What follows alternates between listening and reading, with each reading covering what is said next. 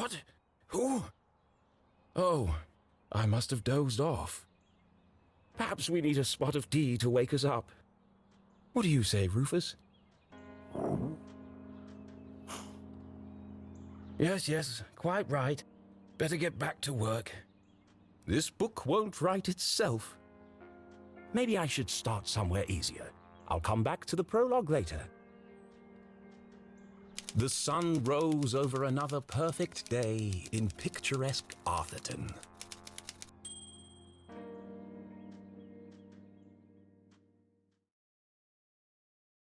To the casual observer, Arthurton seemed like any other small, quiet town. It was nestled in a valley between two mountains, lined by lustrous forests, and perched on the edge of a pristine lake.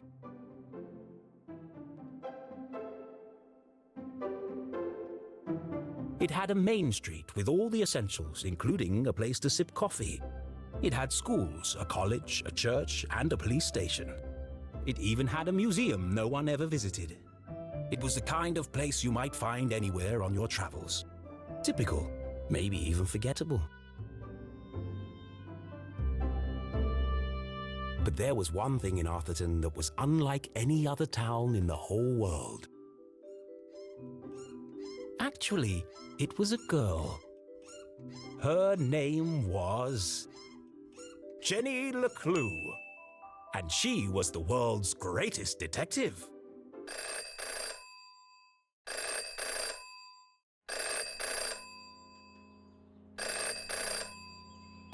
Finkelstein residence. Oh, hello, Glenda. Yes, he said he might ring. Okay, patch me through then.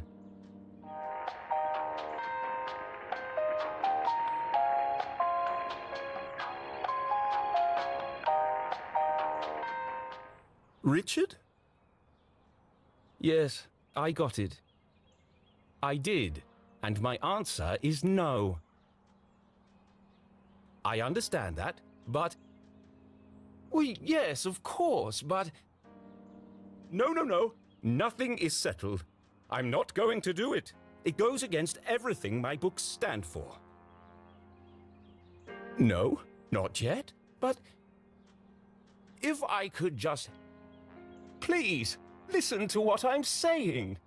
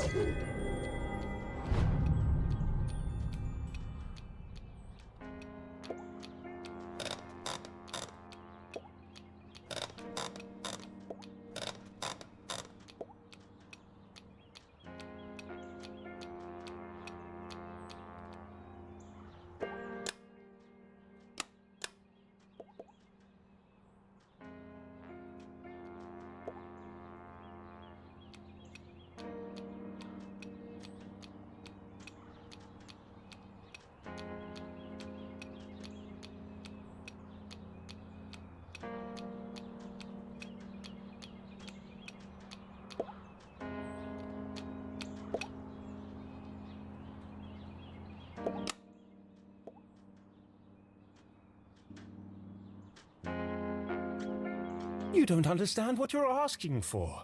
You want me to turn Jenny's world upside down? Kill off my characters and destroy everything I've built over the last 30 years? Fine. I'll give you what you want.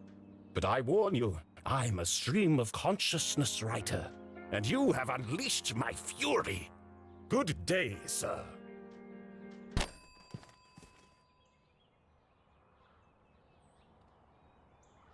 Boring? Predictable? Pah! Well, if it's murder they want, it's murder they'll get.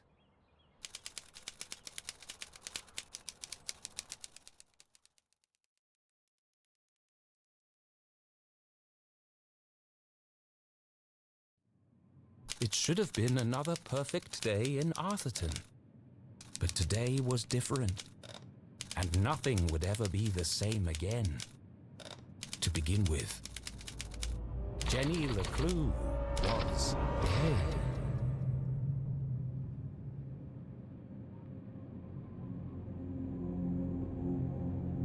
Her skin was pale, her eyes glassy and frozen. What cruel fate had befallen our beloved detective?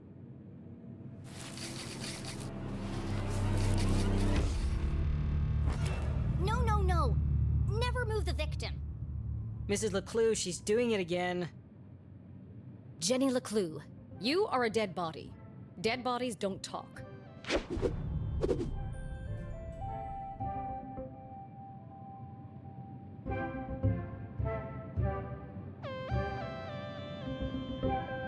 But he's doing it wrong! As wonderful as it would be if all cadavers were so talkative, we must deduce the cause of death without their help. With only the evidence laid before us, we build a picture from the fragments left behind. We collect clues, interpret the data, and solve our puzzle one piece at a time, until it feels as if the victim is speaking to us. But Jenny is right, Jonathan. You mustn't disturb the crime scene. Vital evidence could be lost. Sorry, Mrs. LeClue. Okay, you've all had a chance to study the body? Who can postulate how she met her demise? Ooh, me! I think it was an accident.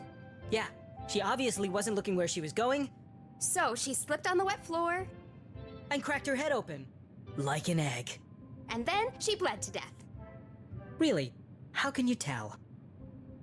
Well, there's a giant pool of blood around her head. Yeah, I know. I was being sarcastic. Oh.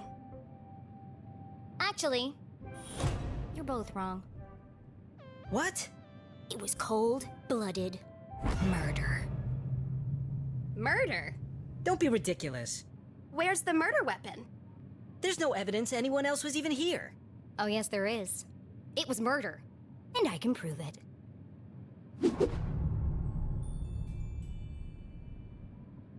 Jenny had read all the books. She'd absorbed all her mother's teachings. But there was nothing quite like getting your hands dirty. How many people get the chance to solve their own murder?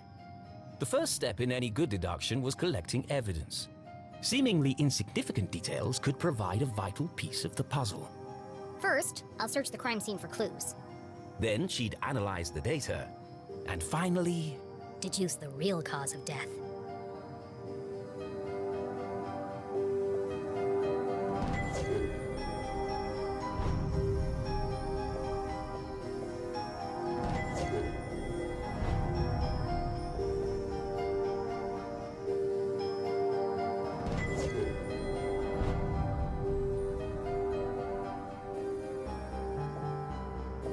The floor is wet and slippery, but also immaculately clean.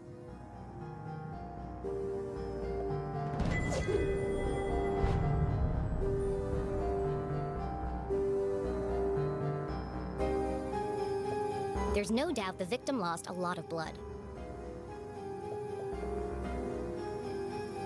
The victim has a green smudge on her lips. It's not lipstick.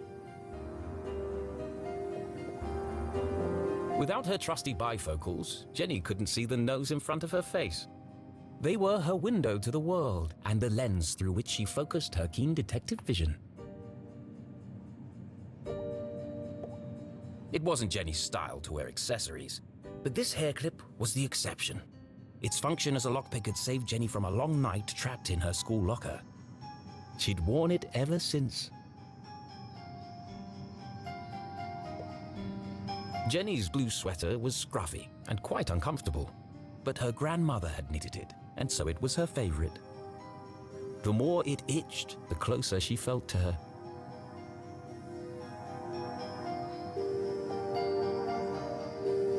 Approximately 8 sizes too big, and covered in mud.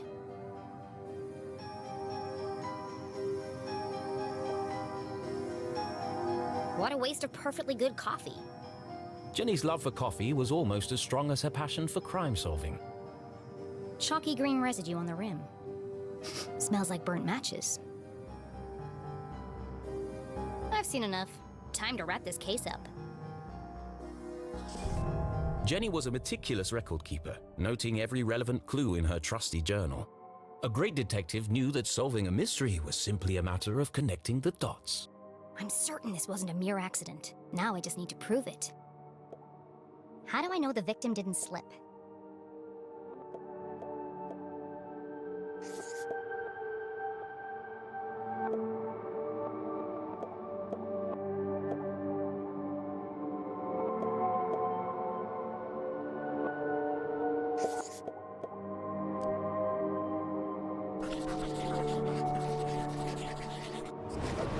That doesn't quite add up. Let me give this some more thought.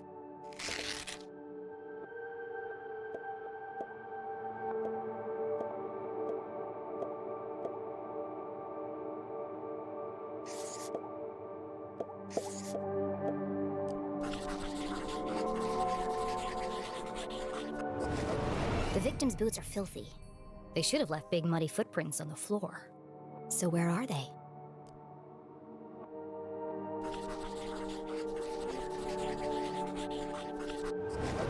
Either someone washed away her footprints, or she was carried here.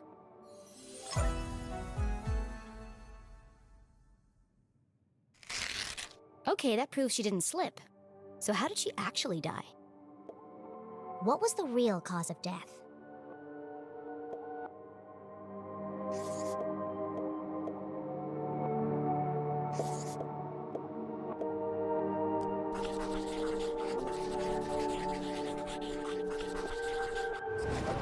There's a green residue in the bottom of the victim's coffee cup.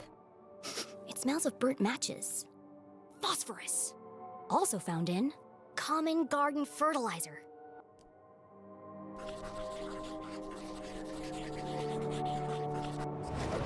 The same green mark is on the victim's lips.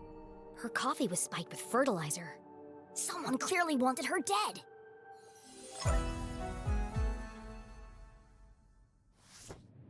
Ah, the case of the dead lab assistant. Gone before her time.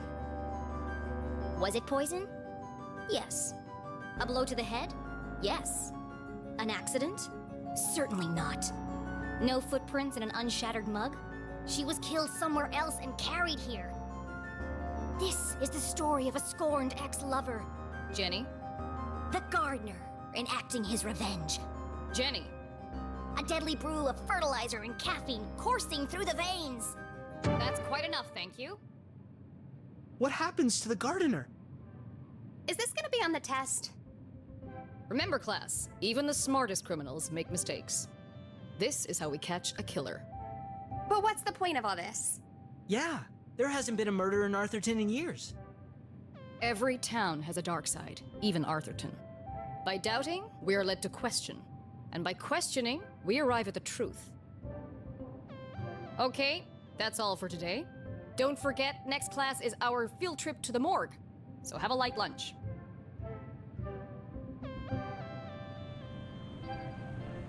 The students need to think for themselves, Jenny. That's why they're here at Gumboldt, to learn. I just figured we all had places to go. Speaking of which... And where are you off to, young lady? I'm a dead body mom, remember? Dead bodies don't tell. See ya! Wait, before you go, I have something for you.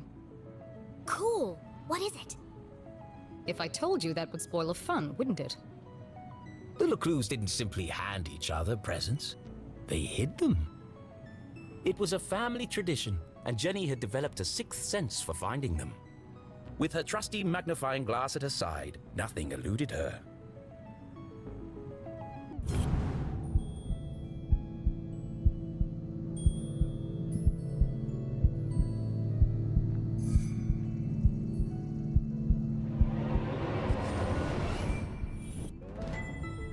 A new journal! To Jenny, there was nothing better than the aroma of a fresh leather notebook. It smelled like mystery. Without missing a beat, she did what any detective worth their salt would do. She decorated it.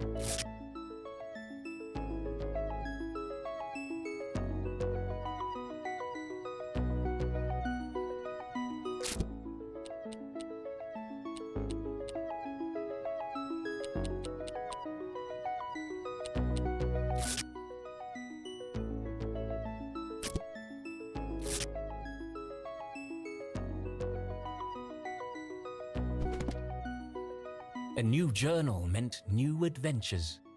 She imagined all the thrilling cases that would soon fill its pages. And on the first page, her mother had written an inscription. A great detective never gives up. Love, Mom.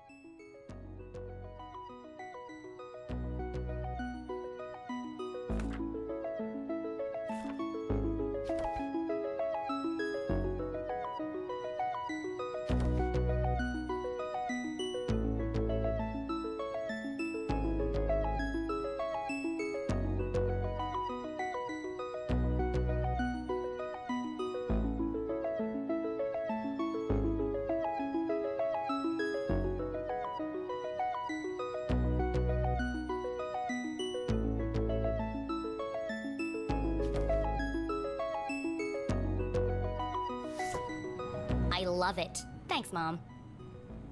Jenny, I wanted to talk about, to say, Somewhere in the back of Jenny's highly caffeinated brain, an alarm bell was ringing.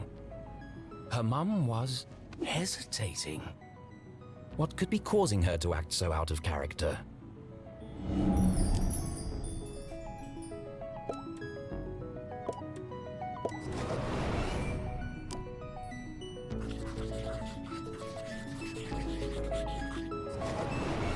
Crossed arms. Furrowed brow. Jenny saw it coming from a mile away. Her mother was about to get Emotional. I've really gotta go. no, Jenny, wait. I need your help. What? Really? Jenny couldn't believe her ears. It was extremely unusual for her mother to ask for help. It must be something very important. Tracing the steps of a deranged killer? A cold case that only someone with Jenny's expertise could solve? I've misplaced the students' essays on decapitation. See if you can find them for me before you leave. I have to run. Wow, the case of the misplaced papers. Are you sure you want to trust me with such a complex task? I have no doubt you'll be able to find them. They're around here somewhere. Jenny was unsure if her mother was unable to detect sarcasm or just really good at ignoring it. Okay, Mom. I'll find them before I leave. On one condition. Yes? You have to let me help grade them. One of Jenny's favorite pastimes was grading papers. Nothing pleased her more than giving a big shiny F to an overconfident student. Don't push your luck. Please. Okay. Yes. Find the papers and go straight home. But I'm meeting Keith tonight. No buts, remember? Oh, I'm sorry. Maybe I'm still feeling the effects of being poisoned for your class. Well then, I have the perfect antidote. You're staying with your cousin this weekend, and you still need to pack. This again? Look, I've considered your offer, Mom, and I'm going to have to decline. I'm old enough to take care of myself. I'll be back late tonight. There's meatloaf in the fridge.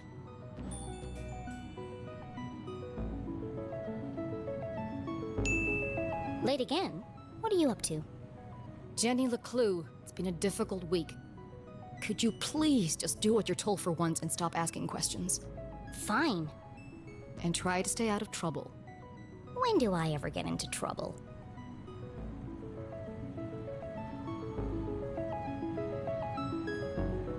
All right, let's find these papers and get out of here. One of Jenny's earliest memories was making raspberry jam with her mum. It's the perfect substitute for blood in class demonstrations. And better tasting than the pig's blood the textbook recommends.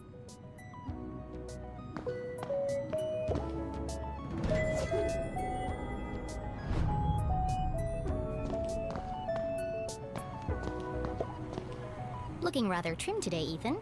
New diet? What's the matter? Lost your funny bone?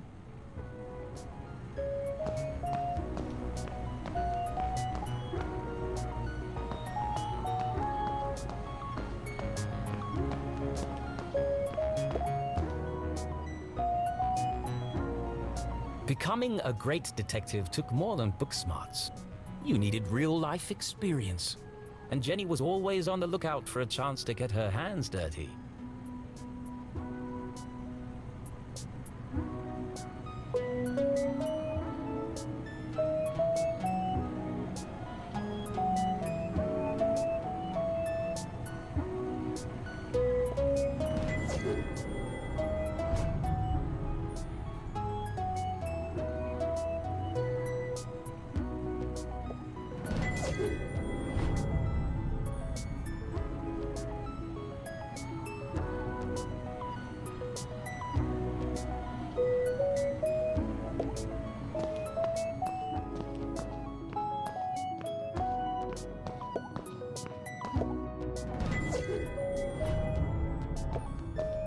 Please do not touch. Someone must be running an experiment.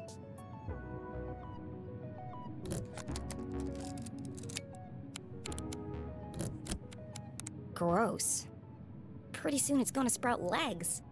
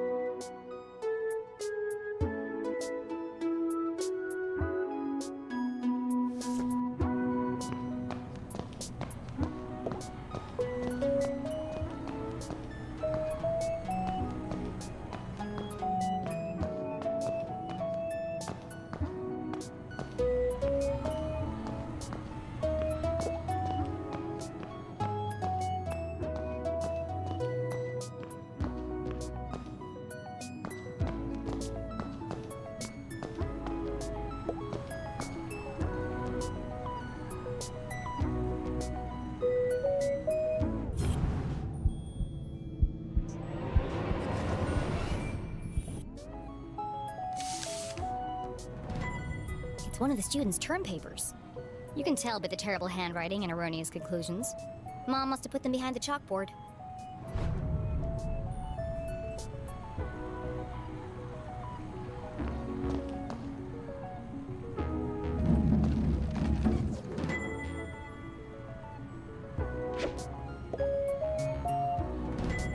Found you. Time to get out of here.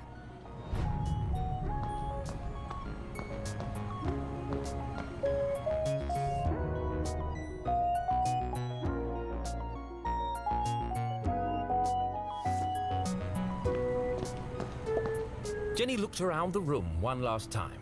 Was she ready to leave?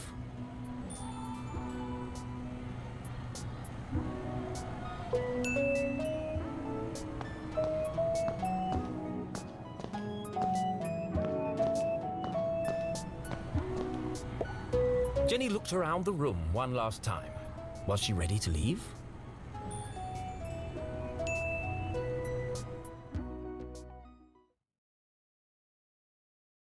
Okay, so she wasn't really dead.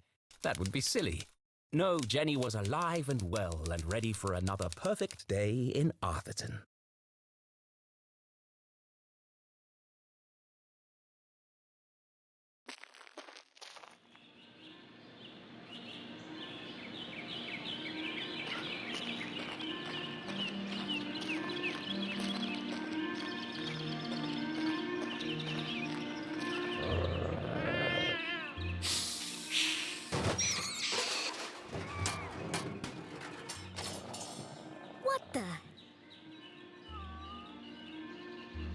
What a mess!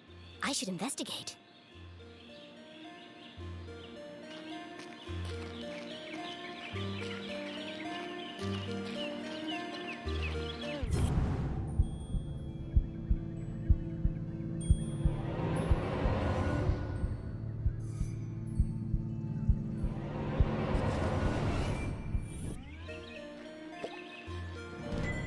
Jenny had an instinct for sorting treasure from trash. To the untrained eye, this was just a discarded piece of an old postcard. But to Jenny, it was a mystery waiting to be solved. I should keep my eyes open for any other pieces.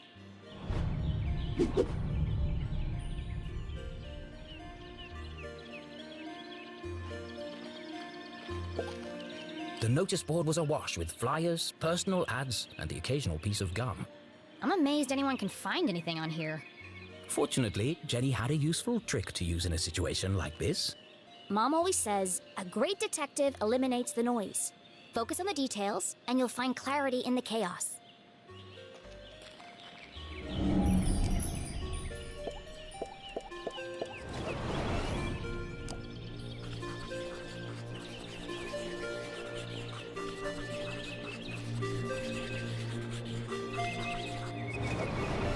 I wonder if anyone else reads this junk. Hold on. What's this? Oh no, they've extended curfew hours again.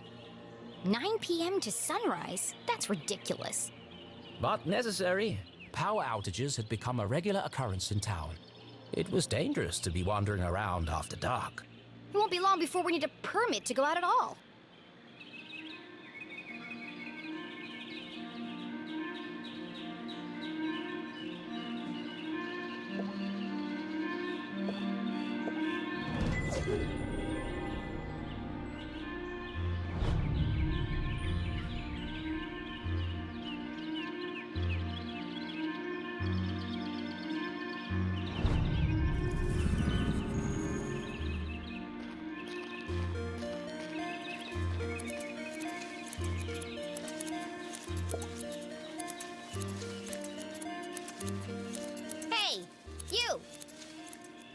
Oh, hi there! What are you doing back there? Well, I was pruning, but then I discovered the cerulean bugberry bush. Discovered? These bushes are all over Arthurton. Actually, this is an incredibly rare bloom. There's nothing rare about Arthurton. I beg to differ. Arthurton has many beautiful and exotic plants. Really? Like what? Mushrooms with eyes that glow in the dark, berries that emit a bioluminescent mist, And flowers with nectar as sticky as superglue. Where? I've never seen any of those things. Well, believe me, they do exist. I've had the pleasure of seeing them up close. That's one of the privileges of working for Dean Stroudsbury in his greenhouse. Anyway, I should get back to work. I want everything to be perfect for the Dean's retirement celebration.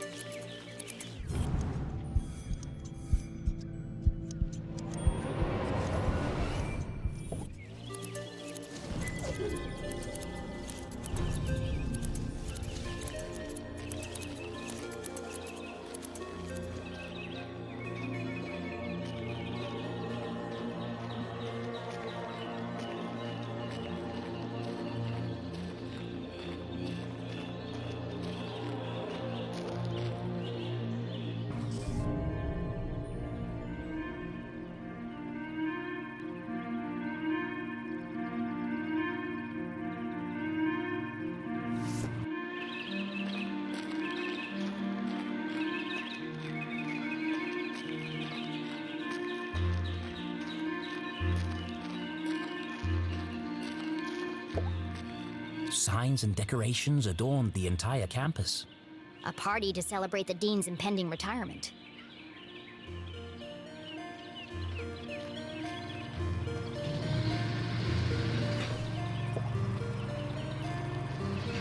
Left. Left! I said left, damn it! What part of left are you having trouble with? My left or your left? My left.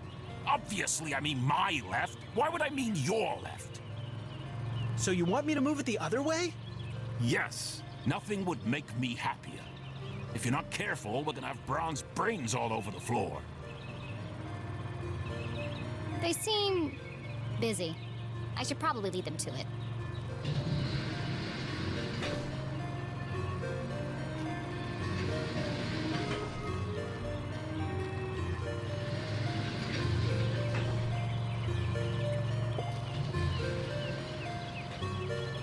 Hello, Mr. Stroudsbury. How are you today?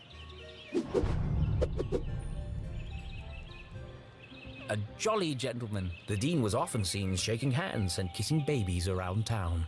He's also Mom's boss. But more than that, he was her loyal friend. What do you think, Jenny?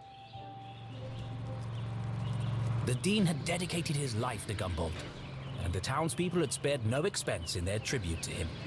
Quite a striking resemblance, Mr. Stroudsbury. It's a scary thing, Jenny. Retirement. Great excuse for a party, though. What will you do when you're no longer the Dean? I've been trying not to think about it. This place won't be the same without you. Things change, Jenny. Time marches on, and we must do our best to adapt. It's going to be difficult, but I'm sure we will get through it. What do you mean, we? Do you think they made my belly too big?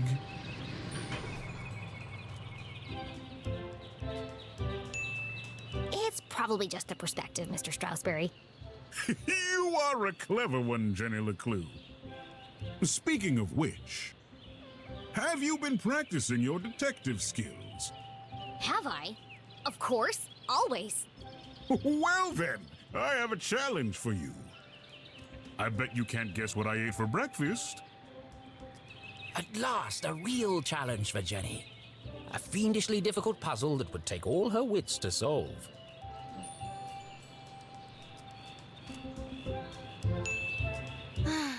Well, okay. Anything for you, Mr. Stroudsbury. Oh, how wonderful. But first, I need to ask you a few questions. The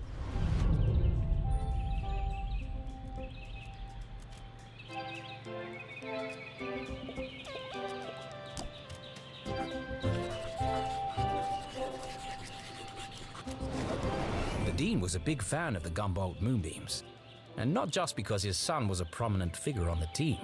Well, a bench warmer anyway.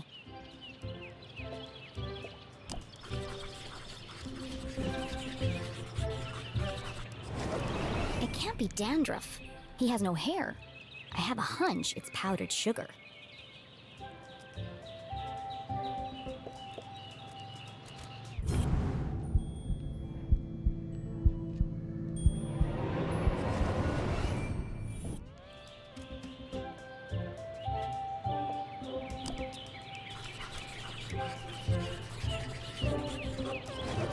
A thick bundle of note cards poked out of the dean's pocket. What's he keeping so close to his chest? You've been making a lot of notes, Mr. Stroudsbury. Oh, I was intending to make a speech on Saturday. Why have you scratched out so much of it? Your mother suggested I keep it short, and quite right, too. I must have rewritten it 20 times by now. I just can't seem to find the right words.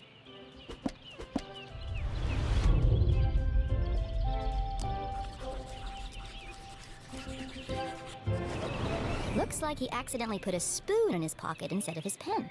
It's got a coffee stain on it.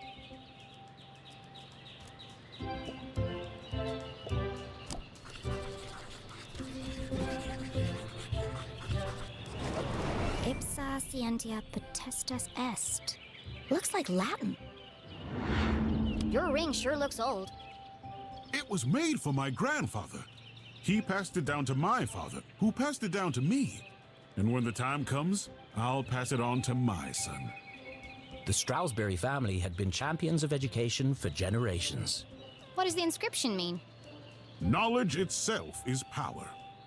The inquisitive spirit is a mighty thing, Jenny. And nothing is as important as the truth.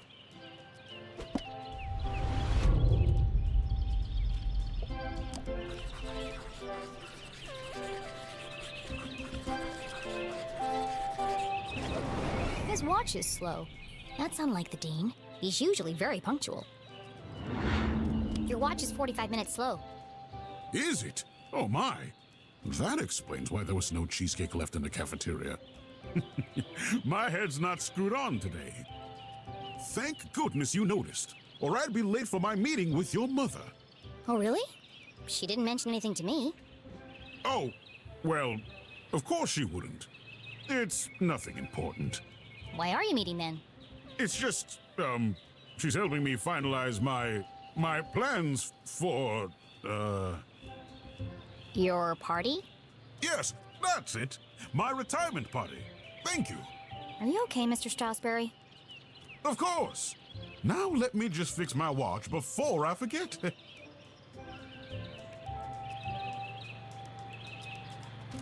Now, where were we?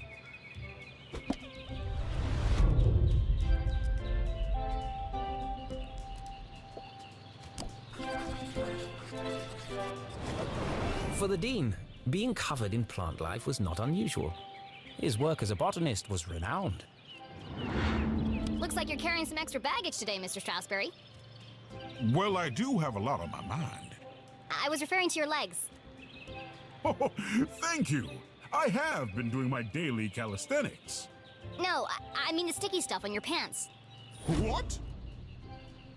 Oh! Hitchhikers.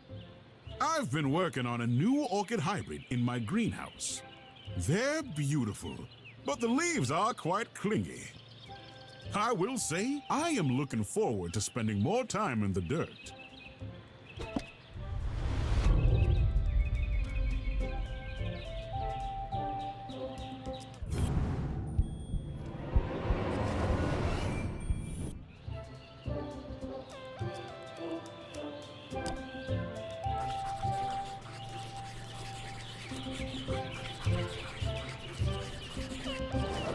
The Dean didn't button his shirt properly. It looks like a bloodstain, but the seeds indicate otherwise. So, what do you think, Jenny? Can you guess what I had for breakfast? Sure, Mr. Stroudsbury. I've got everything I need to solve this mystery. What did the Dean eat for breakfast?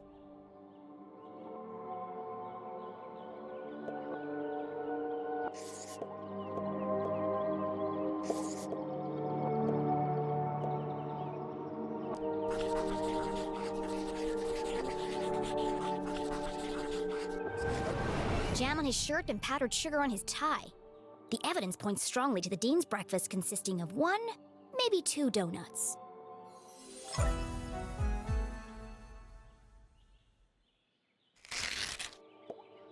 What else can I tell about the Dean's morning?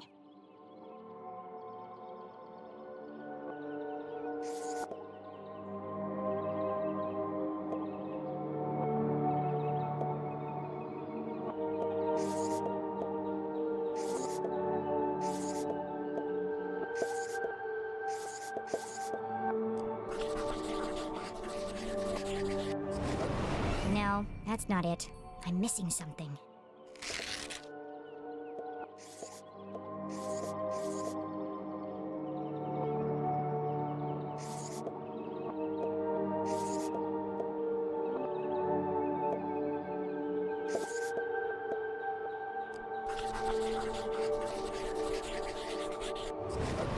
Nope, that's not what I meant. Let me try that again.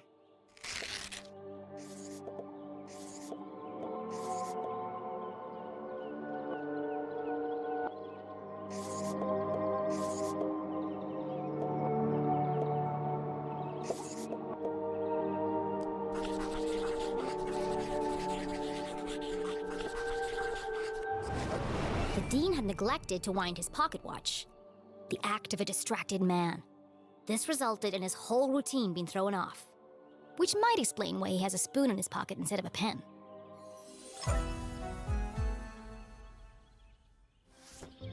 You had a donut for breakfast. Yes?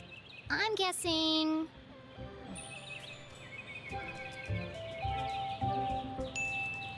raspberry.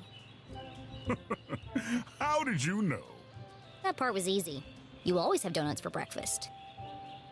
But something else caught my attention. Oh? I think you have something on your mind, Mr. Strasberry. You are usually a picture of precision and punctuality. But today, there's a spoon in your pocket and your shirt button is undone. My, you really are a LeClue. Your father would be so proud. Thanks. Well, I should be going. I'm meeting your son by the lake. And I'm meeting your mother in the library. What a small world this is. Too small. A perfectly small world with everything in its right place. Who would want to change that? Pardon? Nothing. See you on Saturday. Oh, yes. Until we meet again, Jenny LeClue.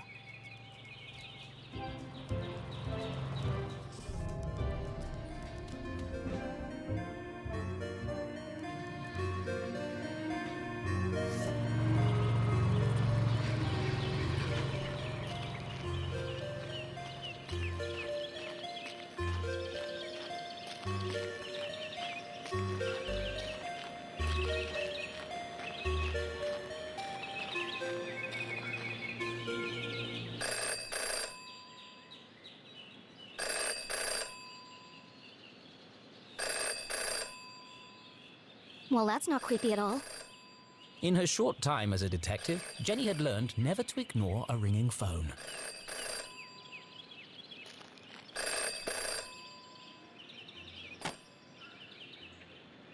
Hello? The dog barks loudest before the dawn. What? CJ, is that you? The dog barks loudest before the dawn. Really? This again? It's me, Jenny. We don't need to do this. I have no idea who you are, and I know no one by that name. The dog barks loudest before the dawn. Fine.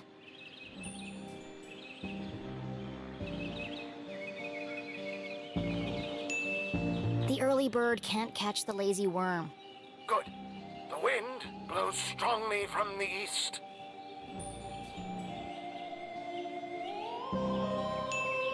People in glass houses should invest in curtains. Excellent. The evening sky is full of fireflies.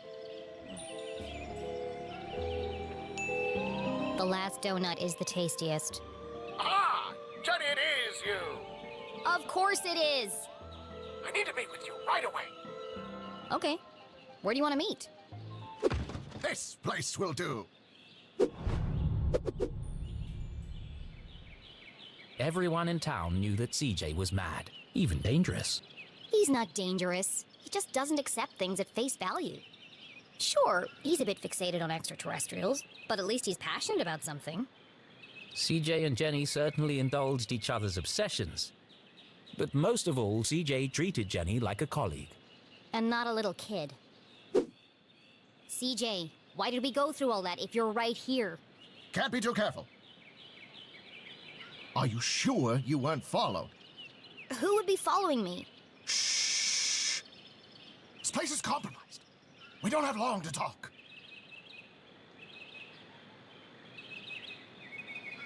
Now, what did you want to talk to me about? What? You called me. Did I? Why? Talking to CJ was a bit like navigating a maze. You had a rough idea of where you were headed, but you couldn't be sure you'd ever get there. I'll help you figure it out.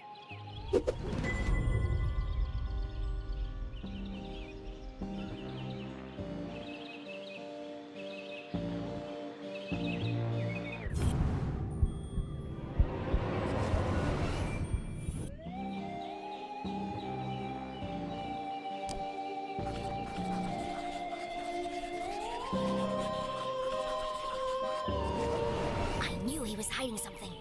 A compass with strange symbols where the cardinal direction should be. Looks broken. Where did you get that compass? Ah, you spotted it. I knew you would. It belonged to my father. He left it to me to find the truth. You're not gonna find anything with that. The needle is wandering all over the place. A bit like you. It's searching. For what? For them. It's this town, Jenny. It's Arthurton. They're here, among us, and this proves it. Or it could just be broken. Could be. I guess we'll never know.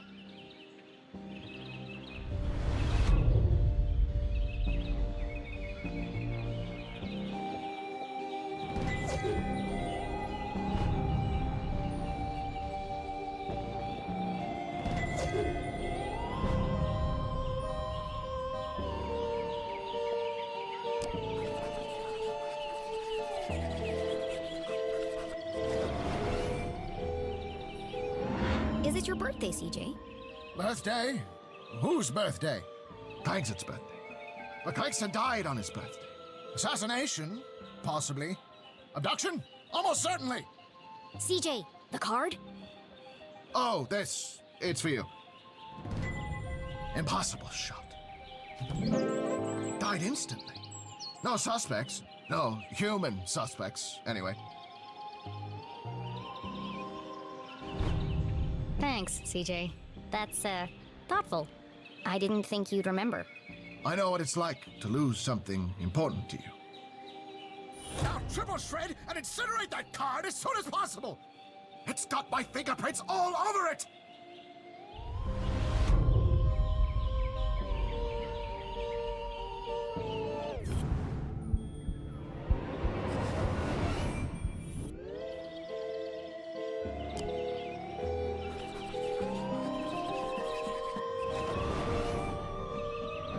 What's that sticking out of your sock?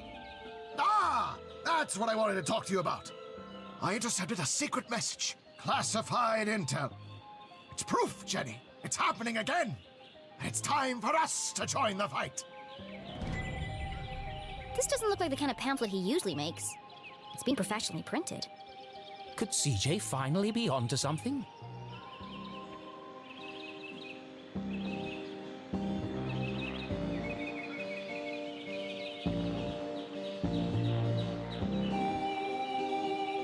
Oh, it's just part of a cereal box. A cereal box from another space-time continuum? Nope, just a regular cereal box. It's an ad for a toy. But why? Why would it just be lying there in the trash?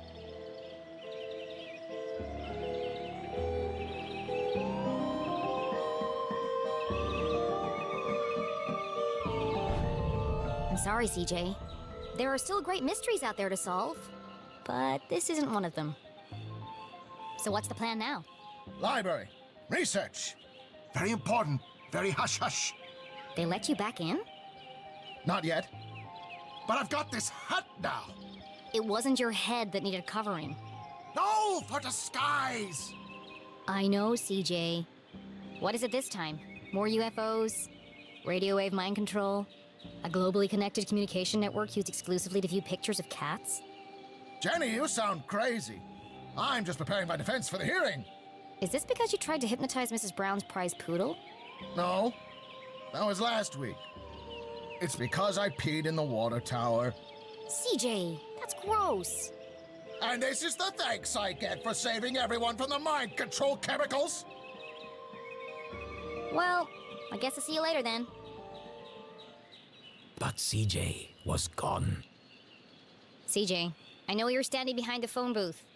I just watched you walk over there. No, I'm not. Okay then, bye. See you later.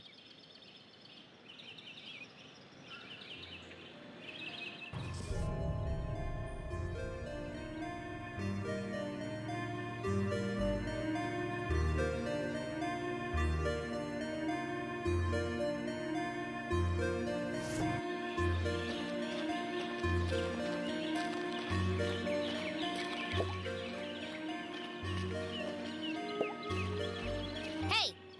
Ah! Damn, that's the third time today. Oops. Hi, Jenny. Great job solving that case today. It's really cute the way that you and your mom work together. I wish I was that close with my parents. Enough chit-chat. Got anything new for me? Oh, yes. This is the real deal, hot off the press. I haven't had a chance to distribute these yet, so keep them to yourself. Ada and Jenny belonged to one of the oldest societies in Arthurton. An eclectic band of treasure hunters, collectors, creators, and dealers. Together, they were known as Sticker Club. For generations, Gumboldt students had been hiding and finding stickers all over town. Officially, Jenny was too young to join, but she'd found so many stickers on her own that they'd made her an honorary member.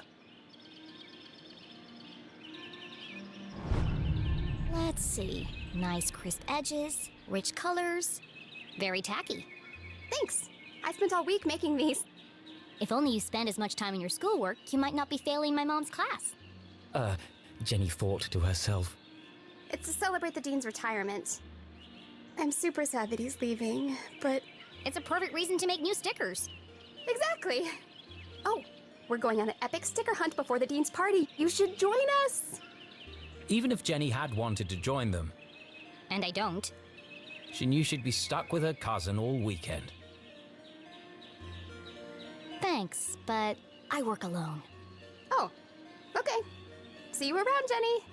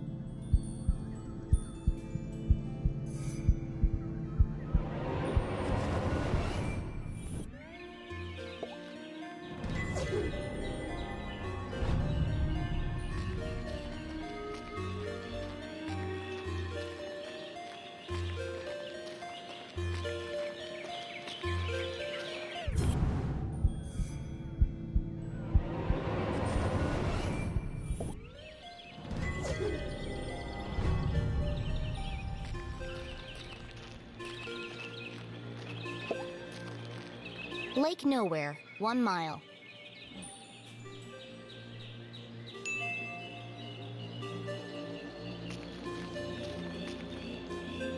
Stop!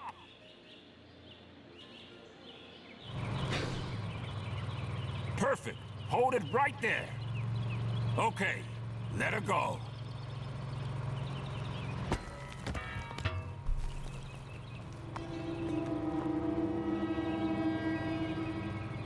Oh dear. That was ominous.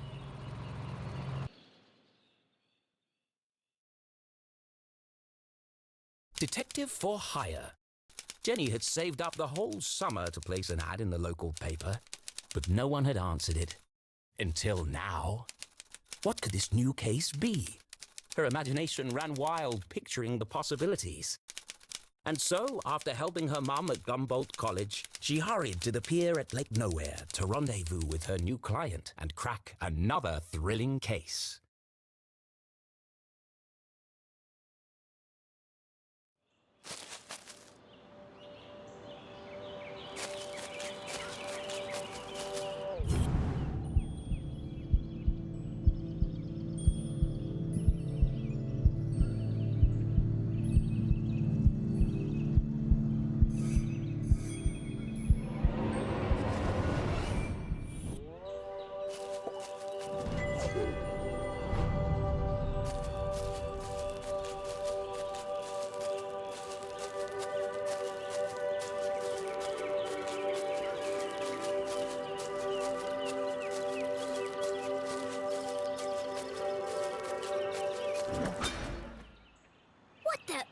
Hey, kid! Watch where you're going! Hey, screw you!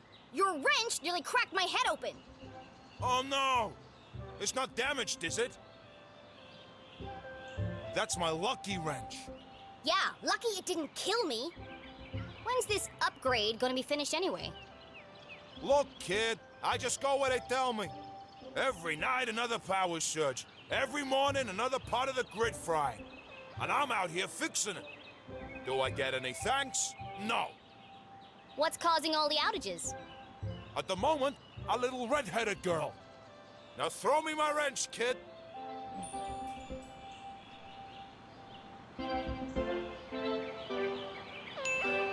Looks like I have all the leverage. So tell me, what exactly is taking so long with these repairs? Apart from shoddy workmanship, that is. Hey, we're busting our butts to keep your lights on. These lines should be lasting for decades, but they're burning out after just a few weeks. It's the strangest thing. Anyway, toss me my wrench. But be careful. It's a family heirloom. But what could possibly be using that much power? You're killing me, little girl. Arthurton's a tiny town. The mines are practically shut down. So what could it be? Surely someone must know. All I know is I got 3 more jobs today, and I can't finish any of them without my wrench. So, will you please just give it back already? Fine. I've got bigger fish to fry. Thanks, kid.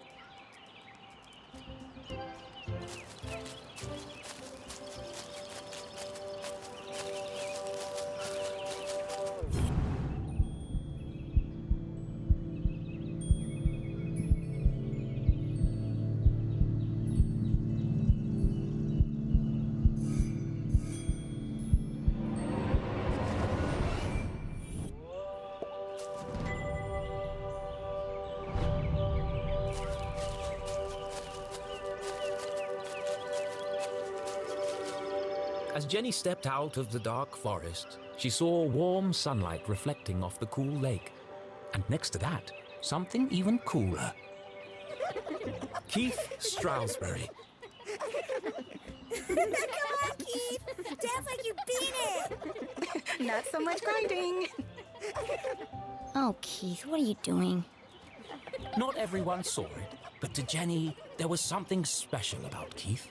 He's just happy being himself. Nothing seemed to bother him. Not even having to dance in a costume for $1 an hour. But Jenny was not so laid back. Not when it comes to standing up for a friend. Especially her only friend.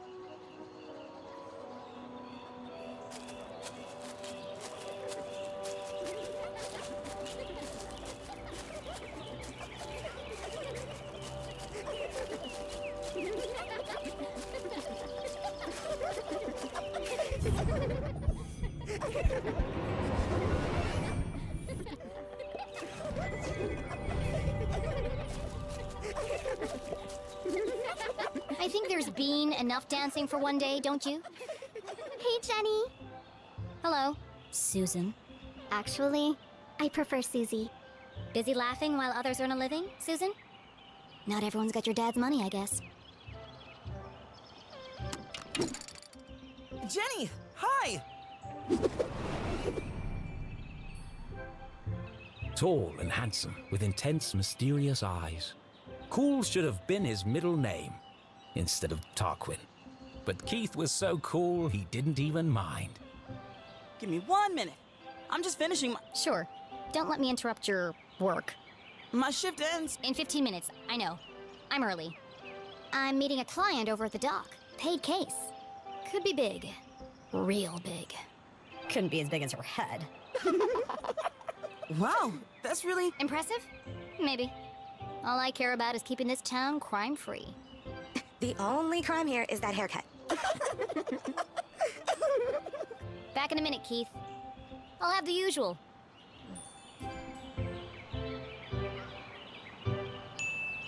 Six sugars, a splash of milk, and a dash of cinnamon. You got it.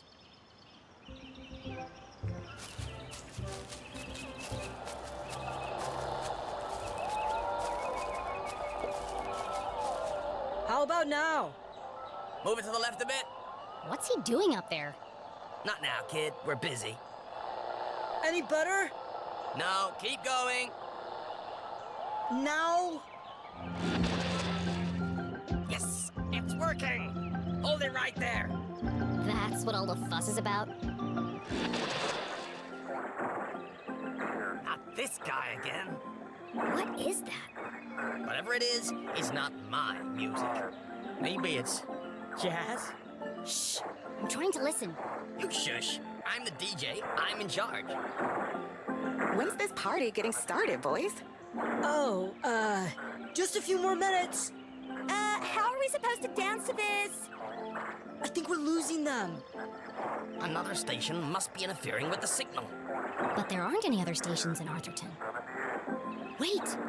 All these wires must be acting as a giant antenna. Jenny listened closely to the mysterious transmission. It was like no other radio broadcast she'd heard before. Hold it steady! Sorry, I'm trying. That's just getting worse. You might as well come down. No, wait! I can almost make out what they're saying. Just like that, the sound faded away. What did you do? That's no use. Come on.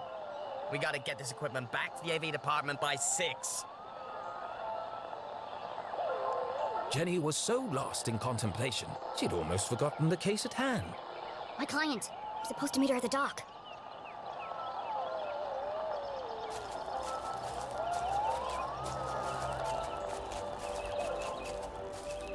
Danger. No swimming.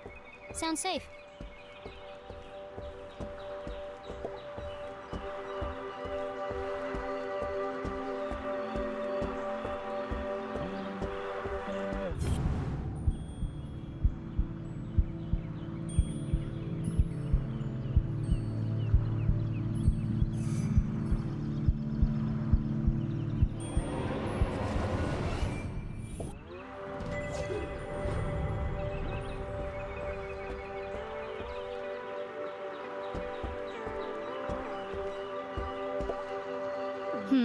How do I get this ladder down?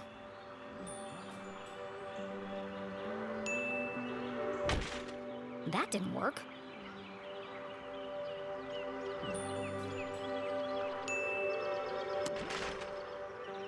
A ladder that doesn't ladder.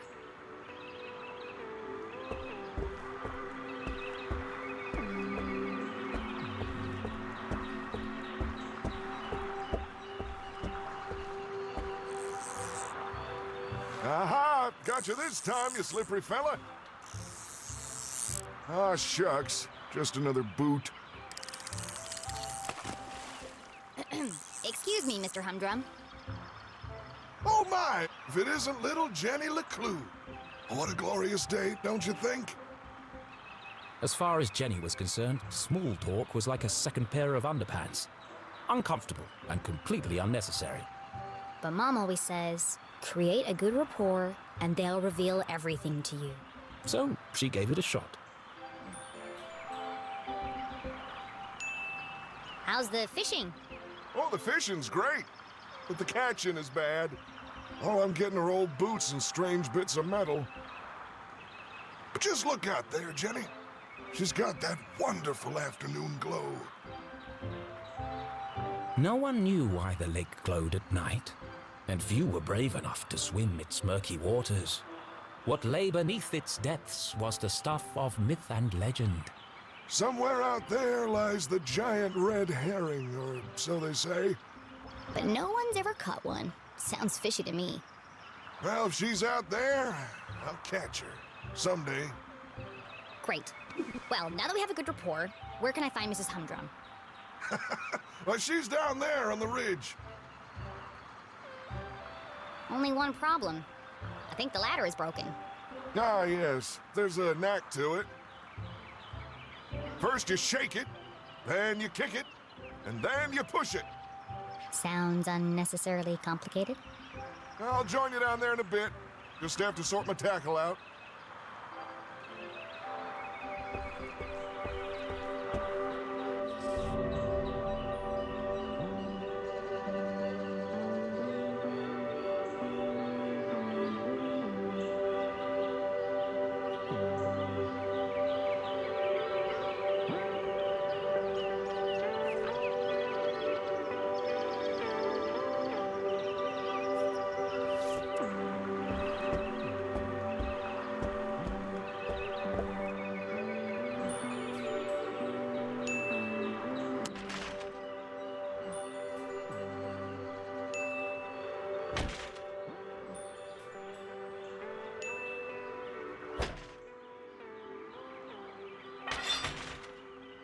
Aha! That did the trick.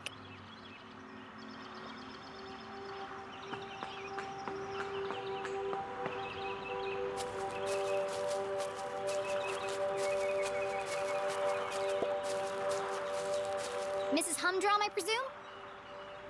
Oh, hello! You? I'm the private detective you contacted.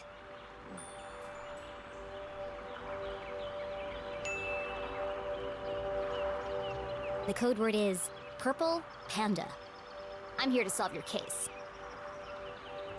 Who is it, Dan? It's Jenny, dear, the LeClue girl. She doesn't see so well without her glasses. Oh, hello, Jenny. I'm afraid I don't see so well without my glasses. Nothing wrong with her hearing, though.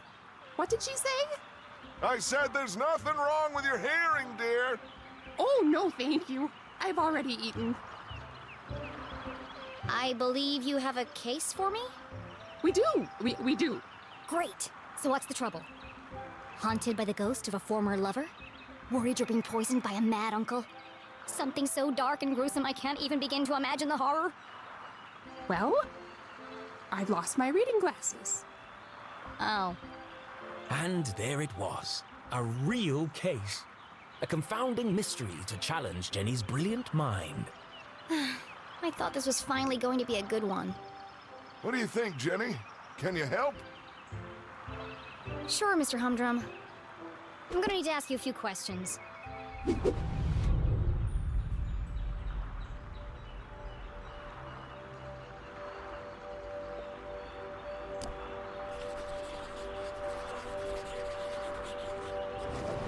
Looks freshly blow-dried. A professional job. Your hair looks lovely today, Mrs. Humdrum. Is that a new style? Thank you. I had it done yesterday. Dan didn't notice. They call it the Queen's Coif. Well, it's certainly big. And expensive. But I'm worth it, Dan. Who could put a price on that beautiful head of hair? You're not so bad yourself, hot stuff. Gross. I've never been interrogated before. This is such fun.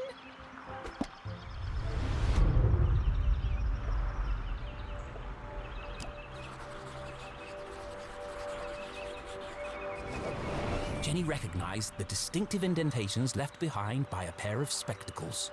She must have been wearing them recently. You still have marks from your glasses on the bridge of your nose. You probably lost them within the last day or two. Oh, I never would have thought of that. When do you last remember wearing them? I'm really not sure. Dan? You had them at your Tuesday book club. Oh, yes.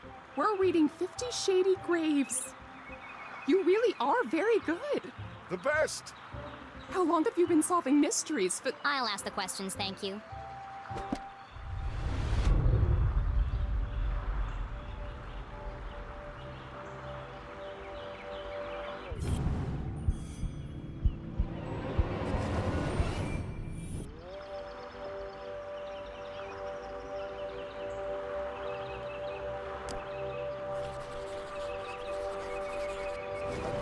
Jenny had often snuck through the hole in the fence at Grubman's to watch the races. She could understand why the dogs ran so hard. They were chasing the promise of food. What the adults were chasing was less relatable. I notice you're a gambler, Mrs. Humdrum. You've been at the Greyhound races. That was yesterday. We always go to Grubman's on Wednesday. Interesting. What's next? Fingerprints? Or polygraph test? It's like you're reading my mind.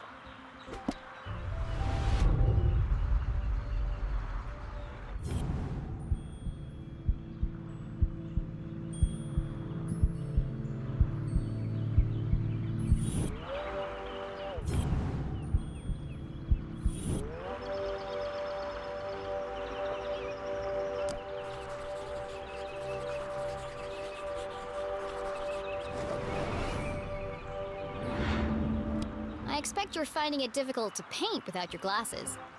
Oh no, I never wear them when I paint. I like to feel the canvas, to interpret the colors. She's an incredible painter. You should have her paint you. Thanks, but I don't mix business with pleasure. Have you figured it out yet? The suspense is killing me.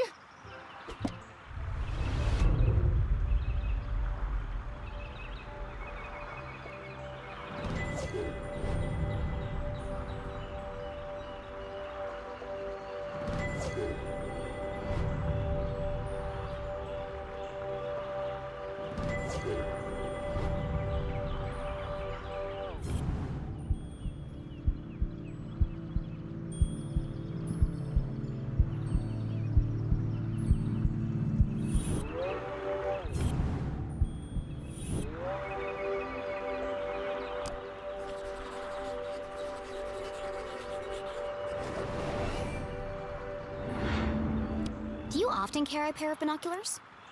She doesn't go anywhere without them. I presume you don't wear your glasses when you use the binoculars. No, I can't get my eyes close enough to the eye cups. I see. Did you take your binoculars with you to the races? Of course.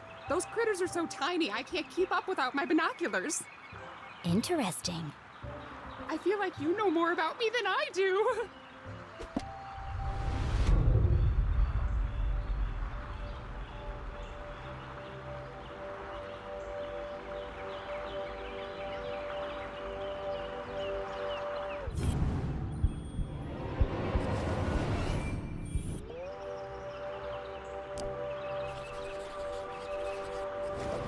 That's a large hole. She must have caught it on something. Did you have trouble climbing down the ladder, Mrs. Humdrum? Why, yes, I did. How on earth did you know? There's a tear in your pants pocket. Well, what do you know? I didn't realize these pants even had pockets. You are so thorough. Any more questions? I think I have everything I need to wrap this one up. Where are Gail's glasses?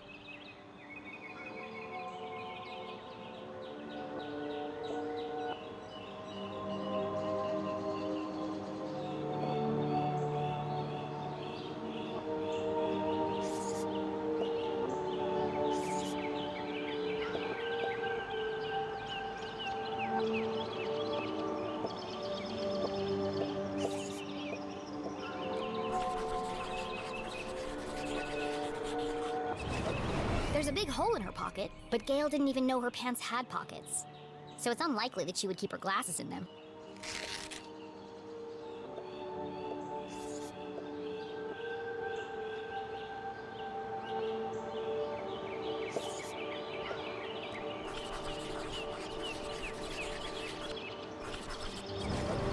That's not right.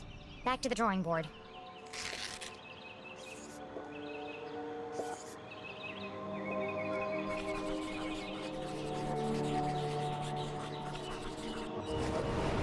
was at the races last night. She had to remove her glasses to use the binoculars.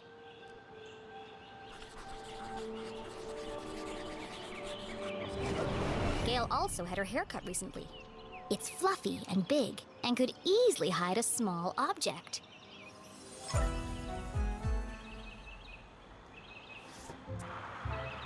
Solving a complex mystery like the case of the missing glasses was tough work. But now came the most satisfying part: delivering the dramatic denouement.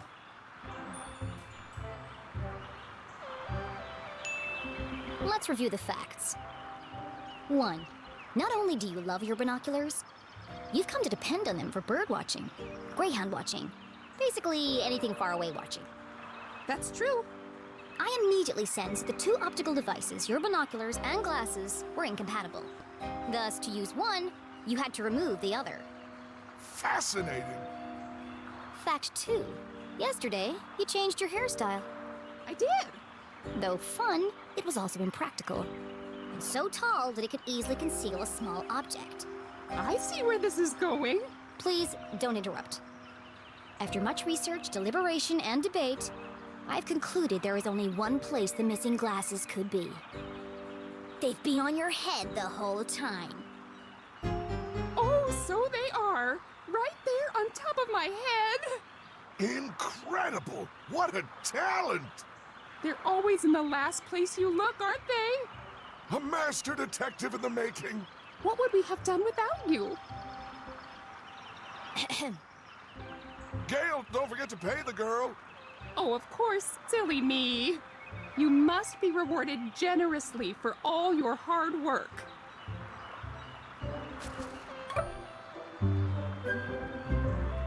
Now don't spend it all in one place. Thanks. I'll do my best.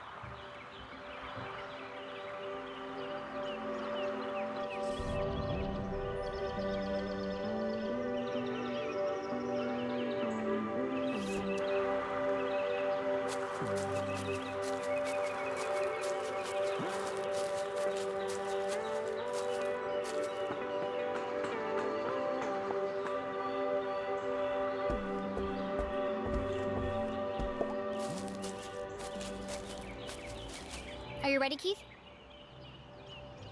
Wow, what an amazing detective. Glasses on her head. Who could have guessed? Oh, you heard. Whatever would we do without Master Investigator Jenny LeClue? I thought it was pretty cool, Jenny. And a whole nickel. You must be so excited. Yeah, that's more than her mom makes in a month. Come on, guys. Let's all just... Hey, Jenny, my grandma called. She wants her sweater back. Oh, how wonderful it was to joke around with friends. I've had enough of this.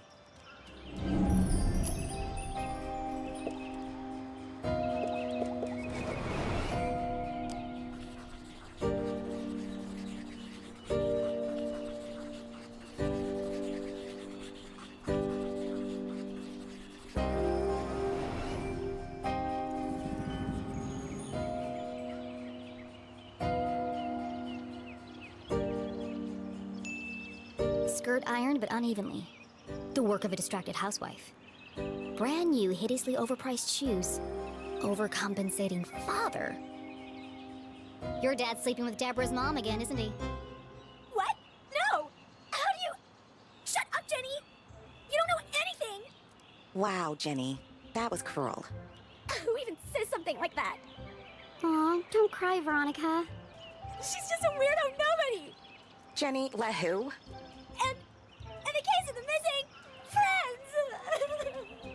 friends! Yeah. Good one, Veronica. Come on, let's get you home. Are you coming, Susie? Thanks for the coffee, Kate. And the extra sugar. Of course. It's... Nothing special at all, and the same thing he does for everyone? Oh, okay. See you around, Keith.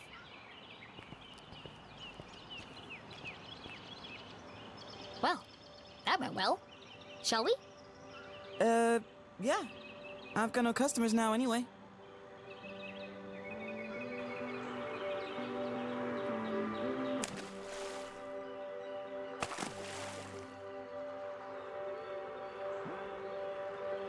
Nothing exciting ever happens here.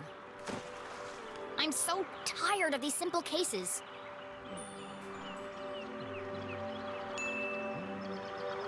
Ugh.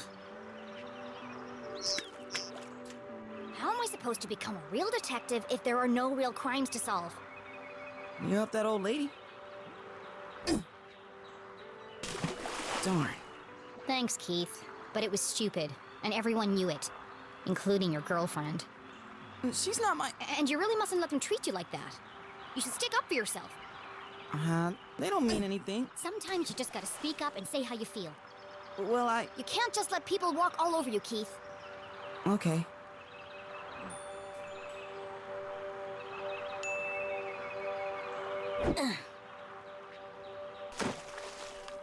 It doesn't matter anyway. Nothing's gonna change. Not in this ghost town. It's not so bad. Don't you ever wonder what it would be like to live somewhere else? Oh, not really. Who am I kidding? There is nowhere else. Not for miles.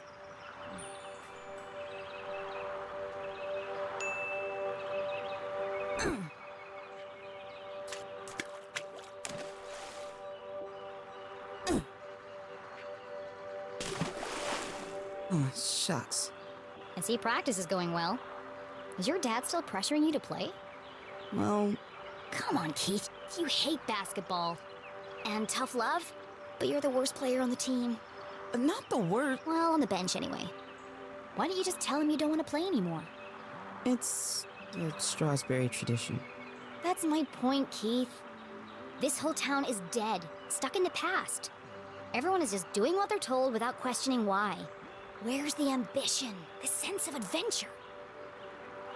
Are we still talking about basketball?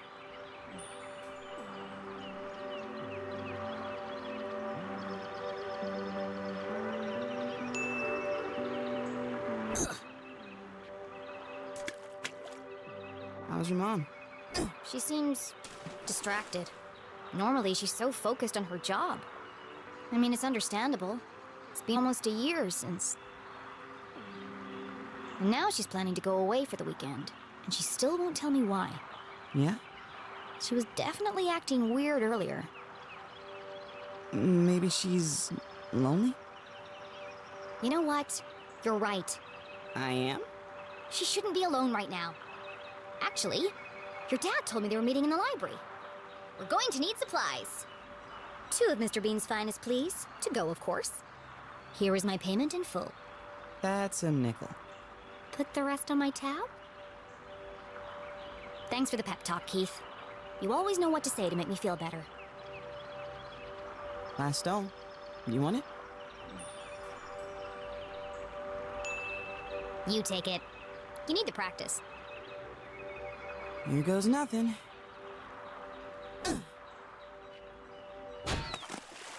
Three-pointer! Nice one, Keith. Maybe your luck's finally changing.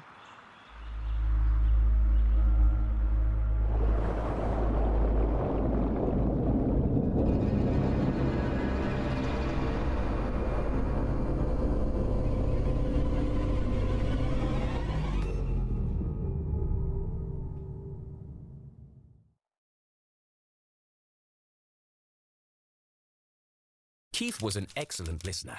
Or maybe he just didn't speak much. Either way, Jenny really enjoyed their little talks. He was the only person who really seemed to understand her. Jenny biked briskly towards the library back on campus to surprise her mother. Nothing exciting ever happens here, she grumbled, unaware of the great adventure that lay in store just around the corner.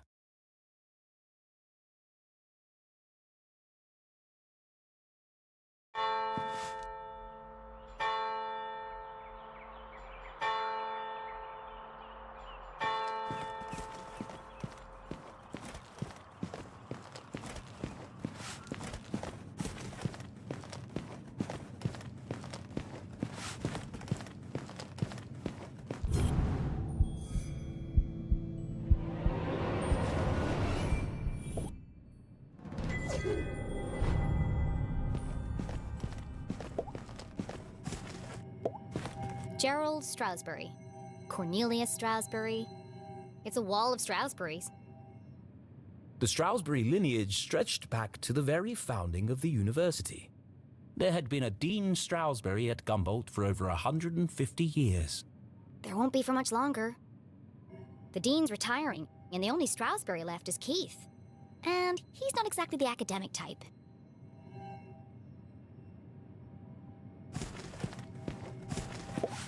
No one on duty. A book thief's paradise. There's a note on the desk.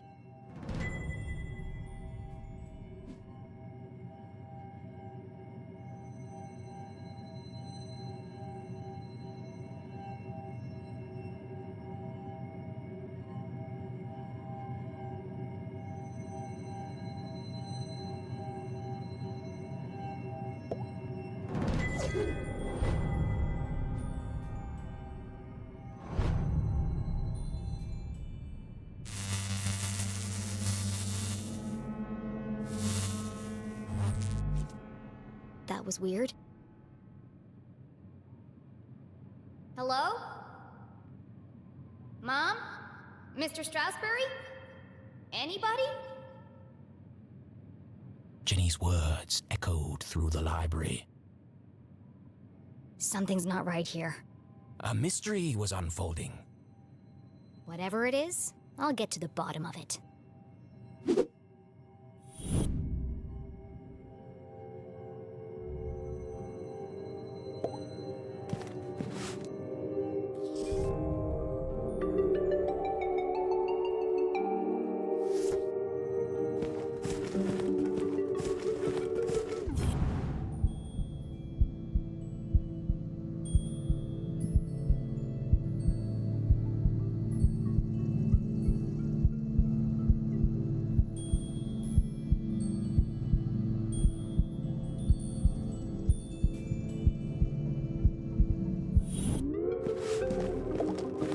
The chandeliers that adorn this library are made from rare Arthurtonian quartz, kindly donated by the Glatz Foundation. The Glatz family was one of the oldest in town. They were the first to mine the valuable quartz deposits beneath Arthurton. And as such, they became incomparably wealthy. And they sure like to let everyone know it.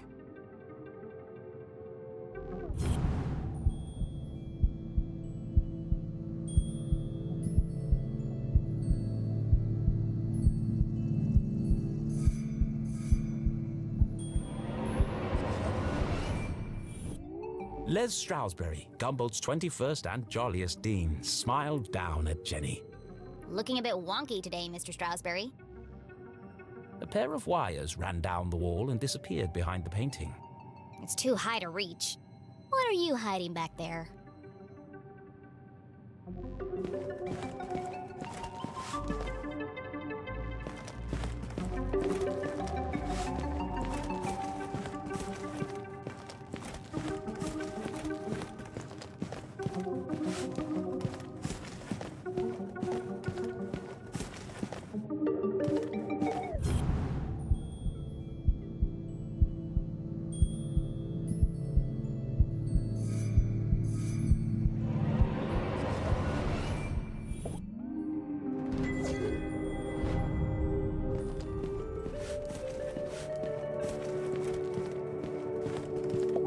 Laddertron 5000, the pinnacle of remote ladder and bookcase technology, kindly donated by the Glatz Foundation.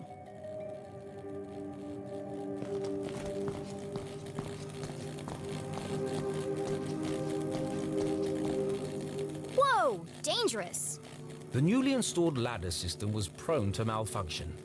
Should have kept the old wooden ladders. They never tried to electrocute me. I need to find a way to turn the power off.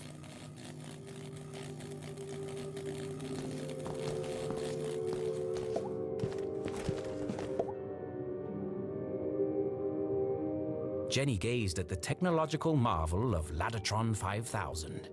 Seems pointless. It's not hard to move a ladder. Sometimes it feels like some unknown force is just trying to slow me down.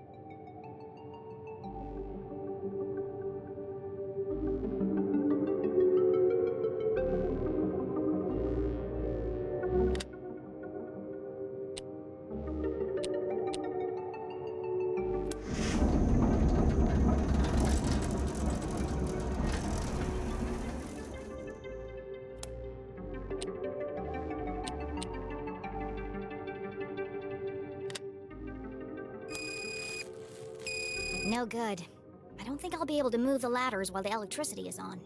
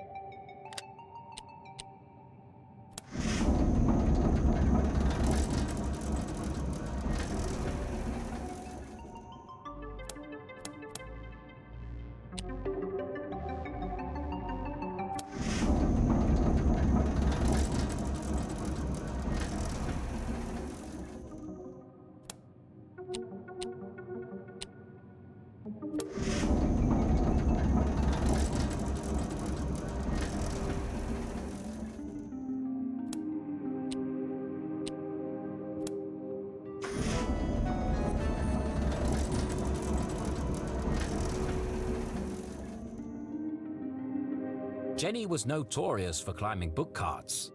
It's the only way to reach the highest shelves. In fact, this could be useful. But something else had caught her eye. This table's a complete mess. Who would leave it like this?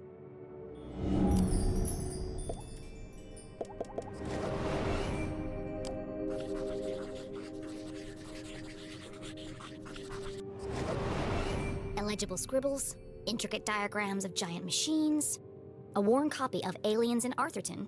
Jenny knew only one person could have been sitting here. CJ. It's odd, though. He usually hides everything when he's finished. What's this? A tattered piece of paper with a series of seemingly unrelated notes.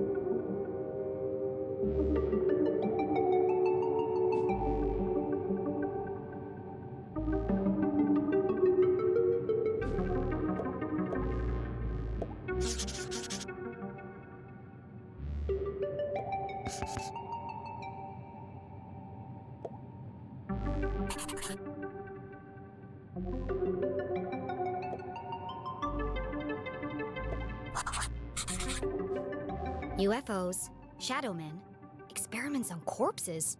It seemed that CJ was unraveling a mystery of his own. Wait, there's something on the other side. Wow, a color map of Arthurton. Jenny had never seen a town map with this level of detail before. I can't believe CJ left this behind. That's so unlike him. He'd be terrified if anyone else found it. I'll keep it safe until I see him again.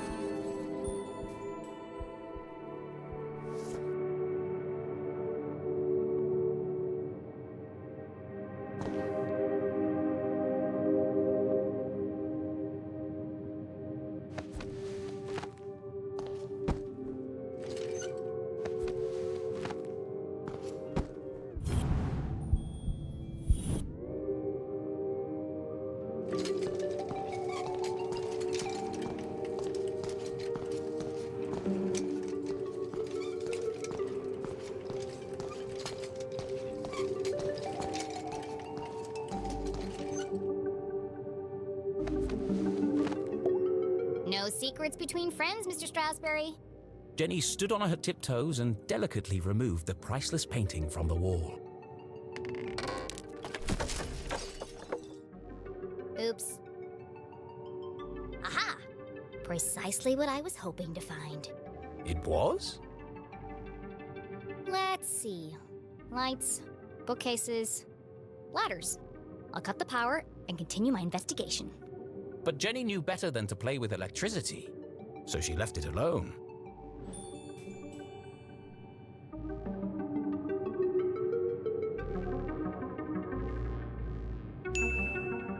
I'll find another way. Wait, what am I thinking? It's a simple switch. Perfectly safe. But Jenny was strong in her convictions and seldom changed her mind once she'd made the correct decision.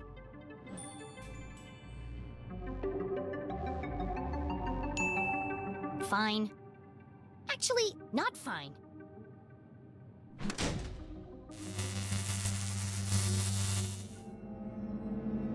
The eerie silence unnerved our tiny hero. But even worse was the dark. Jenny had always been terrified of the dark. Just breathe. A great detective never succumbs to fear.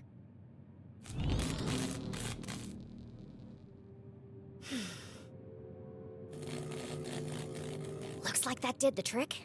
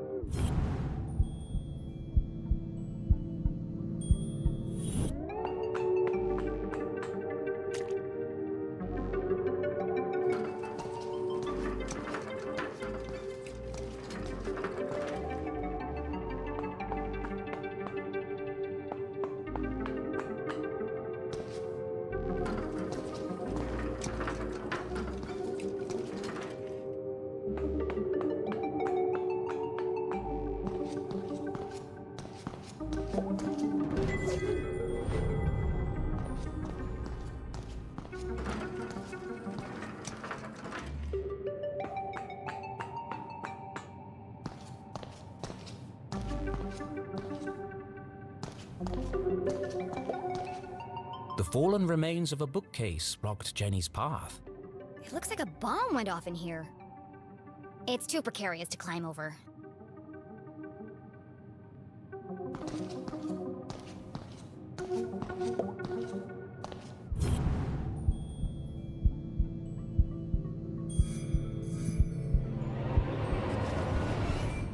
There's something on that shelf, but I can't reach it.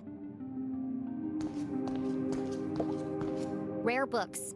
Our most precious collections reside in this temperature-controlled room. Kindly donated by the Glatz Foundation. Yeah, we know.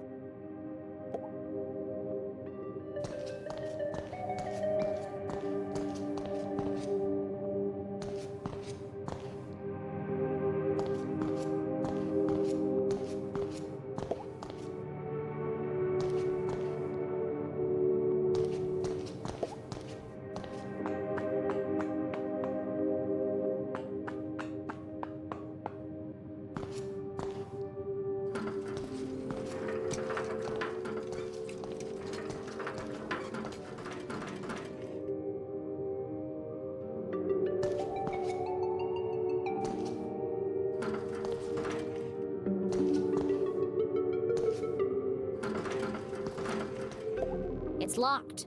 No problem, I'll just pick it. Jenny was skilled with a lockpick, having watched her mother demonstrate the process countless times. But that was just for fun at home. This was the real world. You couldn't just go around picking other people's locks. That was a crime. A great detective knows when to bend the rules. And the paperclip she has in her pocket.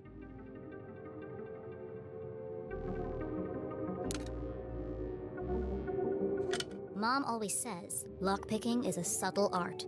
Move slowly and search for the sweet spot.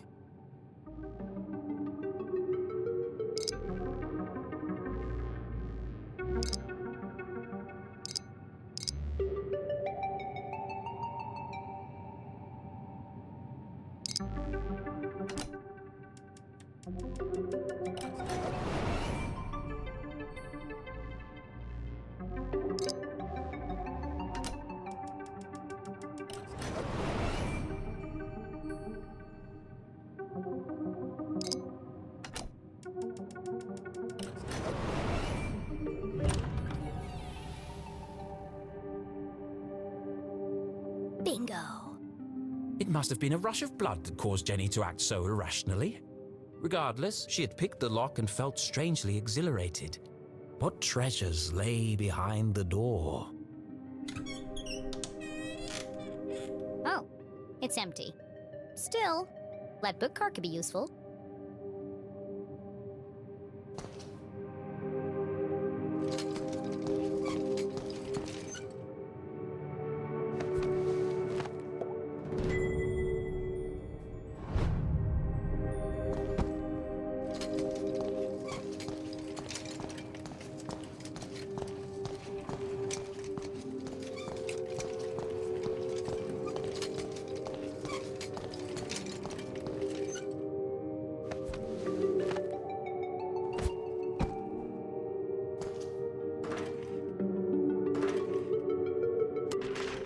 Something's blocking the ladder.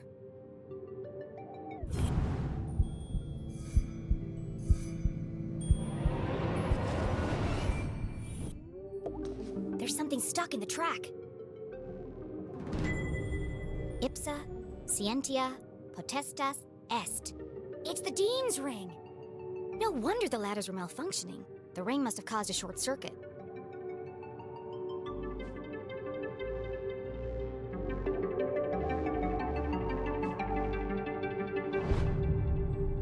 I'll keep hold of this and return it to the Dean when I see him next.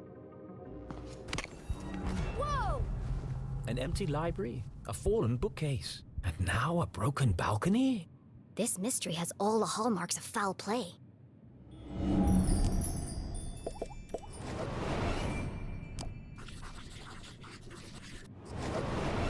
They say words can't hurt you. In this case, I'd be inclined to disagree. Solid iron and oak, torn apart like a piece of bread.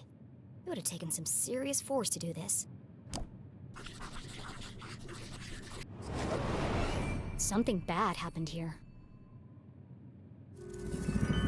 This is feeling more and more like a crime scene. And then Jenny saw it.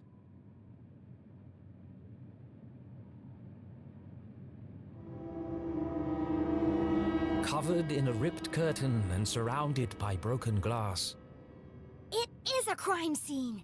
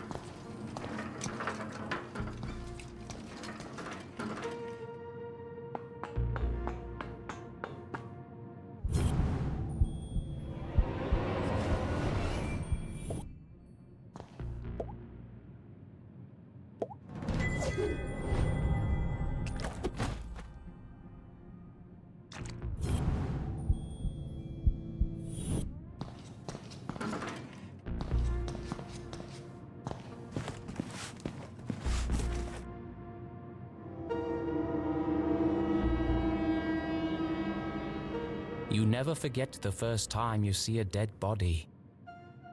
It harrows the mind, terrifies the soul, scars you to your very core. A dead body? No way! This is amazing! Who lay under that curtain?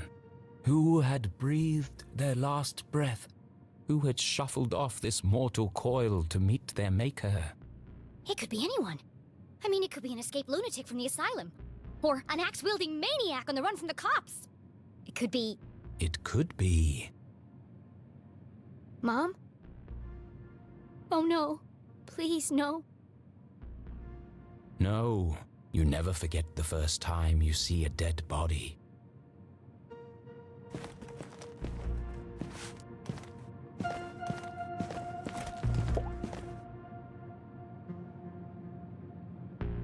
Jenny knew it was wrong to disturb the crime scene. But I have to know who's under here. Slowly, she drew back the heavy cloth. Please don't be my mom. Please don't be my mom. Dean Stroudsbury? Thank God. I'm sorry. I didn't mean it like that. Poor Mr. Stroudsbury. What happened to you? Was this a terrible accident? Or worse? Murder! Her stomach churned. Seeing the Dean's lifeless face, his contorted frame, Jenny felt the urge to run, to get as far away from this horrific sight as possible. Jenny had longed for an adventure, for a real case to solve. I didn't expect it to be like this. She gathered herself, took a deep breath, and began to search for clues.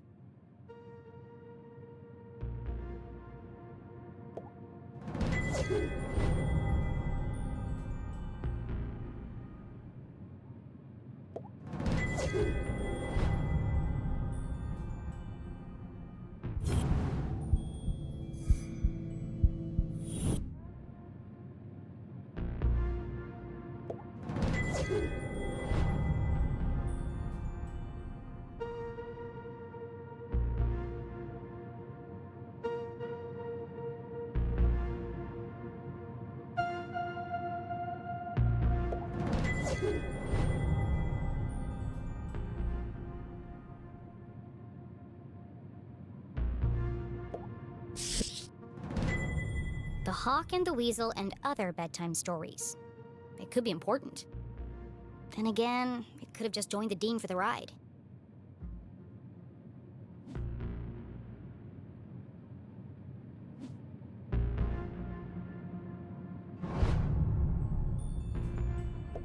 He looks like he's been dead for weeks. His skin is pale and colorless, and there's a strange mark on his neck.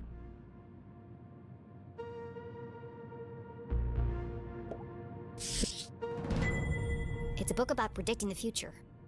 I suppose it didn't belong to Mr. Stroudsbury then.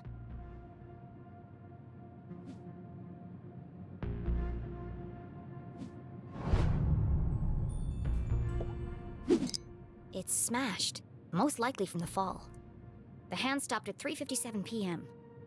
That gives me a potential time of death. If Jenny had arrived just a few minutes earlier, I might have been able to save him.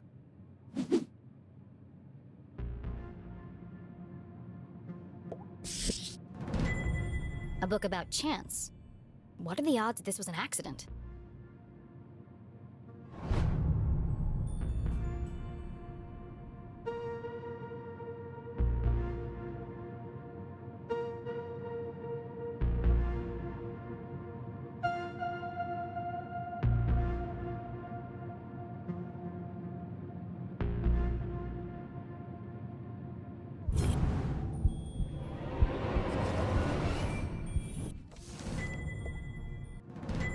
the Dean's planner lay open on today's date. Perhaps I can retrace his steps and create a timeline of events.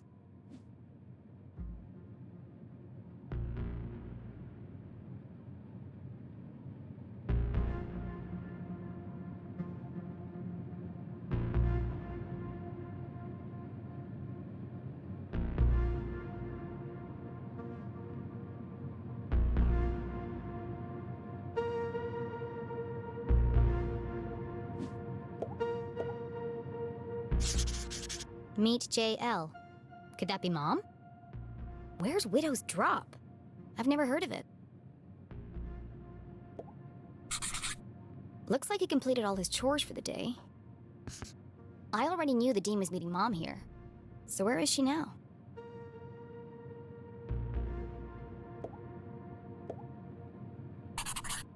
Looks like he canceled his meetings on Friday and rearranged lunch with Keith. Oh, poor Keith. Jenny didn't know how she would break the news to him. But I should be the one to tell him. Gossip spreads like wildfire in Arthurton.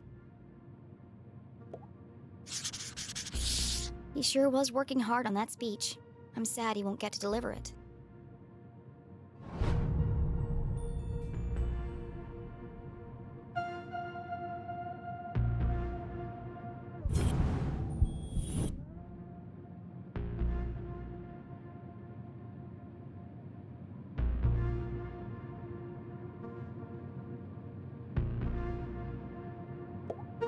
There are bits of glass and metal debris everywhere. He has burn marks on his hand.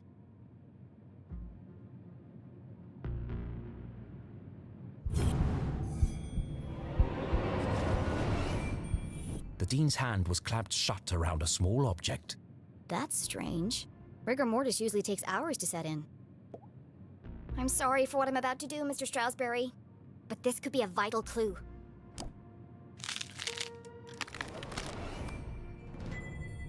Mom's ID card? But that means... Julie LeClue had definitely been here. she could be the last person to have seen him alive. She could be the killer. Impossible. My mother's a forensic expert. She'd never leave such incriminating evidence behind. But even the smartest criminals made mistakes. Jenny couldn't deny this looked bad for her mum. If anyone else sees this, they'll jump to conclusions. They'll think my mom's a murderer. Unless... A peculiar thought crossed Jenny's mind. Unless... there's nothing to find. Removing evidence from a crime scene was highly unethical. So is planting evidence to frame an innocent person. She had no proof of that. I have to do something.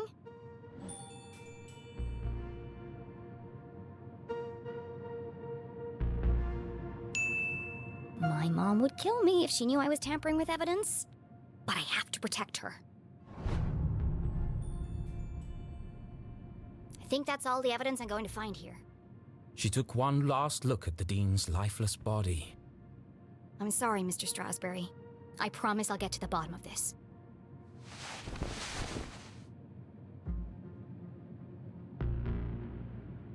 Jenny knew she should leave and call the police. But how often did a case like this come along? Never. There's more to this than meets the eye.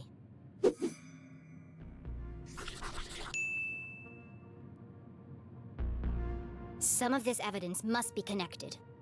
So she opened her journal to join the dots. What was the apparent cause of death?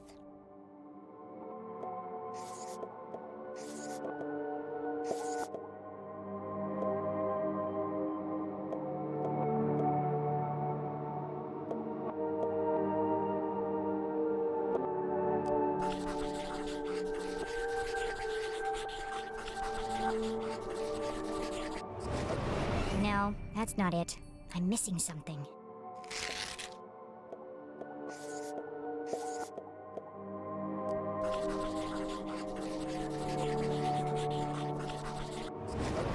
It looks like the Dean was thrown from the balcony when he reached down to pick up his ring, which was stuck in the electrified ladder track.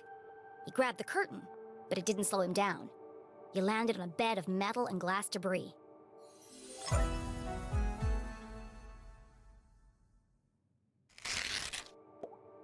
What is unusual about the Dean's death?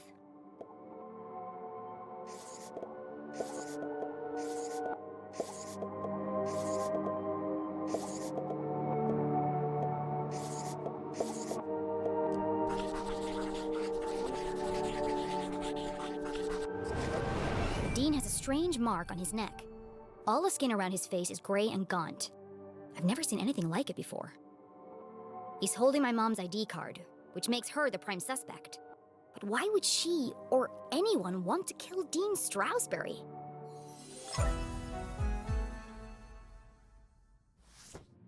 Jenny suspected foul play, but what was the motive? Had she missed something? The watch! The Dean's watch stopped at 3:57 p.m. When I came into the library, the clock tower rang 4 times. The library only has one exit, and I haven't seen anyone but the Dean since I got here. Which meant, if the Dean was murdered... The killer must still be here! He's getting away!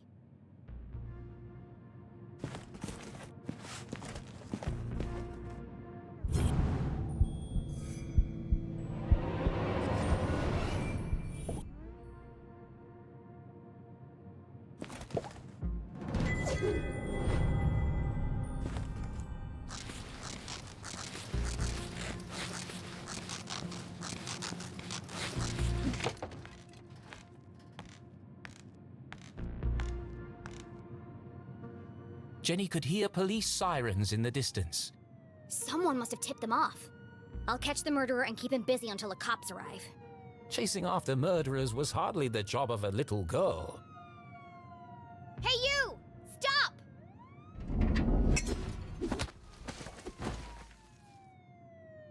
Despite surviving her fall without so much as a broken bone, Jenny couldn't help but feel she had failed. As the sirens grew louder, she knew it would only be a matter of time before the sheriff arrived. And then she'd have to explain why she hadn't called for help. But the worst feeling of all was that she had let the killer escape. As she drifted slowly into unconsciousness, Jenny heard a familiar voice.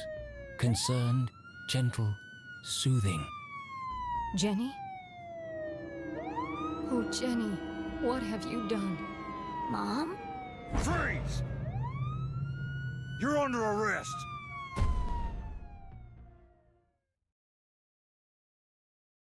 What have I done?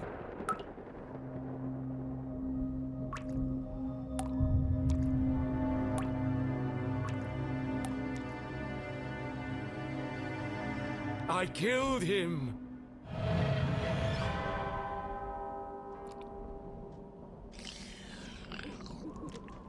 This is all wrong. Murder in Arthurton?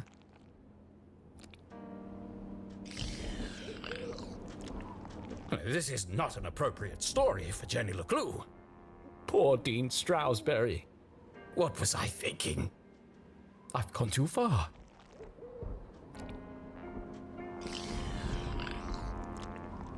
Perhaps I should take a break. Come on, Rufus. Let's go for a walk. Clear our heads and work off some of this jam.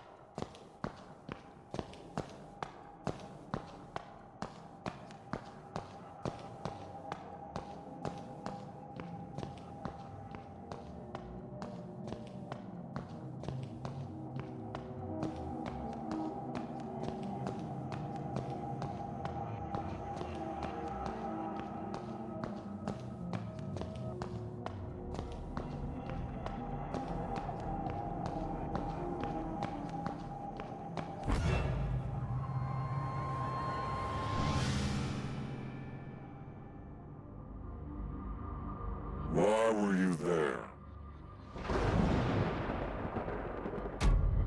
I told you I was looking for Mom. Why? We were going to grade papers. When do I get to see her? Did you disturb the crime scene? He could have been injured. I was just trying to help. I want to speak to my mom.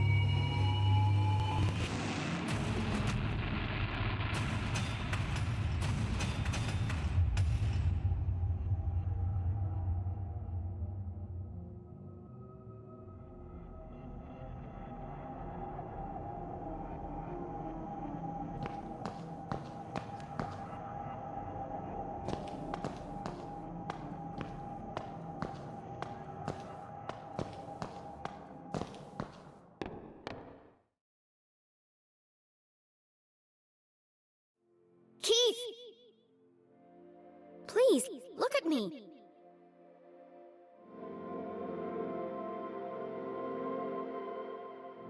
Keith, wait!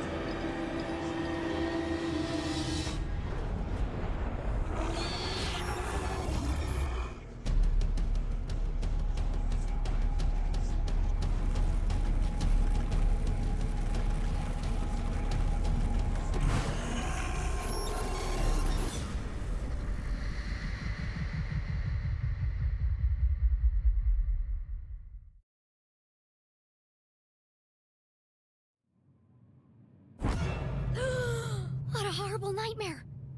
Dean Stroudsbury was dead. My mom was in jail. Keith told me he never wanted to see me again. And worst of all, I was surrounded by an evil army of giant teddy bears.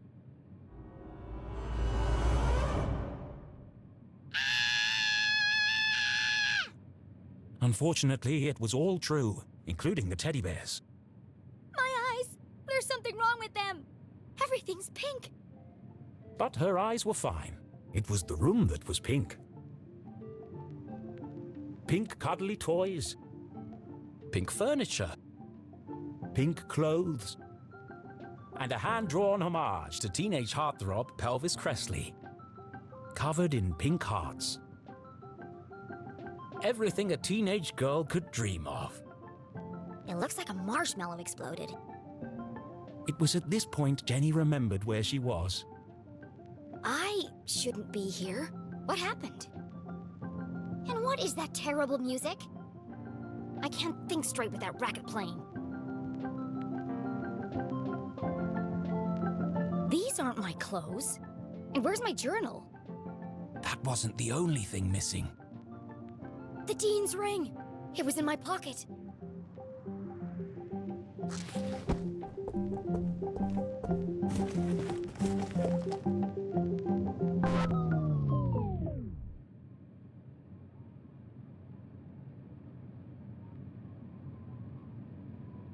You're the fan that I love.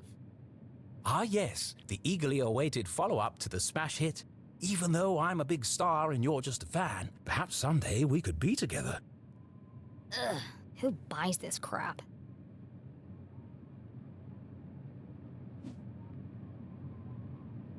Huh? Hushed whispers in the hallway? I should investigate.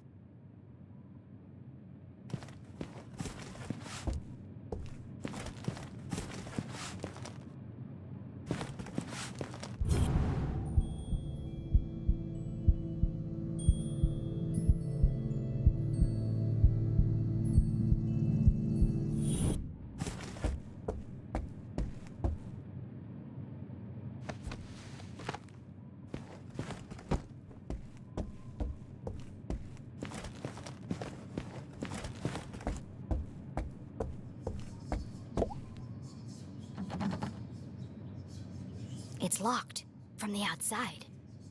Who would trap a child in this nightmarish hellscape? Jenny peeped through the tiny keyhole.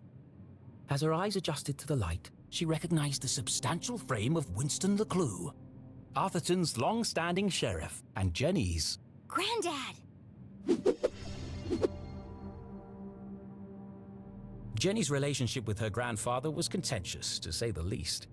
He was a stern and humorless man who placed honor, tradition, and the law above all else. Sometimes even family. But what was he doing here? And who is he talking to? Florence and Richard Glatz were the wealthiest couple in town, and hugely influential. Their company, Glatz Mining and Supply Corps, was the oldest in Arthurton. While Richard may have been the head of the business, everyone knew that Florence wore the pants. Exceptionally charming and generous, she always had a smile on her face. Which is why I don't trust her one bit. Being careful not to make a sound, Jenny leaned in and listened. With everything going on, I don't have time to watch her. It's no trouble at all, really, Winston. She can stay for as long as she likes. The girls are great friends. I only hope she feels better soon. That was quite the scene she made at the funeral. She should have left the boy alone. Really, Winston, this whole situation must be unbearably traumatic for the poor girl. Her mother in jail, and what she saw in the library. One shudders at the thought. And all this barely a year after what happened to Henry. She'll be fine. Just keep an eye on her. She can be a real handful. Oh, don't worry, I've planned everything. Pony rides, afternoon tea, and tomorrow, we're going dress shopping. Oh, that reminds me. I have something for you. Dress shopping? First they locked me up, now they want to torture me? I need to get out of here. Fast. But her curiosity was piqued. She had to know what Mrs. Glatz had gone to fetch, and so she waited.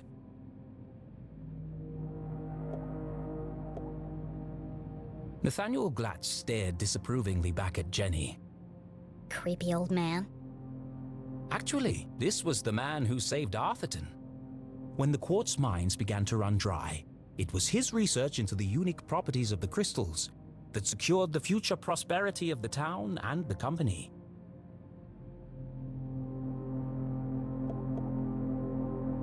When Thalladius T. Pumberbitten discovered the first quartz seam lining the Great Mountains, little did he know the impact it would have on the future of the town.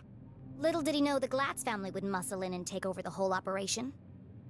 Nowadays, it was hard to go anywhere in town without seeing something made from it. Huh? Where did he go?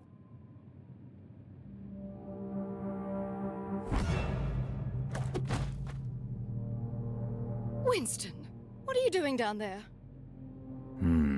Thought I heard something. Really? A man of your age spying on teenage girls? I've told you already, she won't be going anywhere. It was probably just Jenny's imagination, but those words felt oddly sinister. Here. Why does Mrs. Glatz have official police documents? Satisfied. How is Julie? She's in the safest place, behind bars. Surely they don't believe she's guilty. I don't envy you, Winston. It must be hard to stay impartial. If the poor dear would just confess, it would make things much easier. I have everything under control. Of course you do, dear. No one doubts your loyalty to Arthurton. We must continue to look out for each other, now more than ever. Sheriff, are you receiving? Go ahead. It's the LeClue house, sir. We found something. I'll be right there. Over. It sounds like you've got important things to take care of. Yes. Well, good night, Florence. Good night, Winston. Don't let her out of your sight. She is a LeClue, after all. I'm sure we'll manage. Jenny couldn't believe what she'd just heard.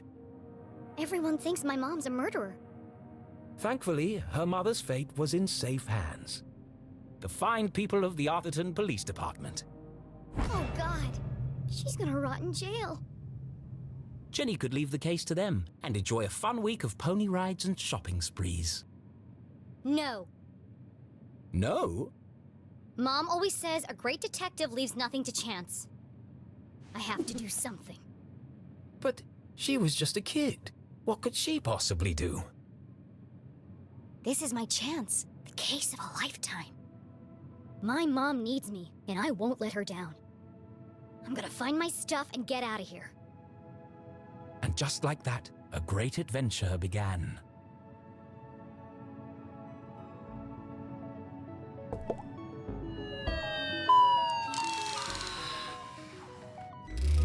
I love you! I love you!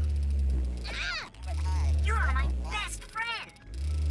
You scared the life out of me, pig!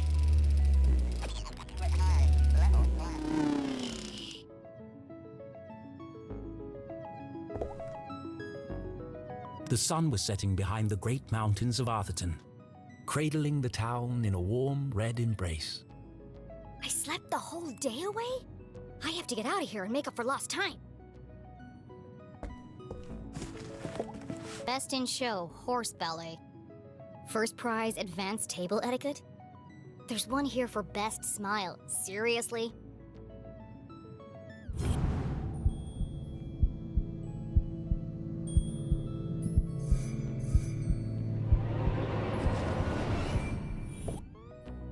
All the dangly bits are swaying. Strange. It's not windy in here.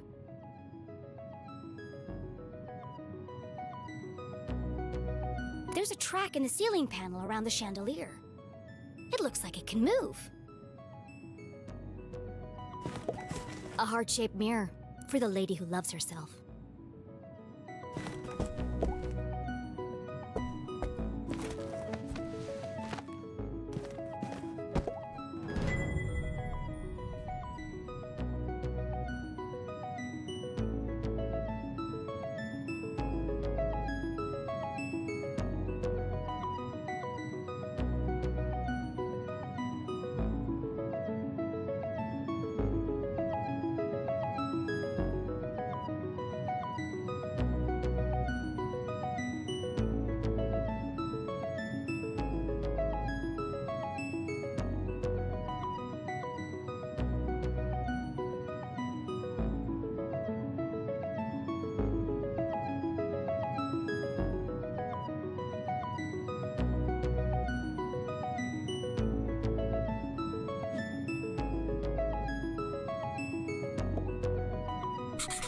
I don't remember any of this.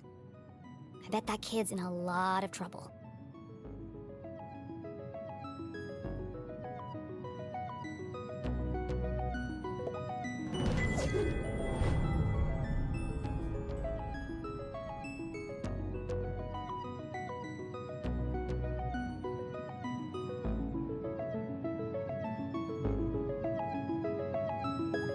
Pushed from the balcony? That's not what happened. And no mention of electrocution.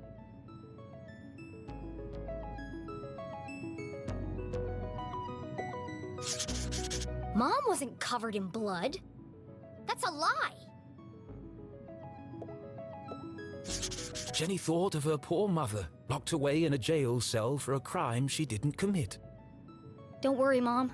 I'll prove you didn't do it as soon as I get out of here. Either this is shoddy reporting, or someone is trying to cover up what really happened. My mom's still in jail, so the police must not think this was an accident. And if it wasn't an accident, then... The real killer is still out there.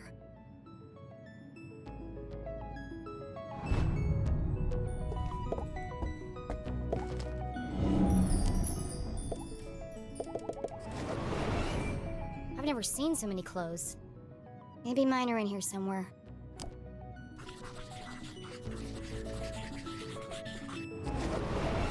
Well, my clothes definitely aren't here. They'd be easy to spot amongst all the sequins and ribbons.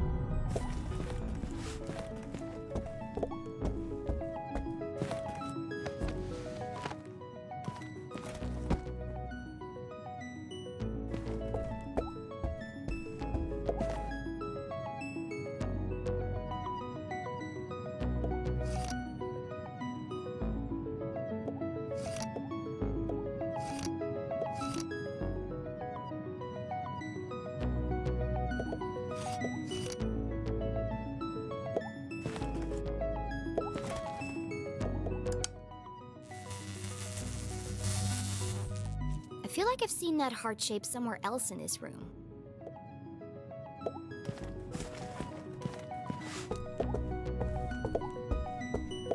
I don't have my detective gear to pick the lock. Besides, I can't just walk out in front of Mrs. Glatz.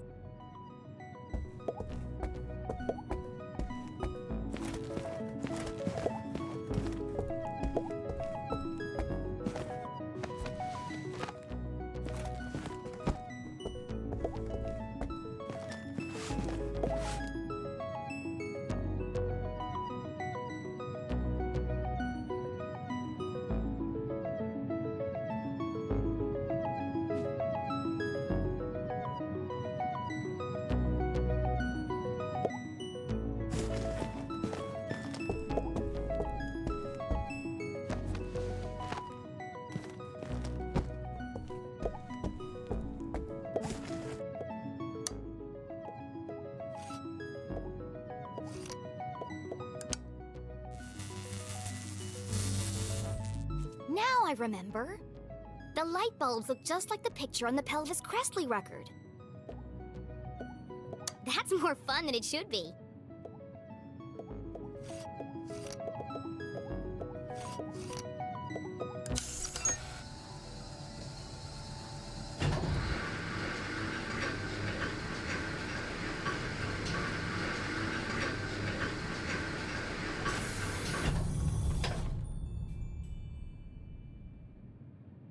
This family's disposable income is outrageous.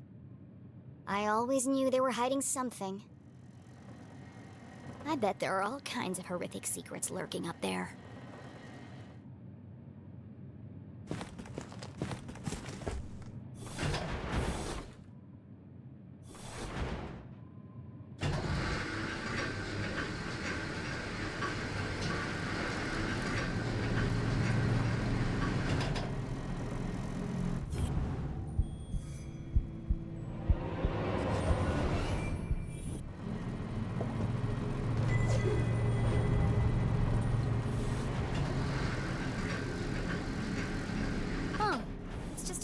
dusty old attic.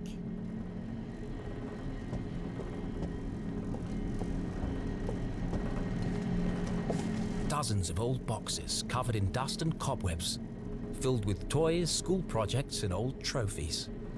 Attics, where dreams go to die.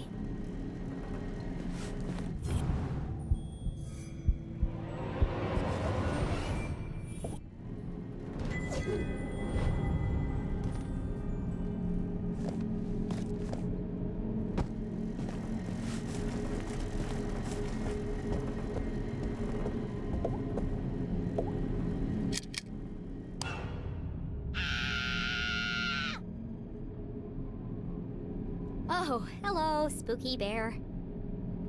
Feels like he's watching me.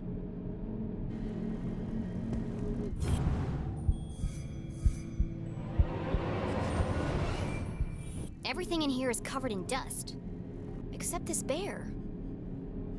And there's light coming from behind him. What are you hiding, spooky bear?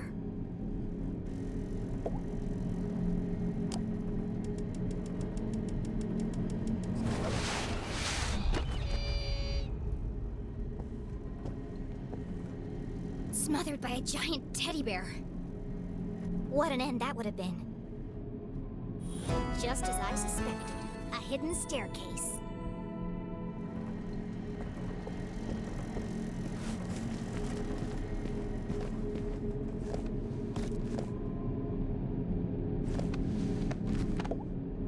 Aha! A way out of here. Locked. But where is the lock?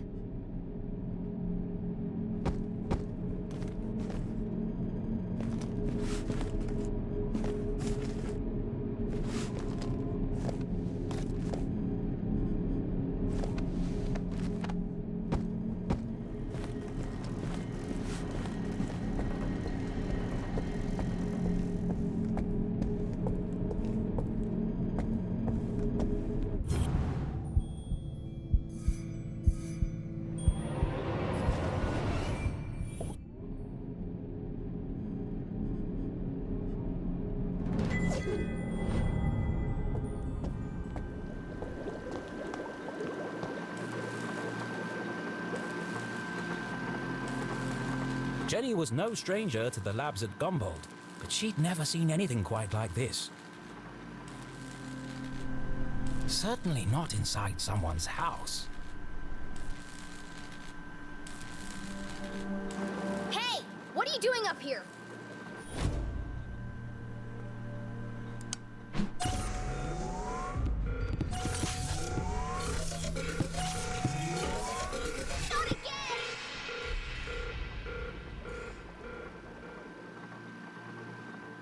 Susie?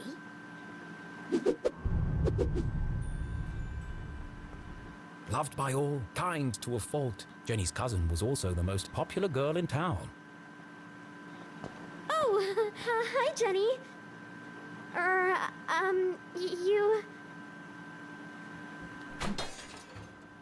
You should be in bed resting. What are you doing up here? I should ask you the same question.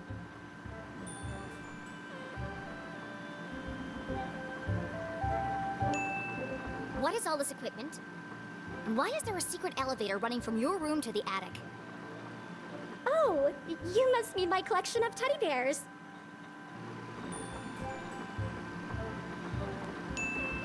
I see. My apologies, then. But tell me one thing, Susan. Why is that teddy bear wearing a welding helmet? Well, there's a simple explanation for that. There are just too many to fit in my bedroom.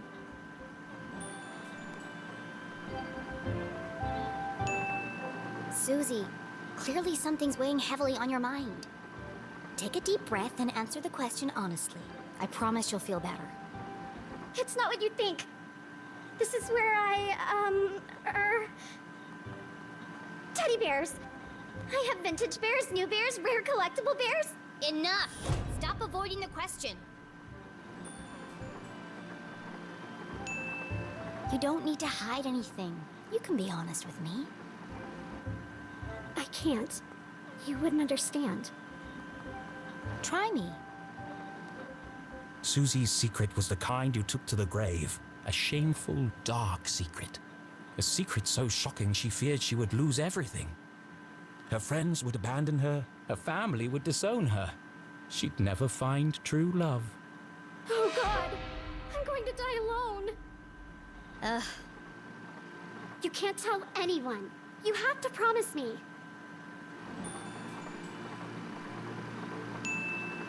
Fine, just stop whimpering like a lost puppy. You're embarrassing yourself.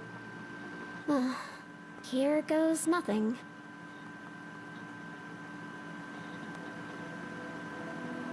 This is my secret laboratory.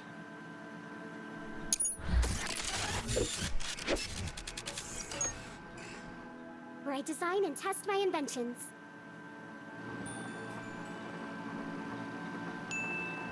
Your laboratory, where you invent things. Yes. You, a cheerleading, horse-riding, dress-wearing debutante. Yes. I want to believe you, Susie, but you know how crazy that sounds. That's why you can't tell anyone. If people found out, I'd lose everything. Could it be true? Was Susie Glatz, in fact, a secret nerd genius? Was she really leading a double life? There's only one way to find out. Susan Quincy Glatz, I'm gonna have to ask you a few questions.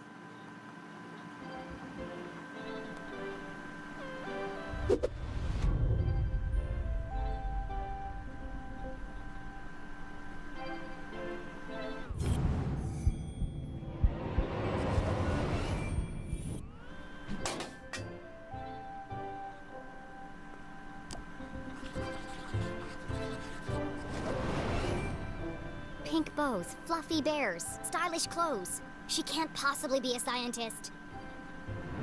Do you really expect me to believe that you aren't obsessed with boy bands and the color pink? Brain or bimbo? Which one is it? I am a scientist. But I also believe in the importance of good skincare and the power of matching accessories. You sound ridiculous. Susie couldn't be pretty, popular, and smart. That was just greedy.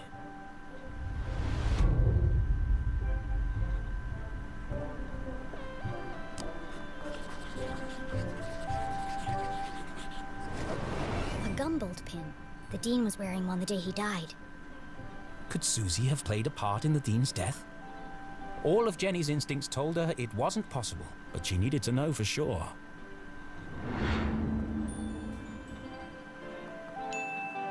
You smell nice. What perfume is that? Oh, thanks. It's called Innocent. I remember you were wearing it last Thursday at the lake. I was. What did you do that day, after you left? Peggy and I took Veronica home. She was really upset. And you were there all afternoon? Yes. Why? How close is Veronica's house to the library? I don't understand. Why do you want to know all this? I need to rule you out as a suspect. Suspect? Why would I be a suspect? You're certainly very good at keeping secrets. I didn't do anything. Just ask Peggy or Veronica. I don't know why you're friends with them. They are terrible character witnesses. First Veronica, then Keith, and now me. I never thought I'd say this, but sometimes you can be a real jerk. What were you saying about Keith? Well, you didn't exactly make things easier for him, did you? You don't remember, do you? Oh, well, I suppose it wasn't that bad. What do you mean? After you interrupted the Reverend's eulogy, and after Keith asked you to stop, you tripped and knocked over the Dean's casket, and I guess they hadn't secured the lid properly, because he rolled right out, to horrified gasps, as you collapsed and fell into his open grave. And that's why everyone's so worried about you. It all came flooding back. She had tried to defend her mum and repair her relationship with Keith. Instead, she had ruined everything. Jenny had lost her best friend. You should talk to Keith. I'm sure he'll forgive you.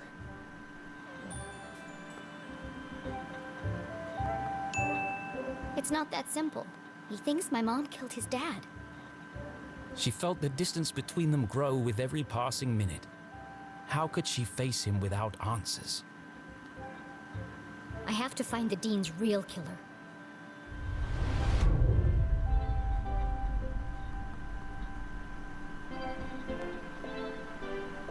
Seeing textbooks strewn about the floor reminded Jenny of something.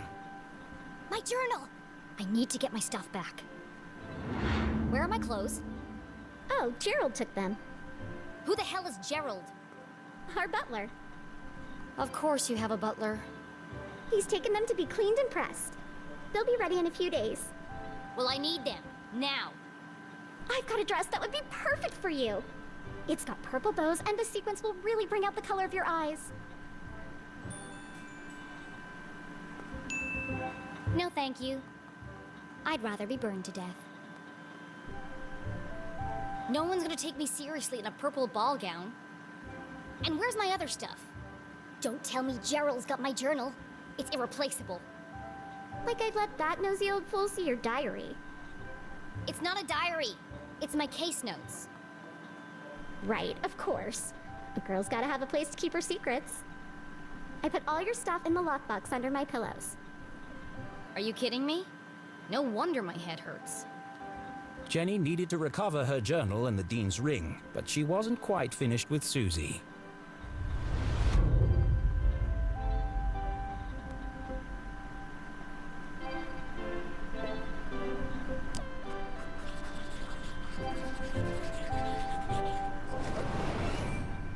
All this stuff looks authentic, but that doesn't mean it belongs to Susie. If this is really your lab, what does that thing do? That's Tim. He's a thermal imaging machine. He uses reflected thermographic projections to infer depth-related topography in subsurface bodies. Come again? He lets you see inside stuff. Well, what about that thing? That's Judicate, a gamma-ray induction polygraph. And that? Hydraulically propelled telemetric manipulator. And this? That's a tea set. What? I like to drink tea. How did you get all this stuff up here anyway? And without being seen? You'd be surprised how much you can hide on a giant stuffed teddy bear. I know what's going on here.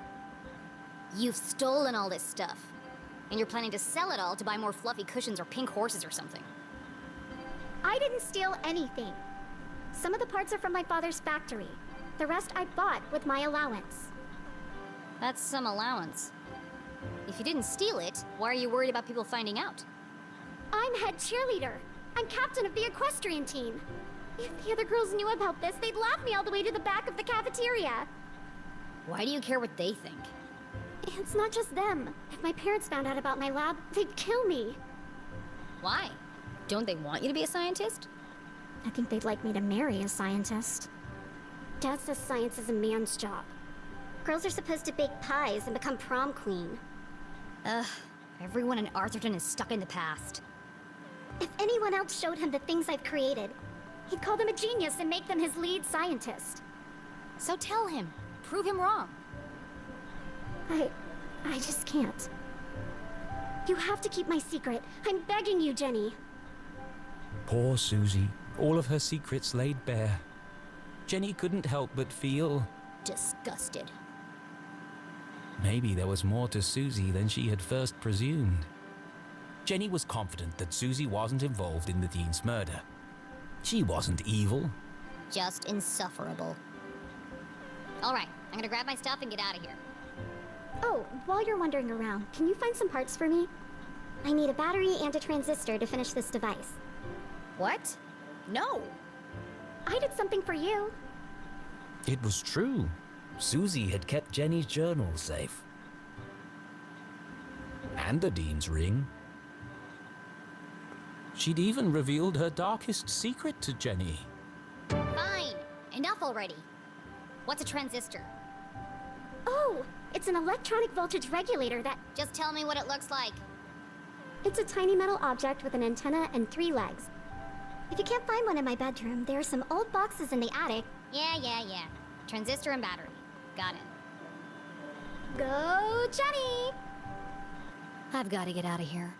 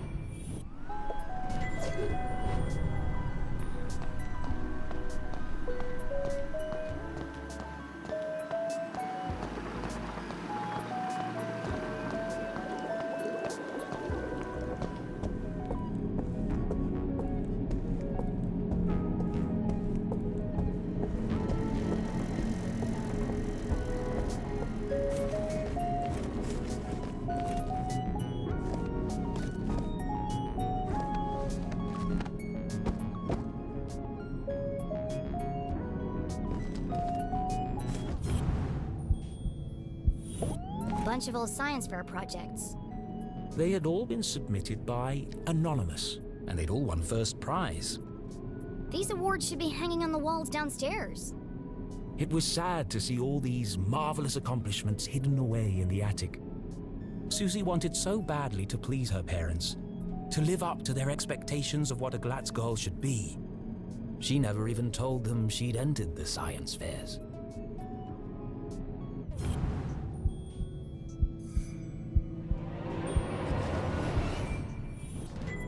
A tiny metal object with an antenna and 3 legs. Looks like a transistor to me. Now, where can I find a battery?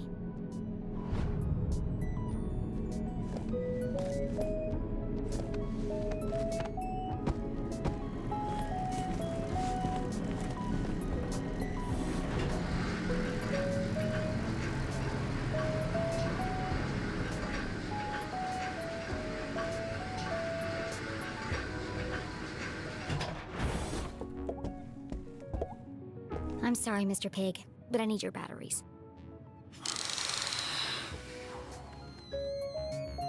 I love you! I love you! This will only hurt for a second.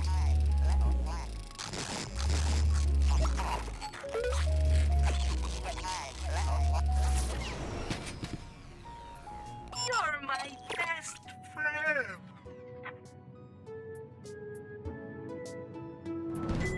Thank you, Pig, for donating your body to science. That's Susie's stuff taken care of, but I still haven't found my own. She said it was under the pillow in her bed.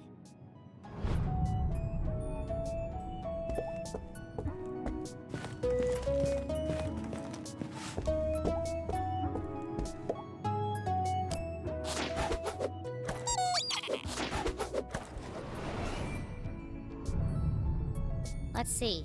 Stars, lips, hearts, and beakers. What would a girl like Susie use as a password?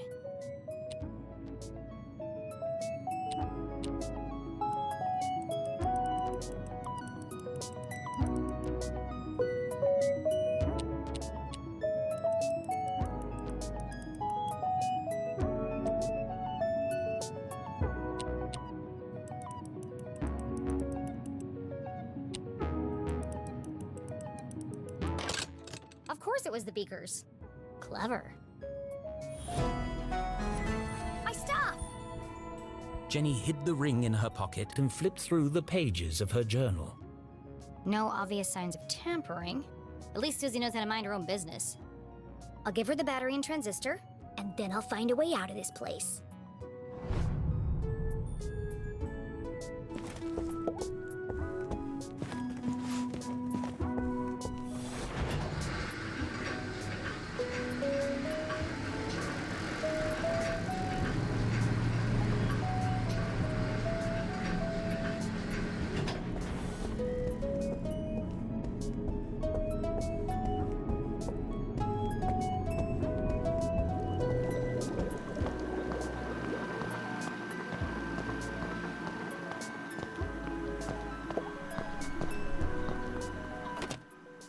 Go. Oh, wonderful. Thank you. Now, back to the task at hand. Making my escape.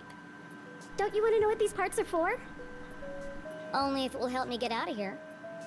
Ah! Careful! stick of dynamite! Dynamite?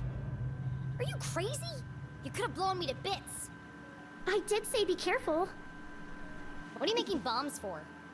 They're not bombs. They're silent explosives. Silent explosives? Think about it. Dynamite that doesn't make a sound. Impossible, you say? Not at all. My first breakthrough came when I discovered the unique properties of... I can use this to blow my way out of here. The explosion might be silent, but I think my mom would notice if part of the house was missing. Yeah, okay. Well, thanks for the show and tell, but it's time for me to go. And how exactly are you going to leave without being seen? I'm glad you asked, Susan. I'll be making my exit through the window in the attic. Once I found a way to unlock it. Oh, you're out of luck there. My parents are super security conscious. All the windows are locked electromagnetically. Where are the controls? Downstairs, in Dad's study. And I can't get there without being seen. Is there some kind of override? It's impossible to open them from up here, unless there was a total power failure. Well then, I know exactly what to do.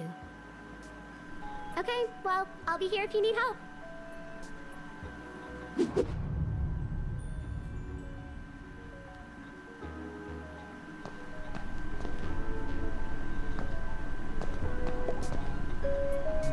What does this machine do?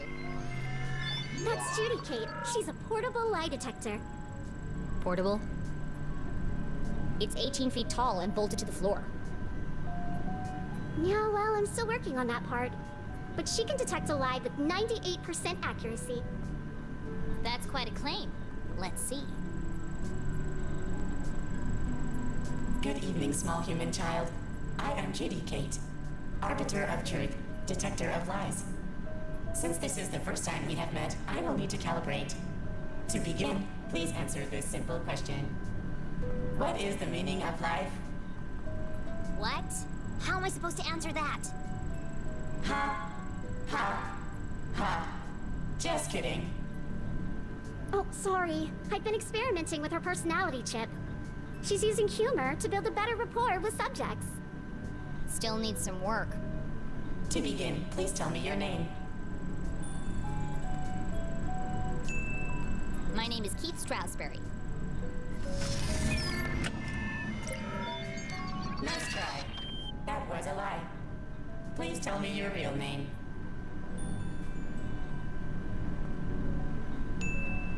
My name is CJ. Nice try. That was a lie. Please tell me your real name. My name is Winston LeClue. Nice try. That was a lie. Please tell me your real name. My name is CJ. Nice try. That was a lie. Please tell me your real name. My name is Jenny LeClue. Welcome, Jenny LeClue. I am ready to detect. Please speak a truth or a lie. You're not a real lie detector. You can't fool me.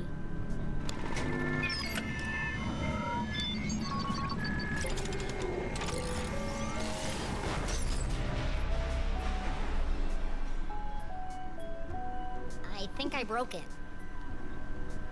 It's okay. Her fuse just tripped. She gets very sensitive if you lie to her, especially if it's a big lie. But don't worry, she'll reset in a minute. Interesting.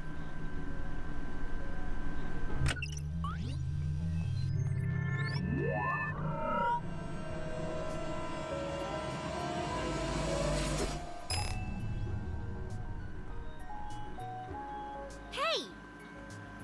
What did you do? Oh, that's just Maggie. She helps me find things I've dropped on the floor. Why do you have a man's ring? It belonged to a friend. I'm taking care of it for him.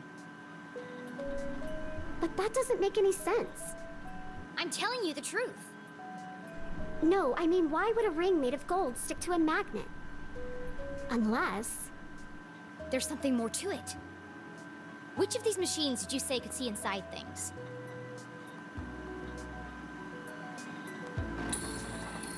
Excuse me, Tim. We need your help.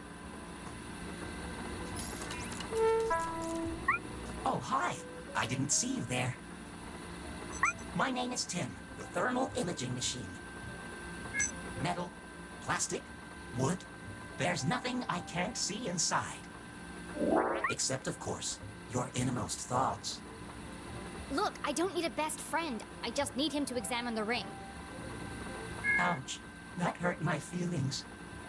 Go easy on him. He's quite sensitive. Ugh. Hi, Tim. Nice to meet you. Oh, how wonderful it is to meet you, my new friend. How can I be of service? I need you to look inside something for me. I'd be delighted to. Please place the object on my soft, velvety platform. Come to me, tiny object of vast mystery and import.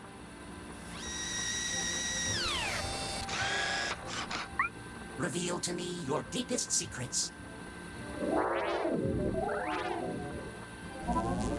Swim in my warm bath of gamma rays. I'm peering deeply inside you. Ooh, what's that? Deeper still. I've never seen one of those before.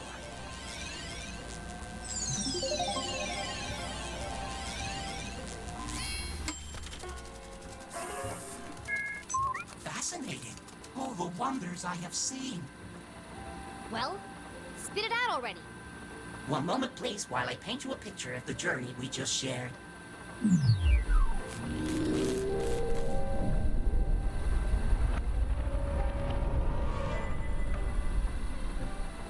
I knew there was something special about this ring. It's full of tiny cogs and gears. I've never seen such intricate craftsmanship. I need to borrow your microscope.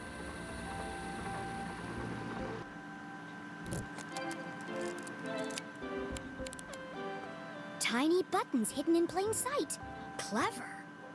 I wonder what they do.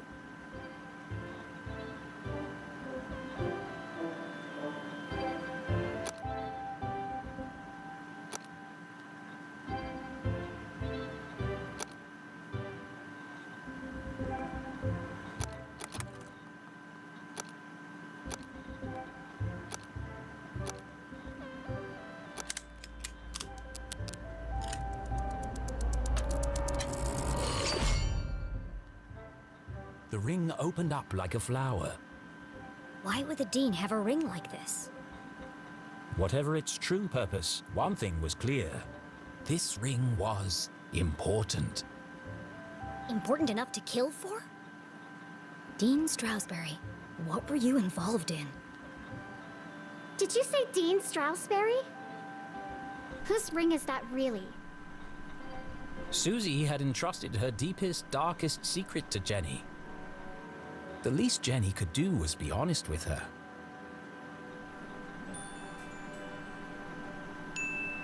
It's the Dean's ring. Well, it was. You stole the Dean's ring?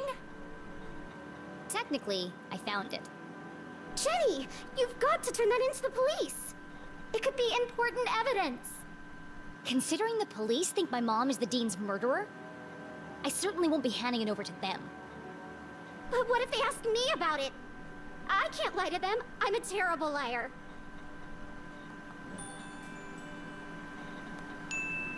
It's not lying. It's just leaving out the parts that don't concern them. But I can't go to jail. My parents will disown me, and my reputation will be ruined. No one's going to jail, as long as we protect each other. I'll keep your secret. You keep mine. Like, friends. Sure. Now go back to whatever mad science experiment you were doing. I've got a window to open.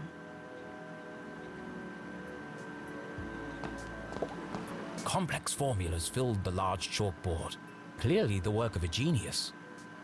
Okay, she's secretly smart. We get it. What is all this anyway? Oh, that? I'm working on a proof to help me pick the perfect prom dress. You've got to be kidding me. I know. I'm not sure it can be done either, but I've got to try. It's the biggest decision a girl has to make. Gross.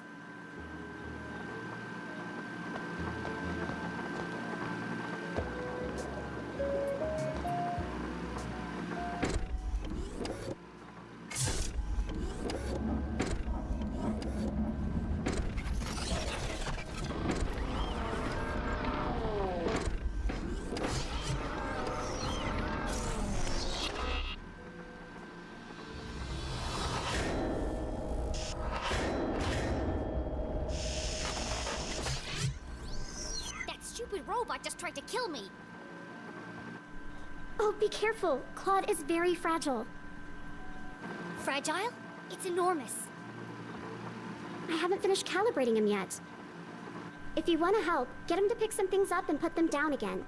He needs the practice. Just don't pick up anything too heavy.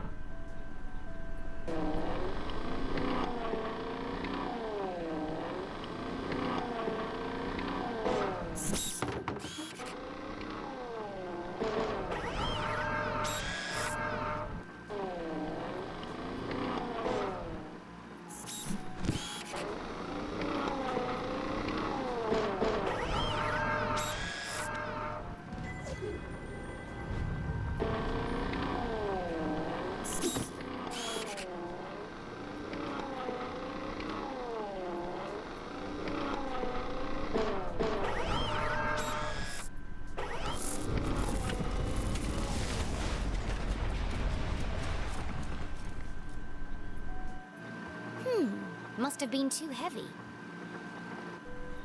Please be gentle with Claude. He's only a prototype, and I'm out of replacement parts.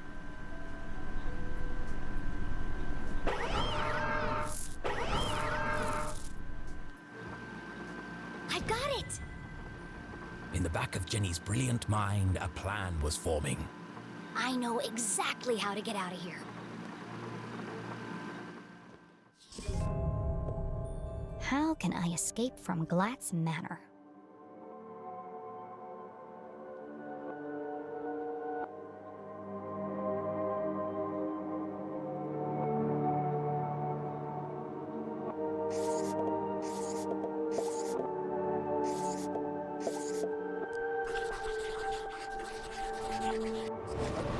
As much as I'd love to blow my way out of here, I need to get out silently without being seen or heard.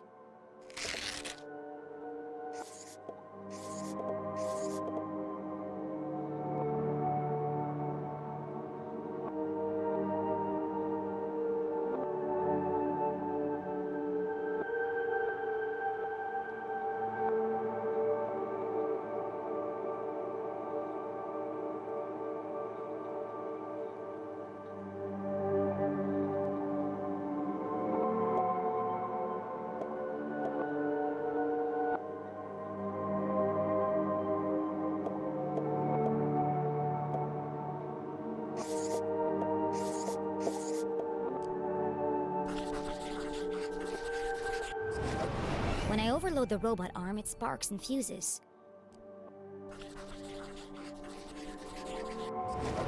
And when I lie to Judy Kate, she nearly overloads the power supply. So if I could overload them at the same time, then I might be able to short the power and open the window in the attic. But Jenny couldn't operate both machines by herself.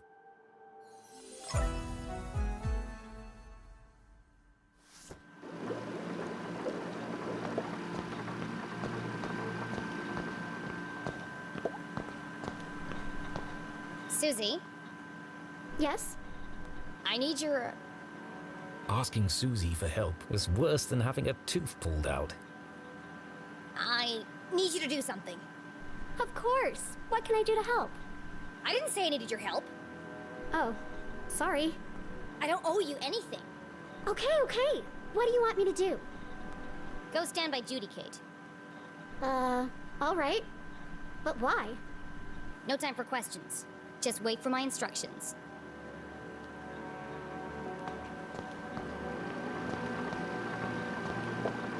Susie, are you ready?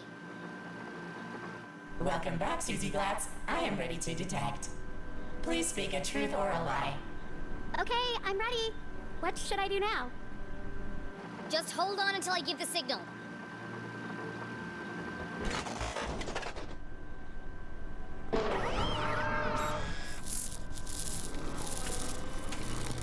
The robot arm strained under the weight of the giant metal object. Okay, Susie. Tell a lie. And make it a big one. Oh, okay. A big lie. Ooh, I've got just the thing. I'm wearing black socks. That was a lie. No, Susie. A big lie. Something terrible. I'm just no good at lying. Tell Judy, Kate, you killed Dean Strasberry. What? That's horrible. I can't say that. Do you want to help or not? Yes, but... Then hurry up and say it. Okay. I killed the Dean? Louder! I killed the Dean. Bigger! I killed Dean Strasberry. Say it like you mean it! I murdered Dean Strasberry. I bashed his brains in. Now I danced on his grave.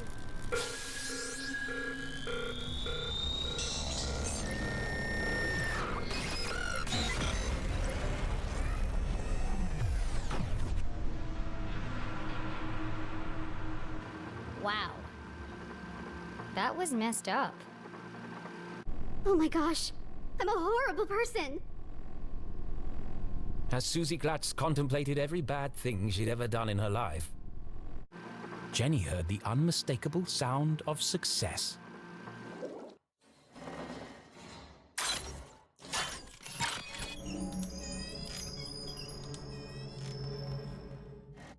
It worked!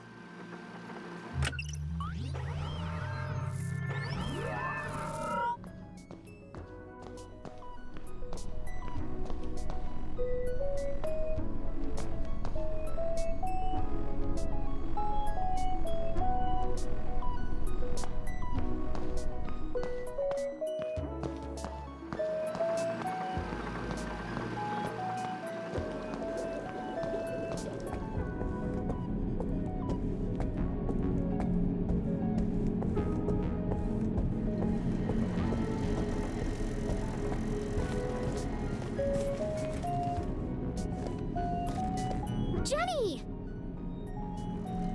You can't leave now. It's past curfew. Watch me. Well, you can't go out wearing pajamas. I'm not playing dress up with you while my mom is trapped in jail for a crime she didn't commit.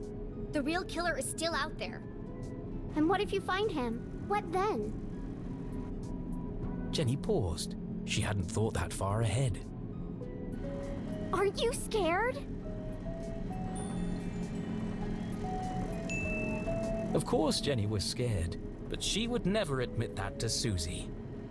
My mom always says, a great detective shows courage in the face of danger. Now is the time to be courageous. Well, let me help you. We can work out a plan together. Sorry, Susie, but I work alone. At least take this with you then, so we can stay in touch. Fine, I'll take it.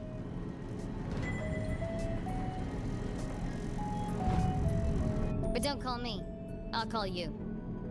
Okay, good luck. And be careful. There's still a killer out there. I'll be fine.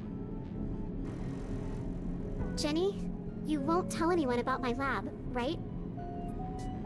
Only if you cover for me. Of course. I'm always here for you. We're going to be best friends, Jenny LeClue. I just know it. Sure. Right after I sign up for cheerleading.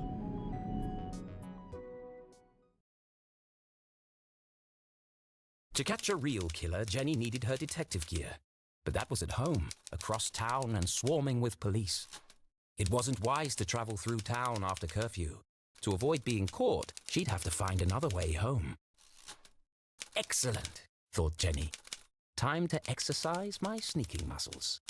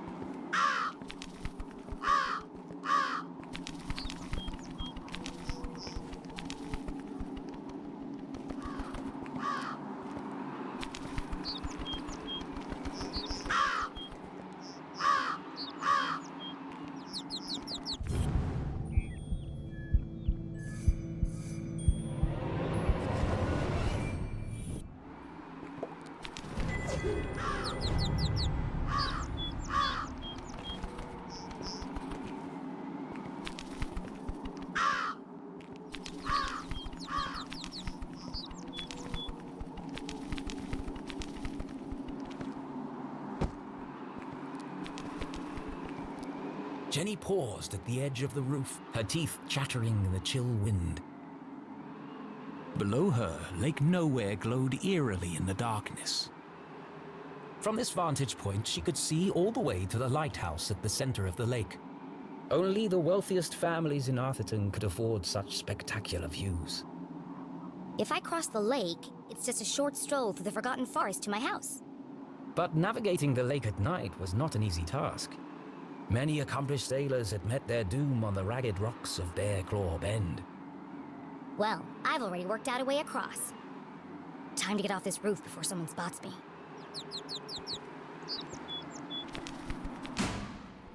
Damn it! Think fast, Jenny. And just like that, Jenny was gone. Her first great adventure cut short before it had begun. I'm right here. Just hanging around.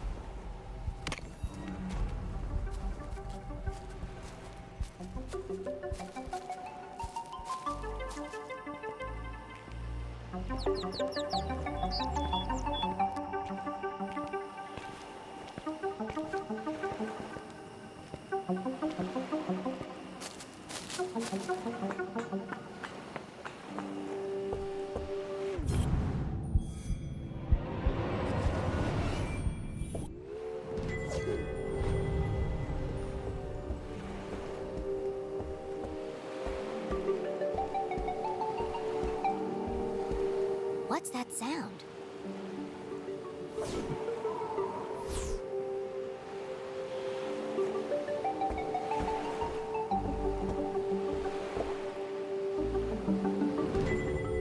True believer, I am the one you seek. I swim in the shadows of giants that stir beneath an eerie silence.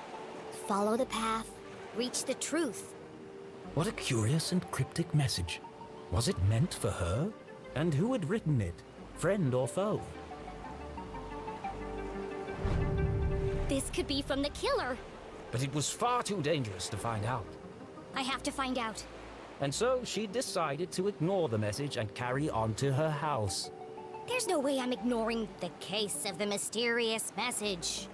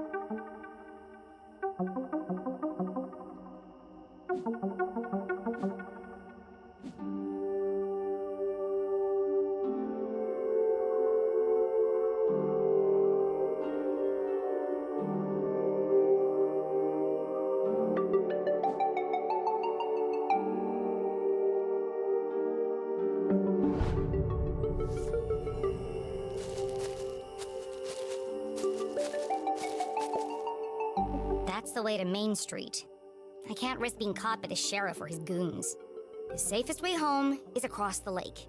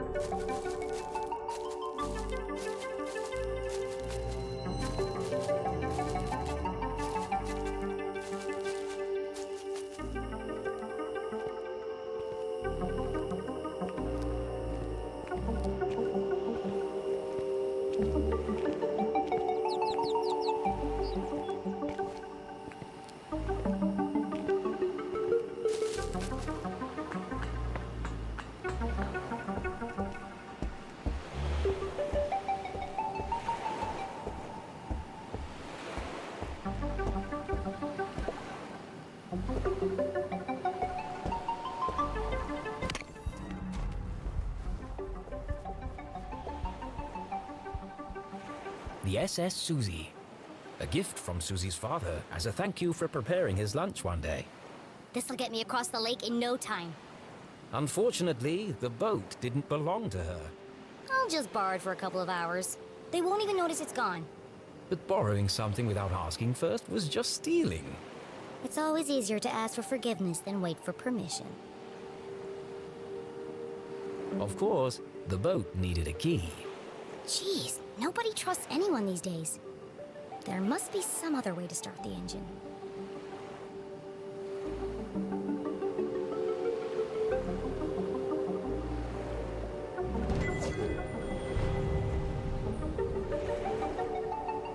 I bet I can hotwire the boat if I get this panel off.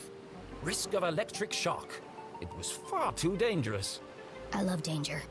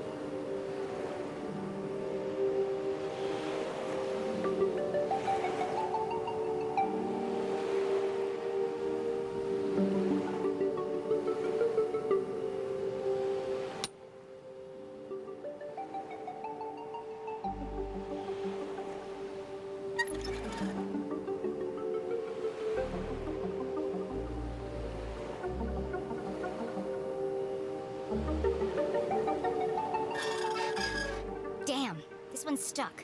Foiled at the last moment by a rusty screw. Oh well, time to turn back. There's only one screw left. I can just pry the panel back. And so she very carefully pulled on the panel.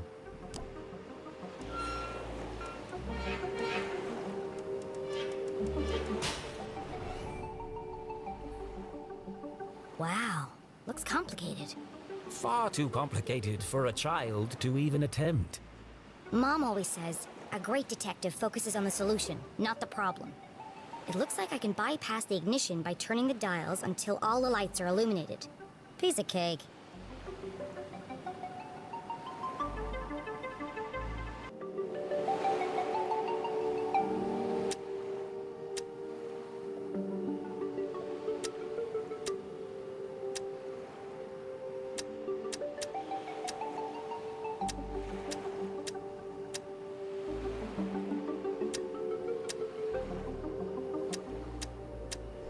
I did it!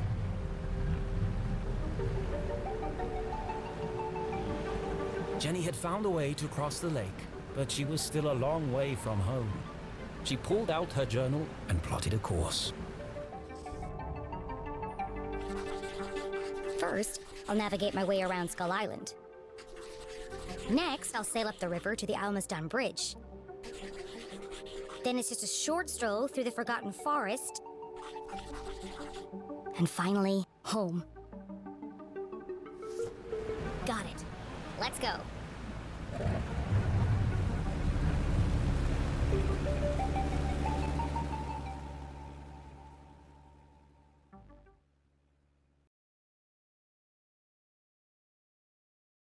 Jenny had never crossed the lake after dark. Come to think of it, she'd never even driven a boat before. She thrust the throttle forward and felt a cool wind whip through her hair. Sneaking around after curfew had its benefits.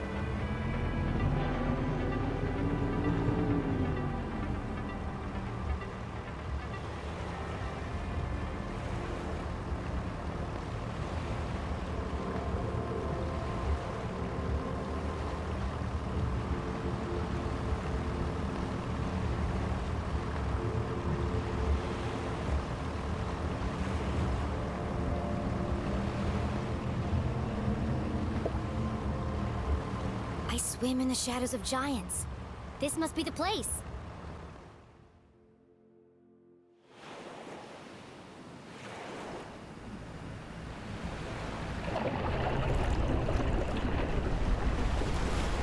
Whoa, that was huge. I have to get a closer look.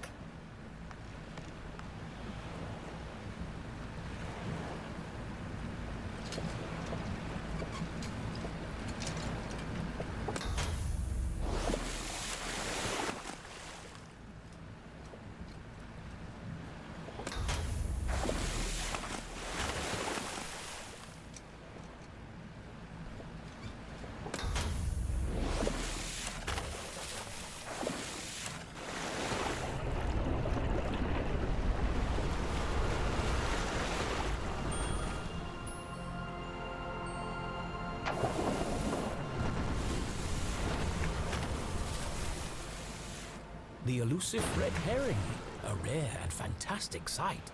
Can't believe they really exist. Jenny had always believed they were a fisherman's tale, but seeing them firsthand. She's so beautiful. But what was stuck in her scales?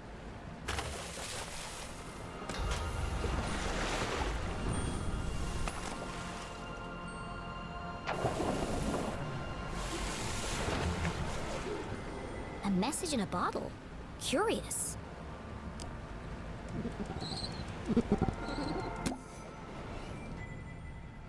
I am the voice of reason. I walk amongst the sunken ships that once sailed through the glowing mist. It's another clue. This case just got more Dangerous. Jenny had no idea who was behind these messages. This could be an elaborate trap. Or it could be the answer I need to prove my mom's innocence. The best course of action was to go back and get help from an adult. No, I have to see where this leads. On my own.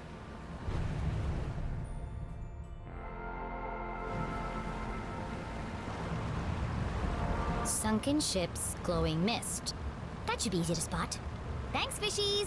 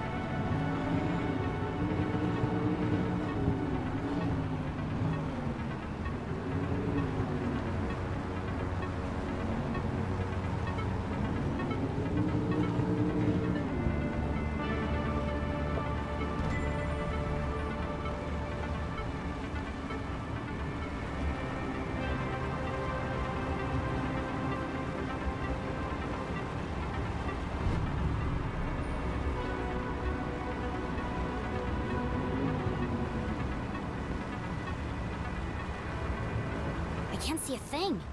I must be heading in the right direction.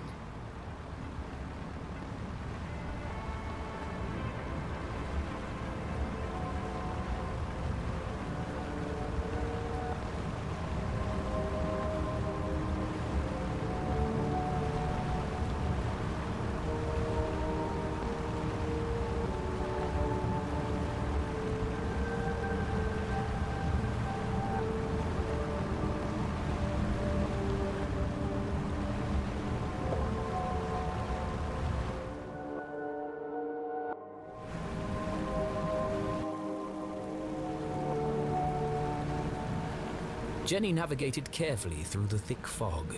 Oh, it smells like rotten fish. Many ships had lost their bearings here, grounded on the ragged rocks, swallowed by the lake. Maybe I could shed some light on these ghost ships.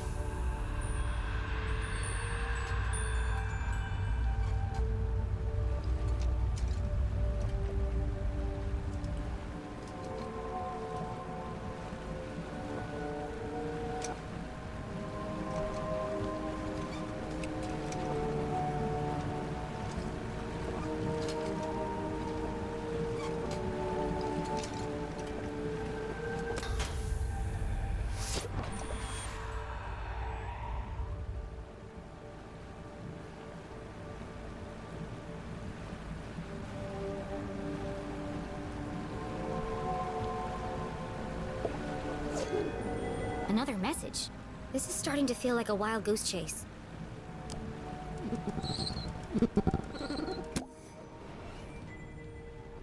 I am the hope in darkness. I sit in a spiral of ancient stone.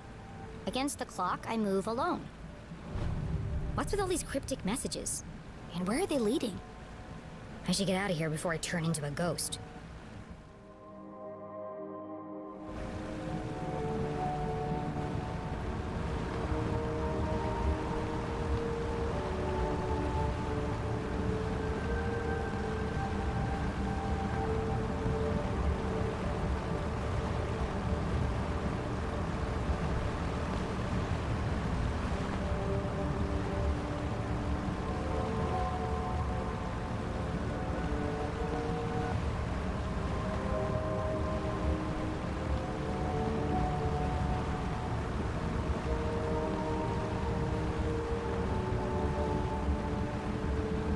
Phew! Made it out alive. Let's go find this spiral of ancient stone.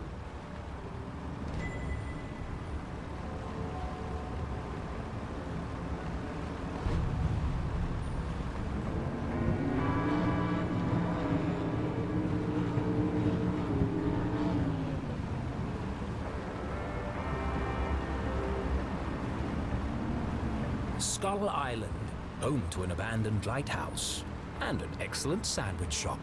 Decommissioned over 100 years ago, but the light mysteriously continued to illuminate the darkness.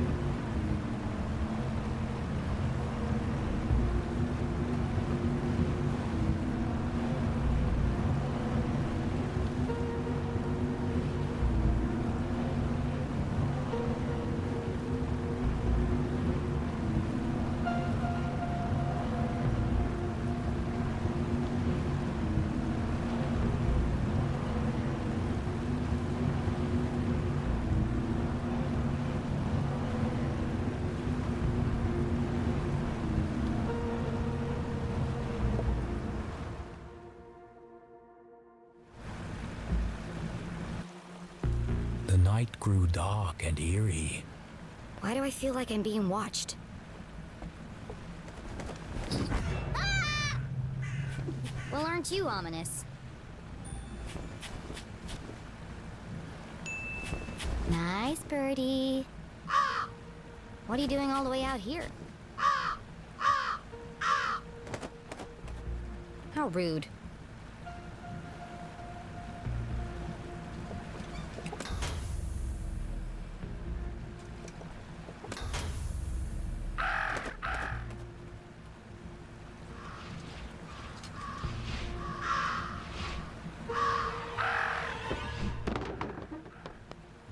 Watch it, buddy! Talk about a murder of crows. It threw a rock at me!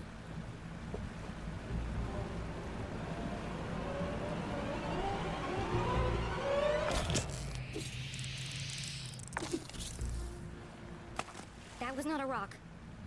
It was a crab.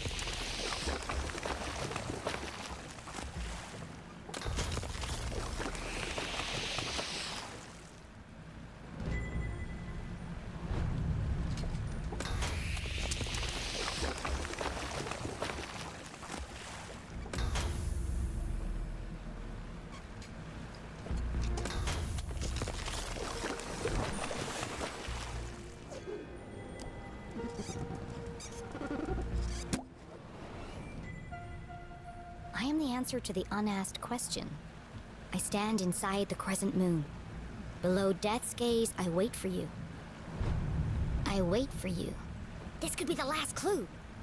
So caught up in unraveling the mystery, Jenny failed to recognize how dangerous this chase really was. Who is waiting at the crescent moon? Whoever it was, our intrepid detective would need to be extremely careful.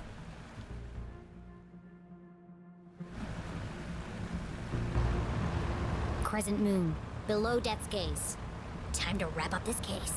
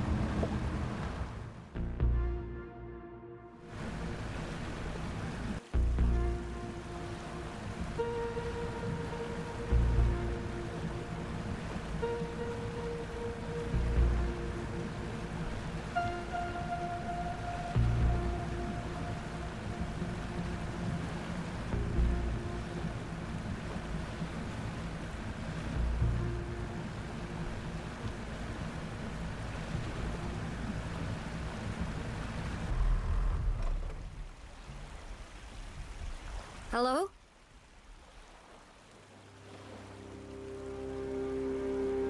Who's there?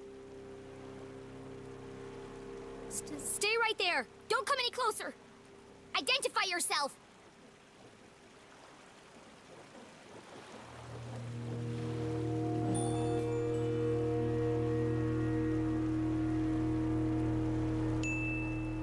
Whoever you are, the police are right behind me.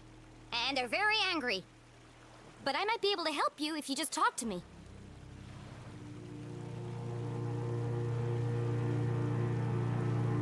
Okay, if you won't cooperate, I'll have to come over there.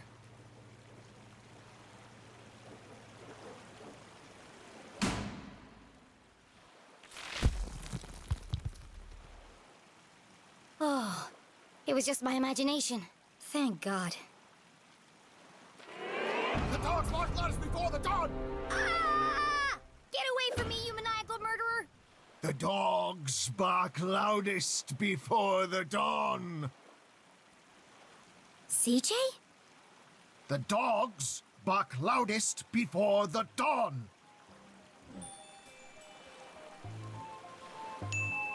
The early bird can't catch the lazy worm.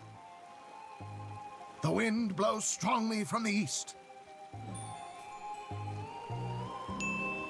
People in glass houses should invest in curtains. The evening sky is full of fireflies.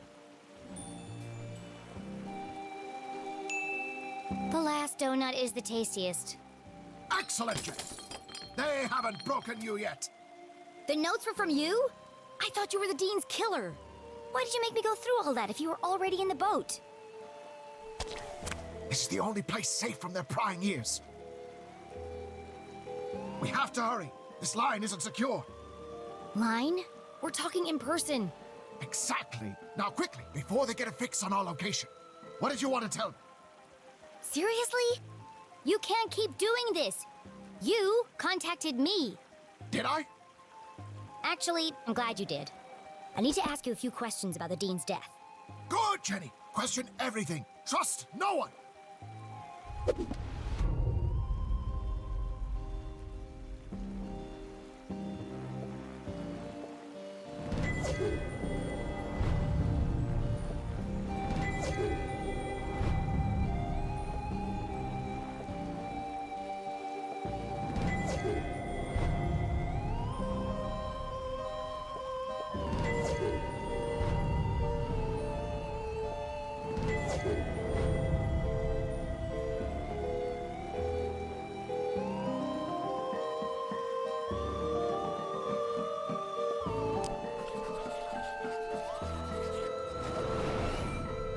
Those scribbles look familiar. I found your map of Arthurton in the library. Keep it. It's a great map. Very rare. Ripped it straight out of the town charter, first edition. Come to think of it, only edition. What about all your notes? Don't you need them? Nope. Got it all backed up in the cloud. What cloud? Did I say cloud? I meant head. So what do all those notes mean? You wrote about seeing UFOs in the forest. Yes! You're starting to see differently. There are patterns everywhere. Keep searching.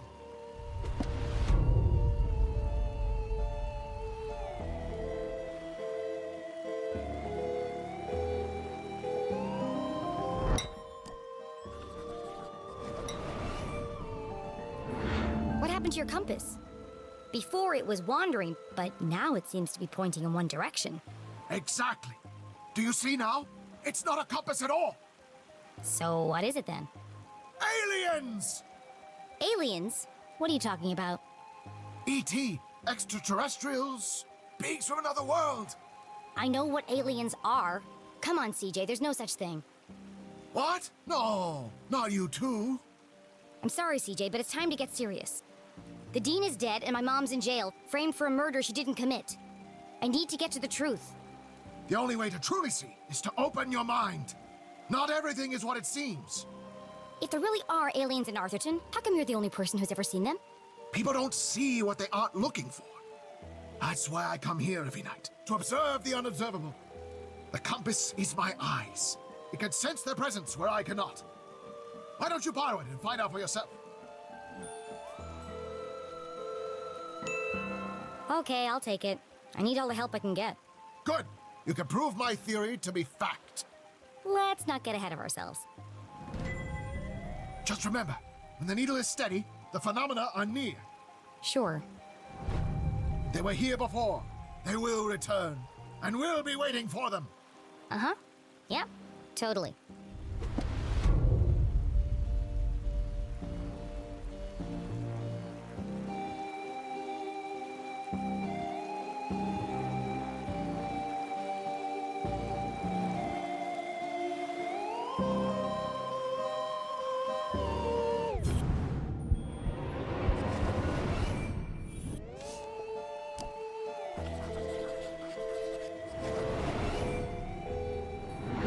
I know you were in the library the day Dean Stroudsbury died. Did you notice anything unusual? Yes, I did. Great. What happened? They changed the bathroom scent from strawberry to pine. It was most unpleasant. Oh, is that all? I intended to alert the librarian as a matter of urgency. But no one was at the front desk. Quite unusual. Was there anyone else in the library? No, just the dean and I. Till Until you left. It's not like you to leave your research lying around. Why were you in such a hurry? I lost track of time. I was late for an appointment. An appointment? Where? Appointment? What are you talking about? You said you were late for an appointment. Objection. Leading the witness. This isn't a trial, CJ. It's just me, Jenny. Then I have nothing further to say, Your Honor. There's something you're not telling me. Is there?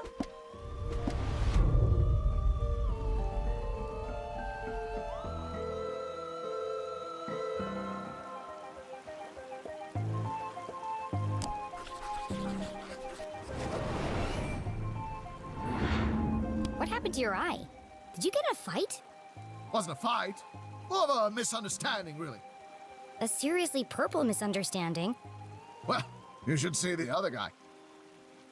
CJ, this is serious. You have to tell me the truth. I had to do it, Jenny. They needed to learn. CJ, is this a confession? Well, we're going to find out anyway. CJ, did you murder Dean Stroudsbury? The dean? Oh, no. But you just said... Good, Jenny. Suspect everyone, even me. I don't understand. In fact, I suspected myself for quite some time. But I couldn't have done it. I want to believe you, CJ, but do you have an alibi? That's why I left these notes for you. If anyone can prove I'm innocent, it's you, Jenny LeClue. Hang on a second. Let me take a look at that. Jenny, I need your help. You know, we could have saved a lot of time if you'd just given me this message first. Risk being followed? Never! But what had piqued Jenny's interest was not the message itself. That paper. What did he write all these messages on?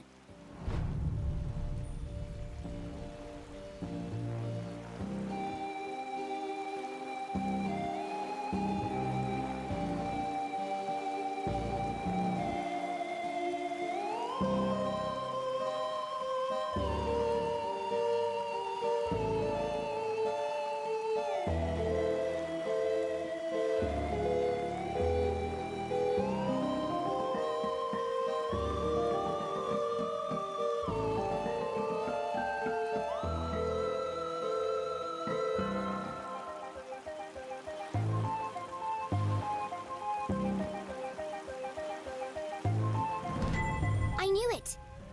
You wrote all these messages on a piece of newspaper.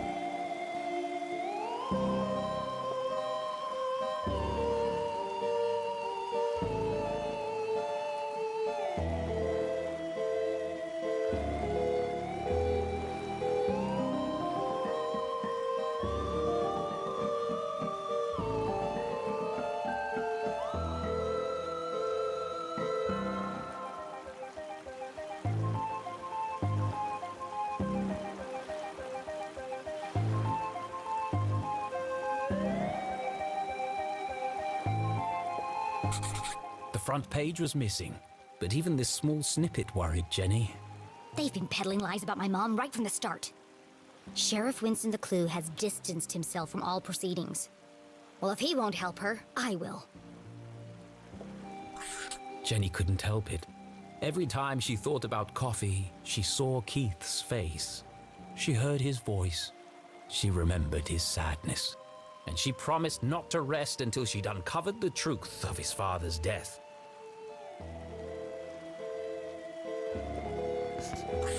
This photo was taken in Avocado Heights. That's on the other side of town, miles from the library.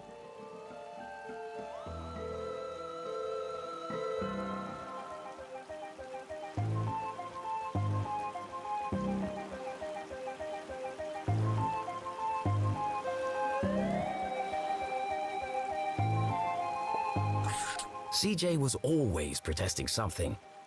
The first time they had met, CJ had handcuffed himself to a bike rack outside Agatha Krusty's bakery. He was convinced they were hiding something in the pies.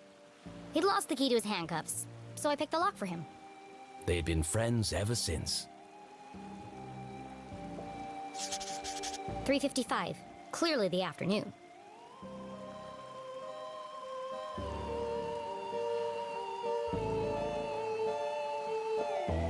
That's the day of the Dean's murder. CJ couldn't have killed the Dean. All the evidence is right here.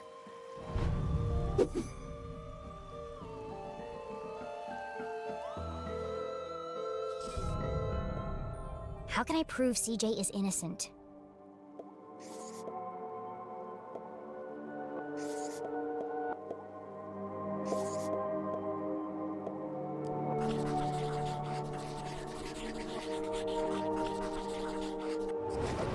CJ was photographed in Avocado Heights at 3:55 p.m. on Thursday, 2 minutes before the Dean died. There's no way CJ could have killed him.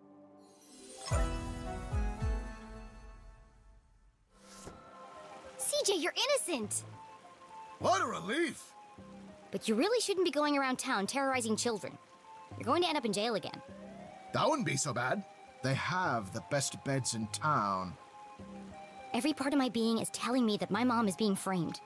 But I don't understand why. There are only 3 reasons a man is murdered. He didn't mind his own business, he couldn't keep his mouth shut, or he wouldn't keep his hands to himself. Have you ever heard of a place called Widow's Drop? I think my mom met the Dean there. Widow's Drop! No, but it sounds suspicious. Well, anything sounds suspicious if you say it like that. Be careful, Jenny. They'll do anything to keep their secrets. Once you start to see things, there's no going back. Do you ever wonder why the lake glows at night? Or why the power keeps going out all over town? Yes, I do. All the time. There's a lot more to this town if you look below the surface. Do you mean that literally or figuratively? Yes. The truth is hiding right under our feet, if we only stop to look. I'm more confused than when we started. Well, I really have to get to my house. This case won't solve itself. I can drop you off at the bridge. No need. I'm staying here. Some of these rocks have moved. Never trust a crab with a man's job.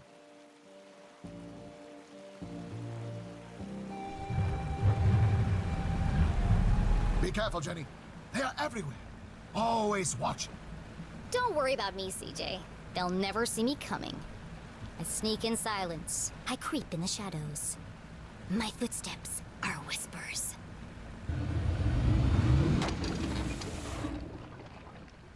Damn it! I've got this. Don't worry.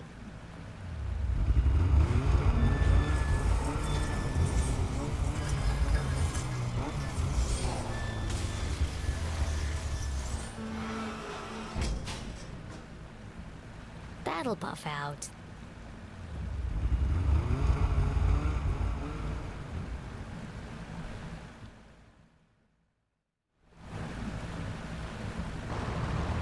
Jenny headed east towards the Almost Done Bridge. I can dock there and make my way through the Forgotten Forest without anyone seeing me. Sneaky.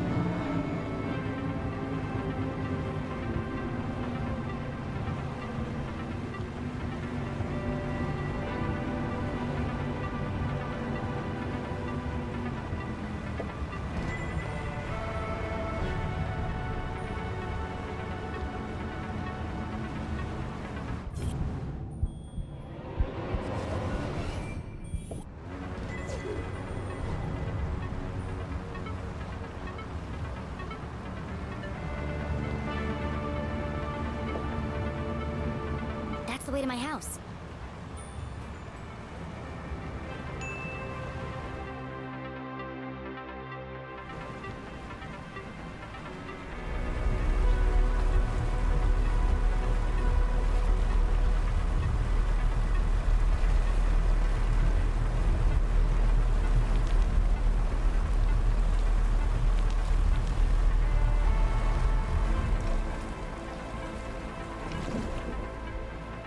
The night was still and quiet on the far side of the lake.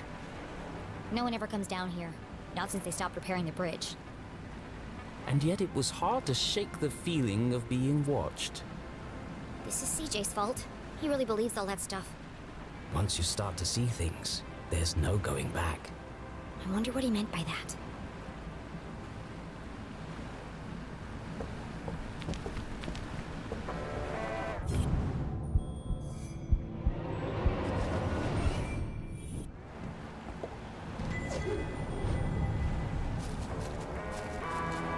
Forgotten Forest Trail. Voted most likely place to be eaten by bears. Arthurton Gazette.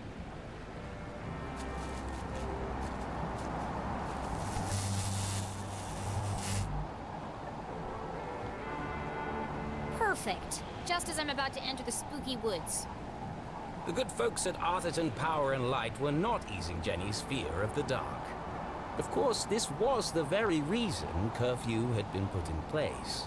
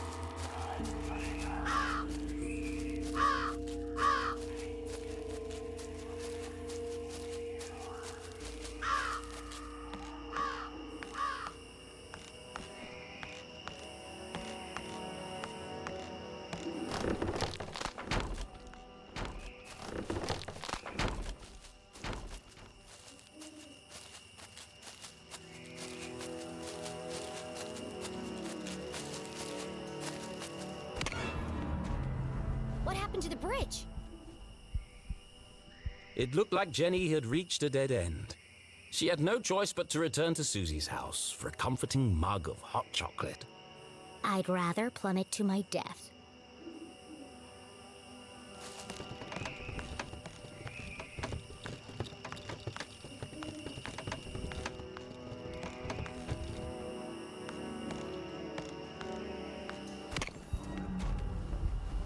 It was a terrifying drop to the rocks below.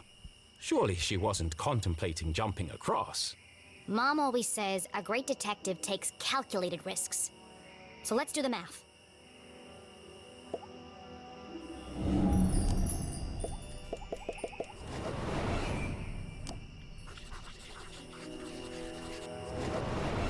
The bridge is too weak for a running jump.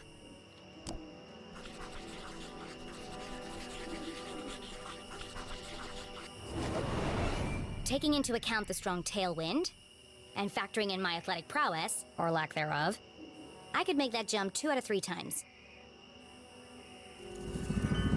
Not bad odds. Terrible odds.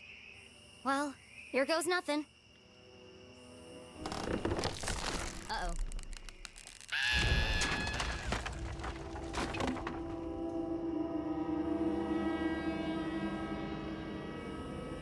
Okay, maybe the odds weren't so good. And now she was dangling from a splintered plank, one slip away from certain death. It's just like climbing a tree. Just don't look down. Don't look down.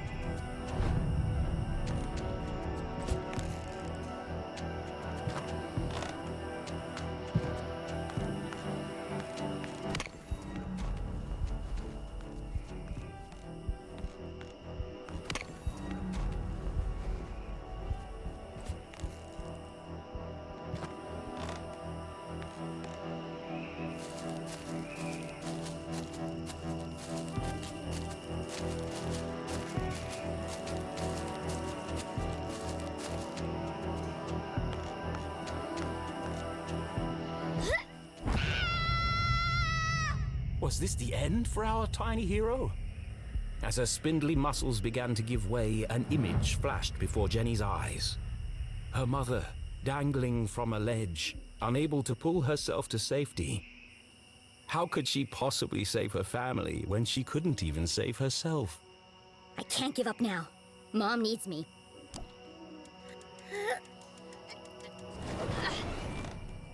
Jenny had barely survived. Was she really prepared for the dangers that lay ahead? It's too late to turn back now.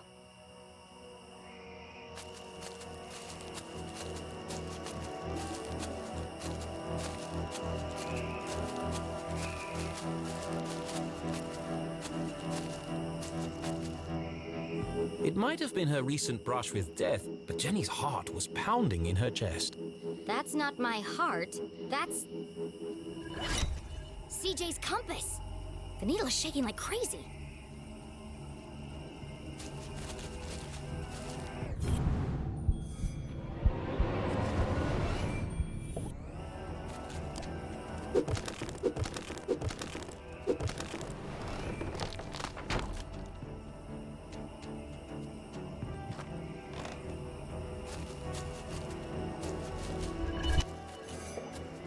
Is this what the compass was pointing to? Jenny paused for a moment and listened. It was quiet but distinct, a constant pulse, mechanical, unnatural. Man-made? But other than the sound it emitted, this rock was like any other in the forest.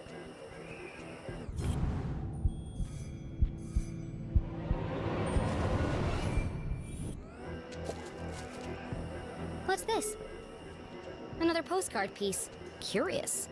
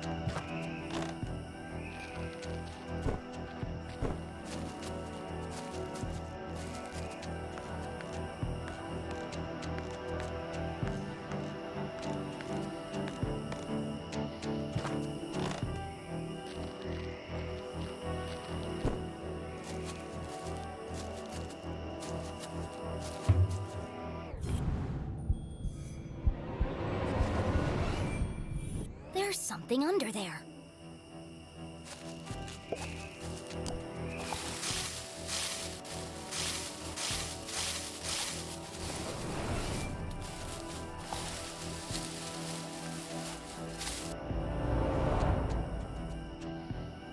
Jenny had spent her whole childhood exploring the woods behind her house.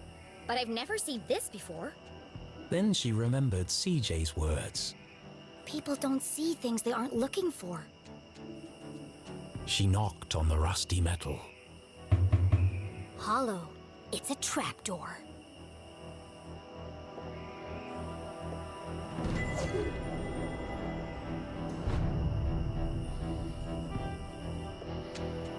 What a strange device. The wires are connected to the door.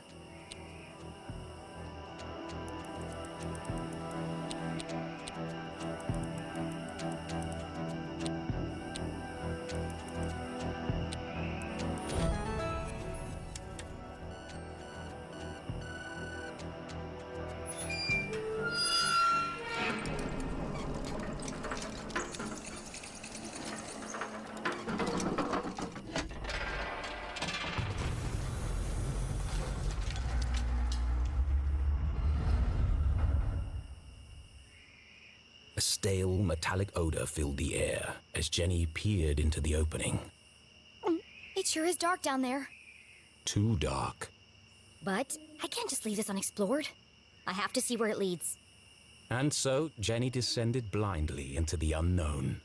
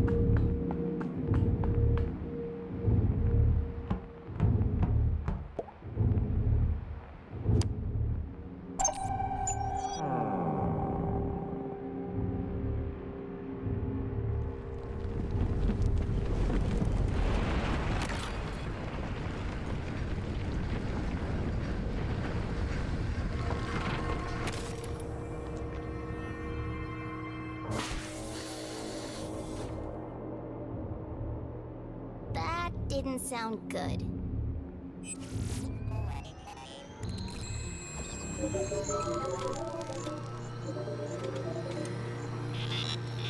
In all her short life, Jenny LeClue had never found herself in such a peculiar place.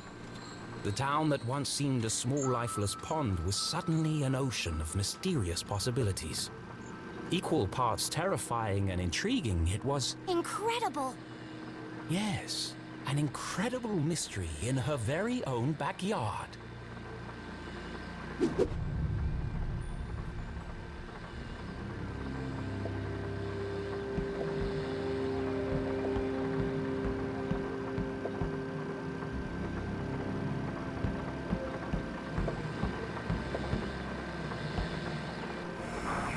Jenny wiped away a thick layer of dust.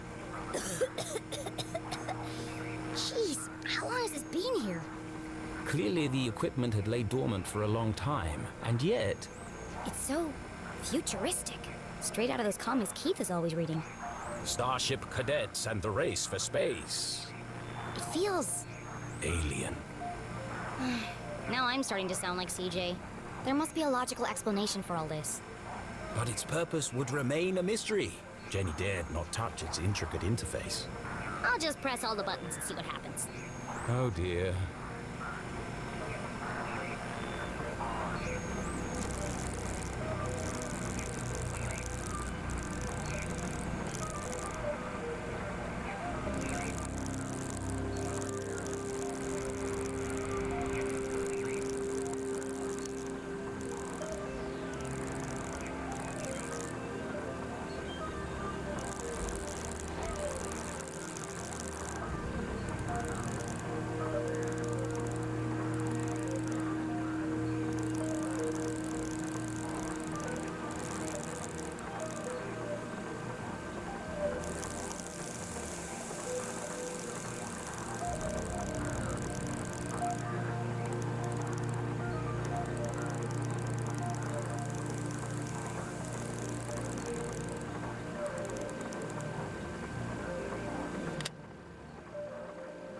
As Jenny turned the dials, she heard something hidden in the static. A voice? But what is he saying?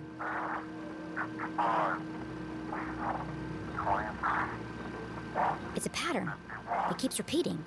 Animals and numbers. Animals and numbers. People in the future sure talk weird. Was it a cry for help? A shopping list? Someone with extremely limited vocabulary? Whatever it is, it must be important. And so she transcribed it in her journal.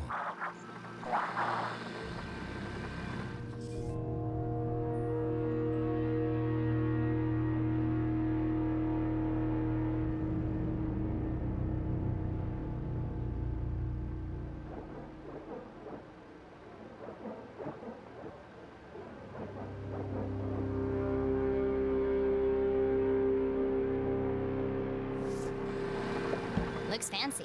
And broken.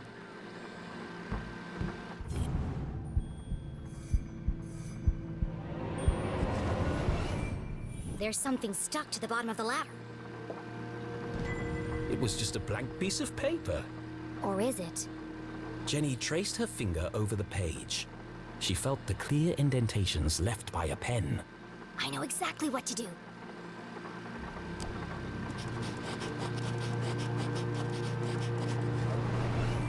It worked. 1, 2, 3, 4. It was a code of some kind. The world's least secure code. Please enter authorization code to begin. 1, 2, 3, 4. Code accepted. System authorized and armed for activation.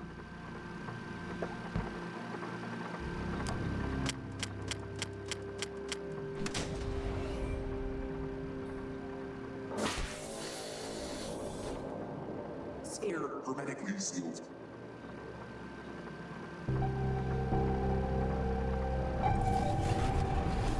Magnetic transducer coils targeting.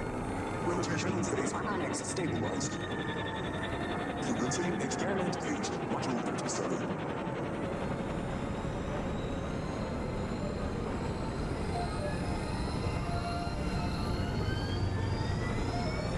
What's happening? Radioactive safety margins cleared. Running at 54% efficiency. It says it's working, but what's it doing?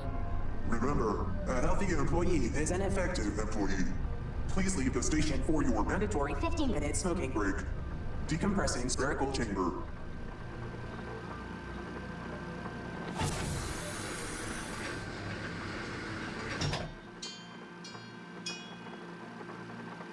I should get out of here before my skin melts off.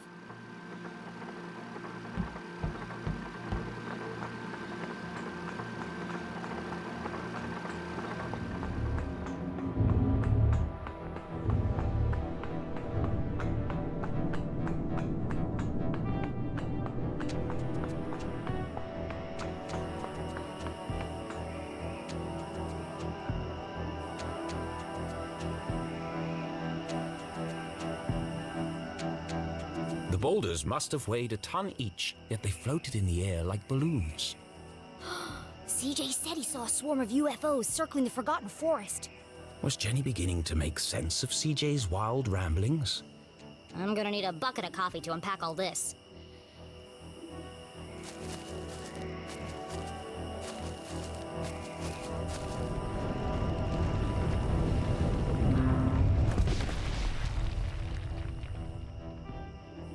Oh, God.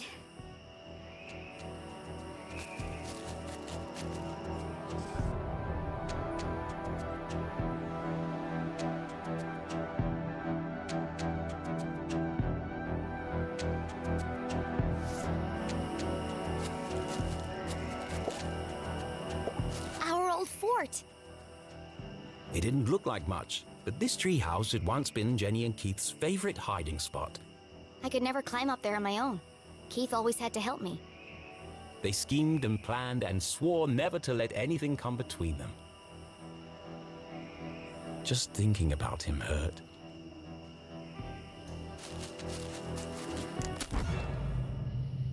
What was that?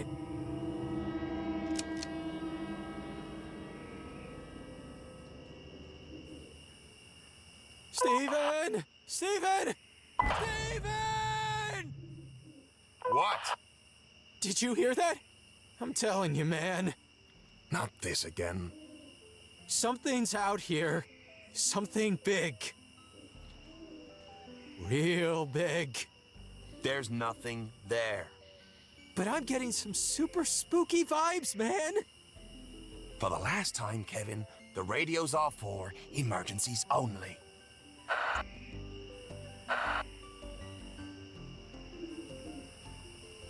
That was lucky. I need to be more careful. The house was swarming with police, but she knew this place like the back of her hand. If anyone could find a way in, it was Jenny LeClue.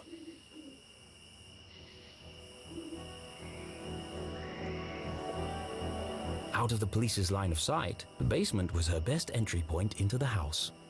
Except that window is locked, and all my lockpicking gear is inside. The window was ajar, the frame damaged. Somebody broke into my house. That's my job. But who? The police had used the front door. Whoever it was, that's my way in.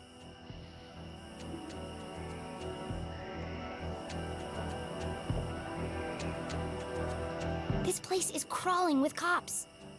What could the police have found inside her house? And if they found what they're looking for, why are they still here?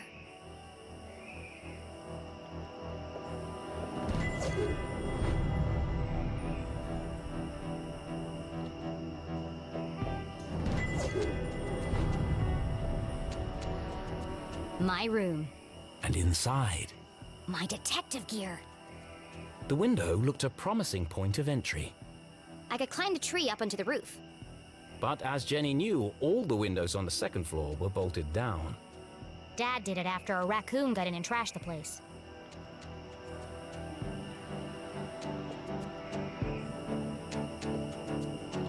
Dang, the front door's covered too.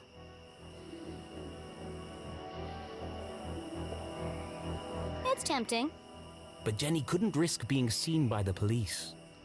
There's probably a sneakier way in.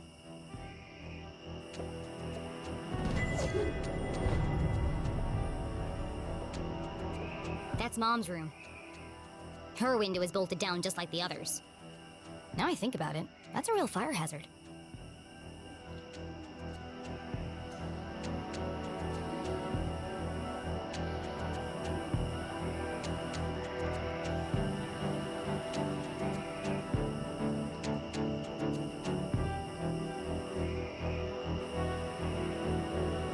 To get to the basement window, Jenny would have to creep carefully past the police officer.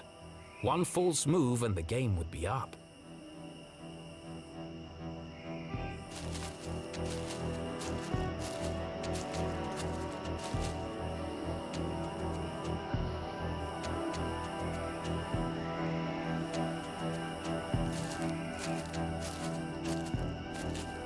Hey! Who goes there? Caught! Jenny would have to think fast or risk being jailed like her mother. Here goes nothing.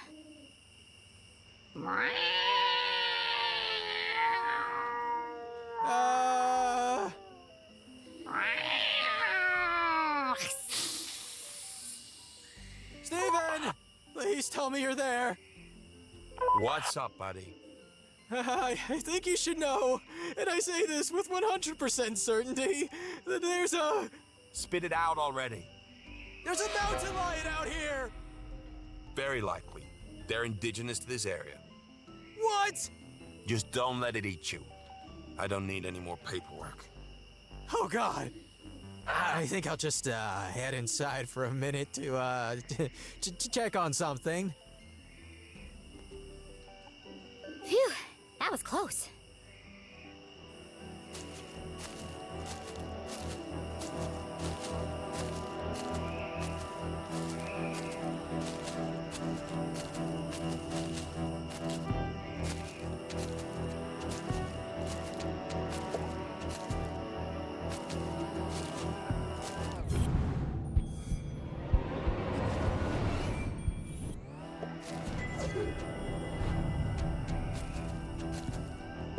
Someone definitely forced this open. Would Jenny enter the dark basement?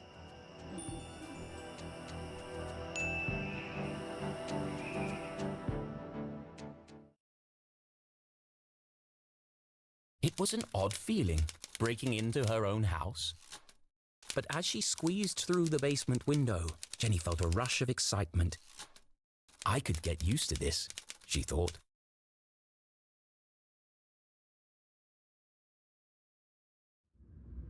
Jenny was in, undetected. Home sweet home.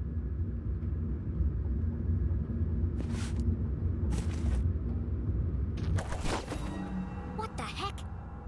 Who left this here? Jenny's father had never carried a briefcase, and her mother couldn't afford one. Let's see who this belongs to.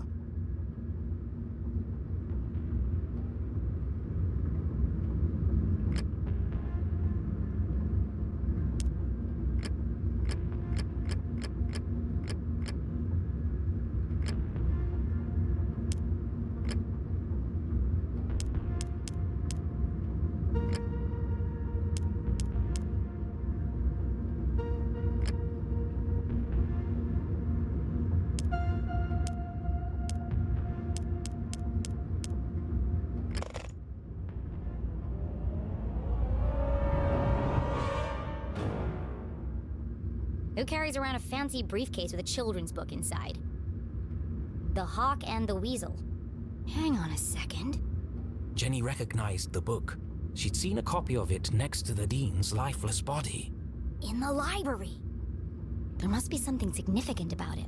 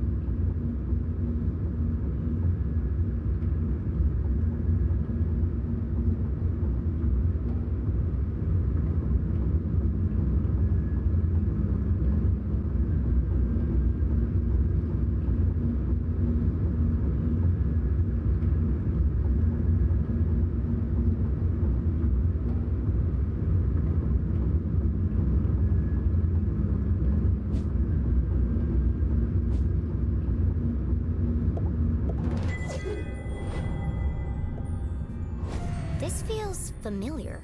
Like I've seen it before. Wait, no! I've heard it before! On the radio in the underground lab! Could there be a connection between the cryptic radio message and this book? Let's find out.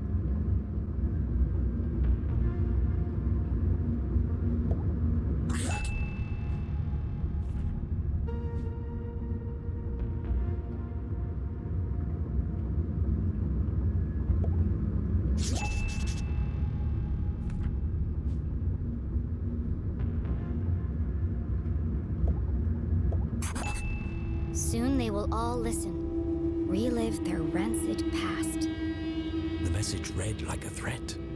But from who? Could it be a message from the Dean's killer? Let me get this straight. Someone's broadcasting a sinister message in code, which is being picked up on a radio in an abandoned laboratory hidden in the forest. And the secret to decode this message is written in a children's book, which was locked inside a stranger's briefcase in my basement. All of this was true. That doesn't make it any less crazy sounding. But not all mysteries could be solved in an instant. Sometimes questions had to percolate, like a good cup of coffee. Only then would the answers become clear. I guess I'll let it brew for a bit. But right now, I need to get to my room and find my detective gear.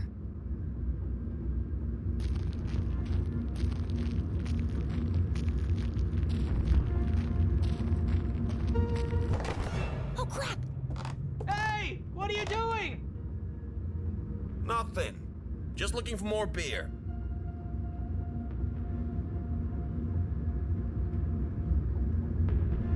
Make yourselves at home, why don't you?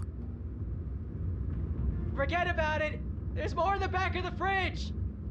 They better not eat my cookies. Jackpot! They got cookies too! Hey, have we searched down here yet? You lose one game of cards and suddenly you want to search the house! Can't handle the pressure, eh? Oh, those, are fighting words. You want to put your money where your mouth is? Arthurton's finest, everyone. There was no way Jenny could reach her bedroom without being caught by the police. Which means I can't get my detective gear. Great. But this was a basement, a veritable treasure trove of old possessions. Surely something around here would prove useful? Maybe, but I can't see a thing. Let's shed some light on the situation. Of course the fuse is missing for the lights.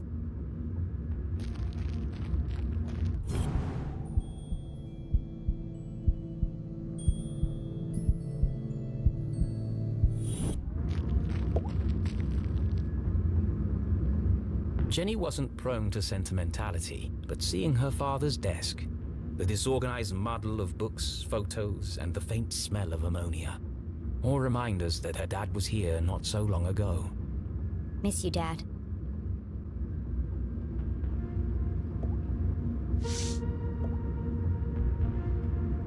Mending the molecular bonds of marriage. Mom and Dad both worked an awful lot. Jenny rarely saw the two of them together.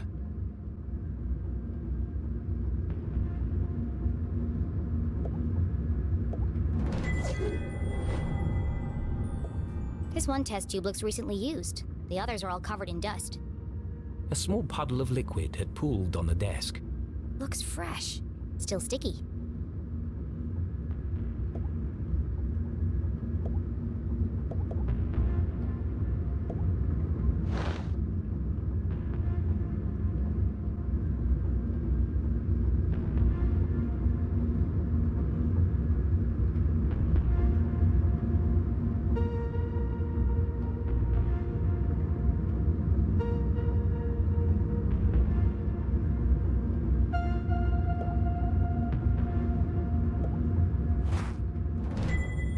This was years ago. I looked like a kid. One of the rare times that Dad wasn't making a goofy face. He used to say, serious people make serious mistakes. I might, need this later.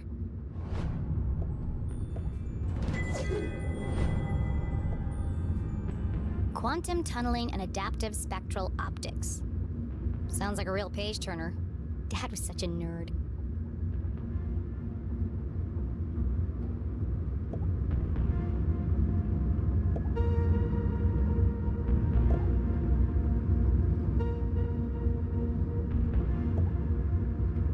A field guide to fascinating flora. Written by Weiss, Felding, and Stroudsbury. Did the Dean write this book?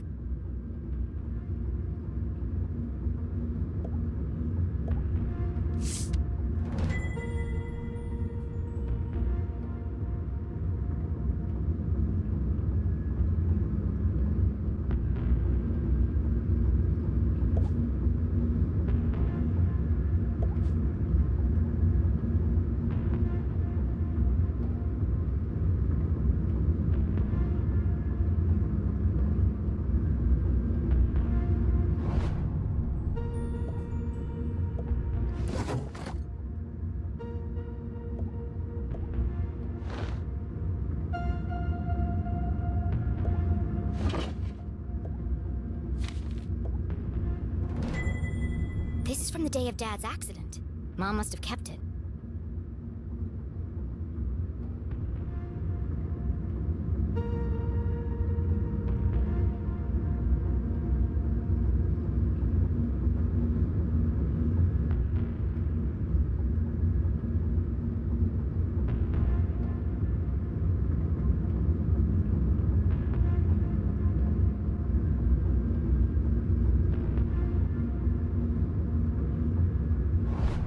The dean called the lab explosion an accident, but everyone in town seemed to blame Dad.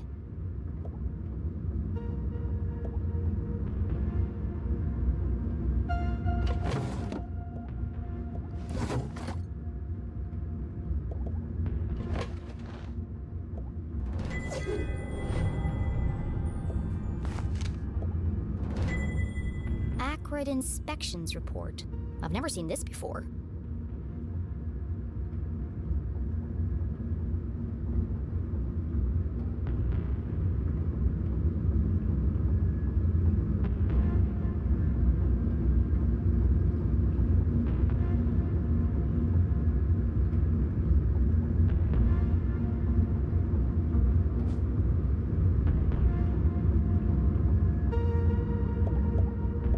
This contradicts the newspaper article which stated my dad made a mistake.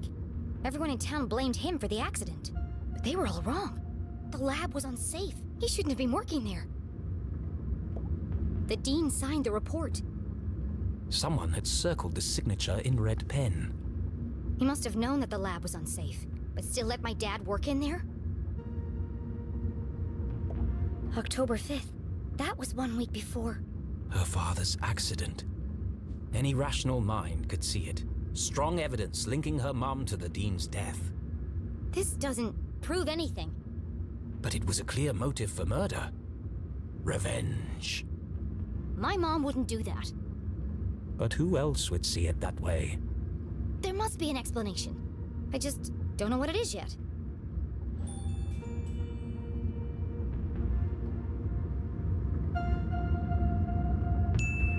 I can't let this fall into the wrong hands.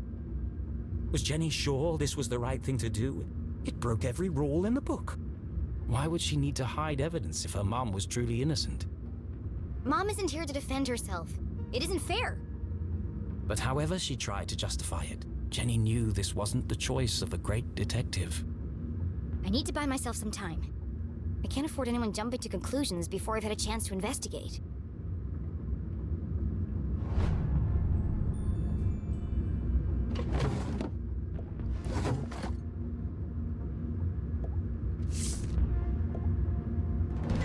Aha! The missing fuse.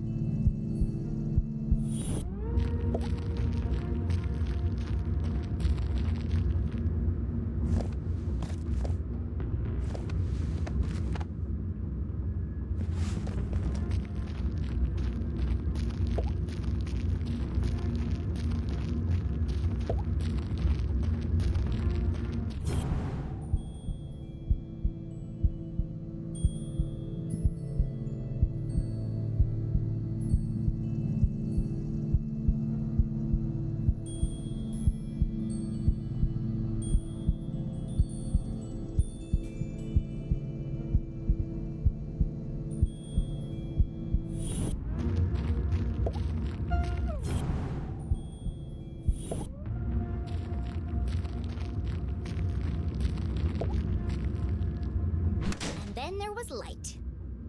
Jenny would need to work quickly to remain undetected. Who knows when they'll come back. Now, where's the most likely place to find a makeshift detective kit?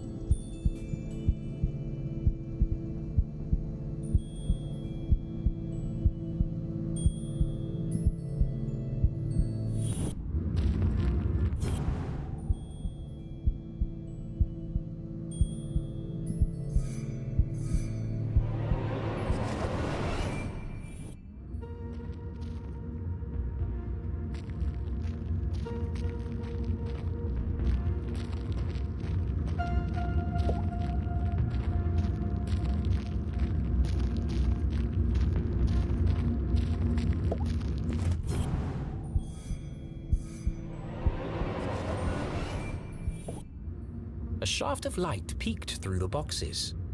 There's more stuff back there. I just need a way through.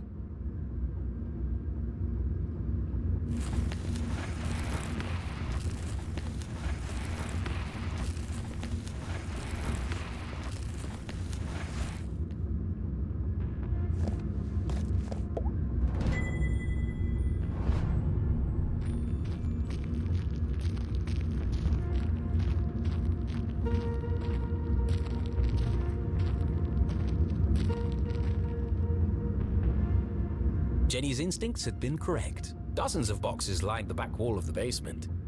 There's probably something useful here, but it'll take forever to search through them all.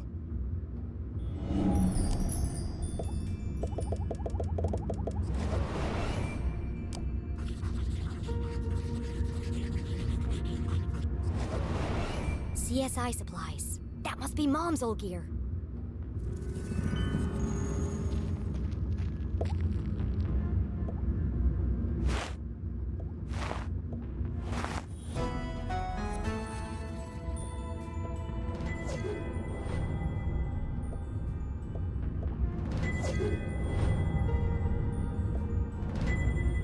It's not as good as mine, but at least it works. More or less.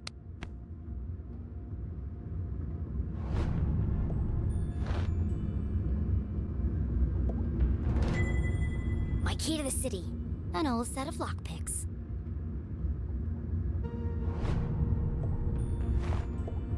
Tucked away at the bottom of the box, something colorful caught Jenny's eye. She pulled it carefully from the container and unfolded it. This must be Mom's old jacket. It smelled of formaldehyde and fingerprint powder. From her CSI days. And so, she tried it on.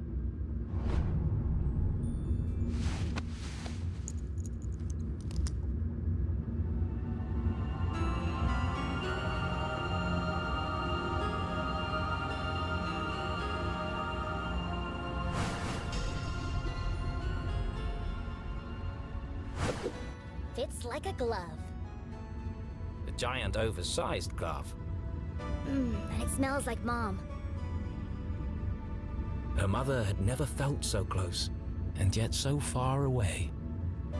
I won't let them take you away from me too. Jenny's search was complete. It's not the world's best detective kit, but it'll do. For the first time in her life, she felt like a real detective. She had a serious crime to solve. And a seriously sharp outfit to match. Somebody else is here.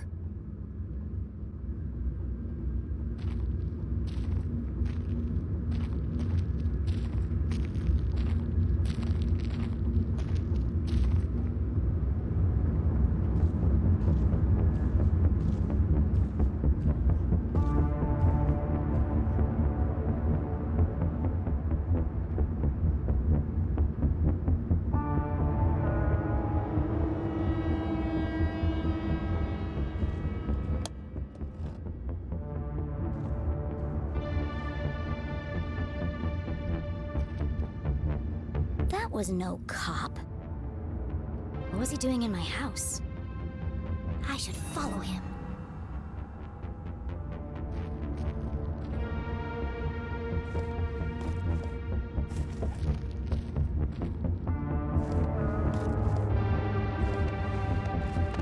Was Jenny ready to follow the mysterious man in black?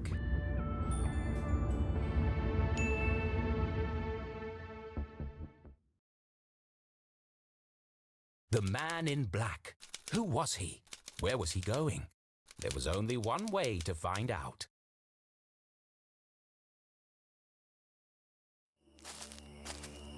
Where are you headed, creepy man in black? Jenny couldn't simply chase the mysterious figure. He's bound to notice me if I follow too closely. I need to get out of his line of sight.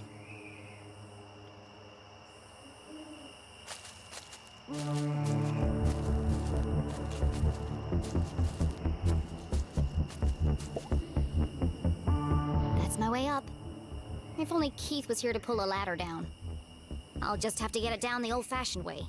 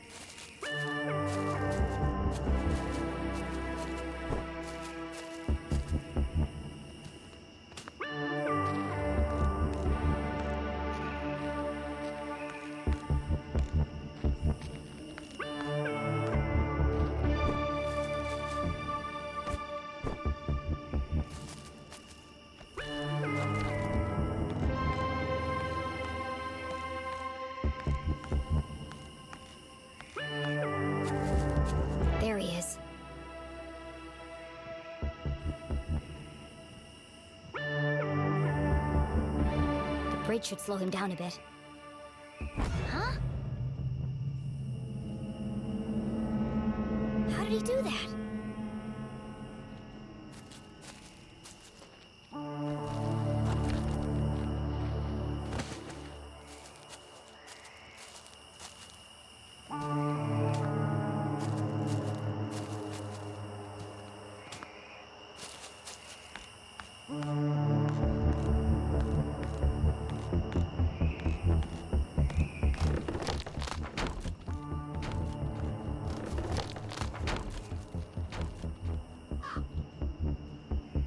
The man in black had taken the higher path towards the almost done bridge. That's a dead end. Why is he going up there? There's nowhere to hide on the bridge. I'll go underneath and spy on him from there.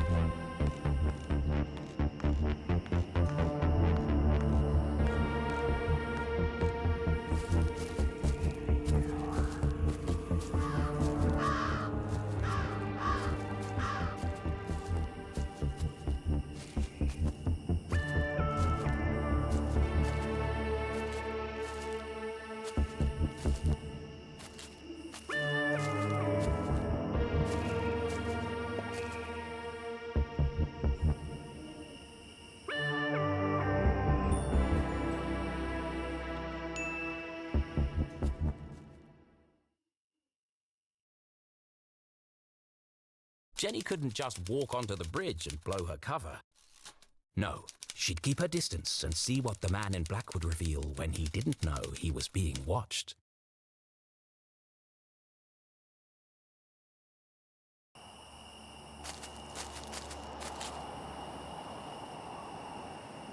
The man in black neared the edge of the unfinished bridge. His methodical movements unnerved Jenny. I need to get a better look at him. I'll climb the outside of the bridge and snoop on him from there. The plan was daring but reckless. I have no choice. He's my only lead. And so, undaunted by the dangers that lay ahead, Jenny LeClue, wearing her mother's jacket, advanced towards the bridge. Yesterday a child, today a courageous adventurer.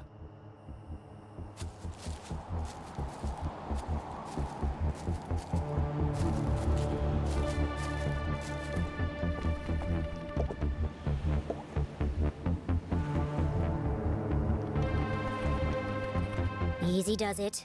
I don't want him to hear me coming.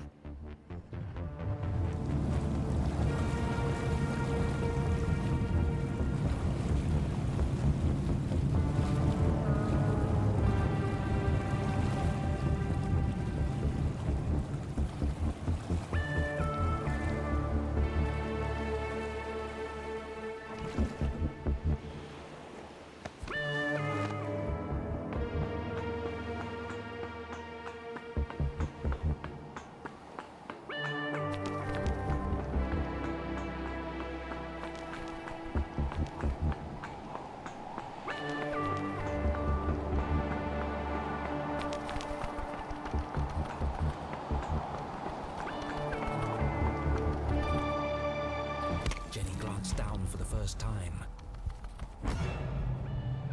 and immediately wished she hadn't. She clung tightly to the stone wall. The ledge beneath her feet was narrow, barely wide enough to stand on. One false move and... Focus, Jenny. Perfect pitch! The hallmark of a serial killer. Maybe I can get a closer look.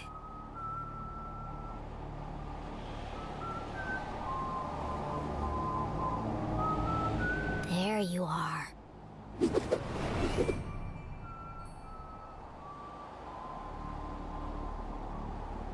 The brim of his hat concealed his face in shadow. The man in black remained an enigma. Could be 3 kids in a raincoat for all I know. He's just standing there. What's he waiting for?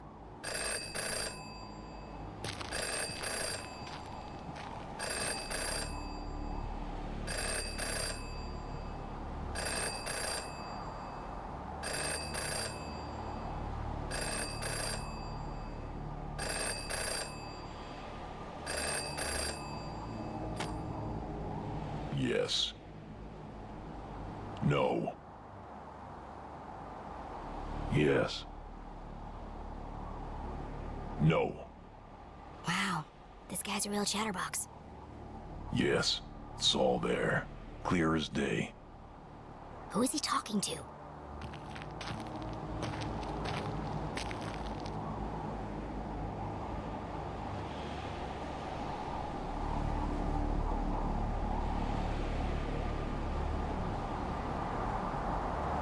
No, it wasn't there. Yes, the whole house. She must have it. What was he looking for? Of course. Where? Hold on. What's he doing now?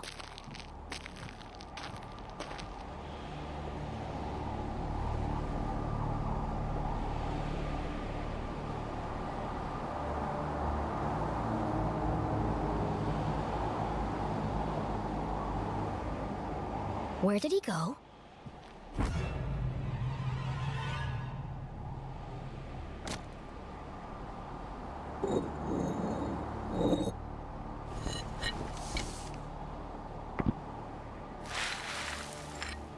A super secret spy stash?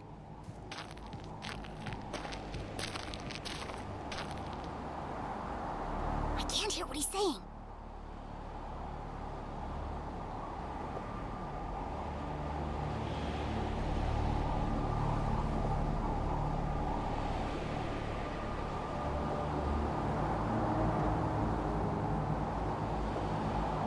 Yes, I'll take care of her. Tonight. They change shifts at 4. Yes, it's all here. I have to see what's on that paper. Yes, the biggest cross. I know.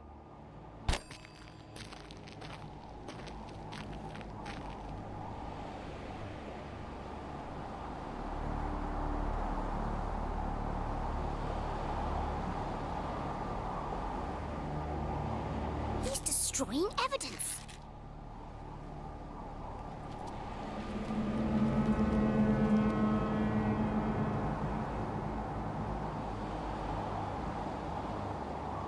I have to get down there before it's lost for good.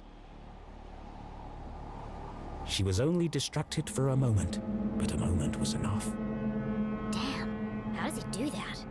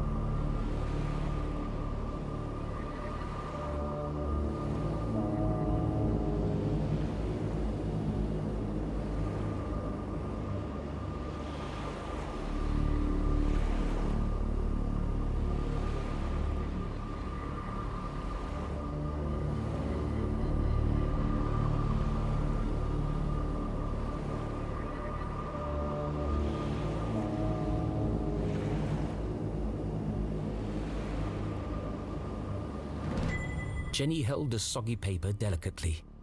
She hadn't recovered all the pieces, but enough to discern the message. Beyond the fallen angel, through the crumbling arches, past the wooden gates. The entrance is buried there. Look for the biggest cross. Don't forget to pay your respects. What could it mean? They're directions to a secret entrance. But an entrance to what? Maybe there's more in the back. Mom? Jenny's heart skipped several beats. She remembered the man in black's words. I'll take care of her tonight. He's going to... Jenny couldn't bring herself to say the words. Mom's in terrible danger! Thankfully, her mother was safely locked away under the watchful eyes of the police. He'd never get past them. He won't have to. These instructions lead to a secret entrance. A way to get to the jail without being detected. But where?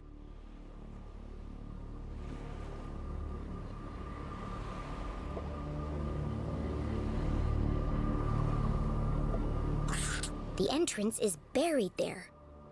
Buried. The word bounced around her brain like a pinball. Where did people bury things? The graveyard! Of course! The graveyard was in the same part of town as the jail. Angels, arches, crosses on graves. All features of the graveyard. I have to get there before he does. I have to save my mom. This was all well and good, but even if she was right, even if she managed to reach her mother before the man in black, How am I going to break her out? it was at this moment a rather distressing thought popped into her head. As loath as she was to admit it, Jenny needed help. She reached into her jacket pocket and removed the walkie-talkie Susie had given her.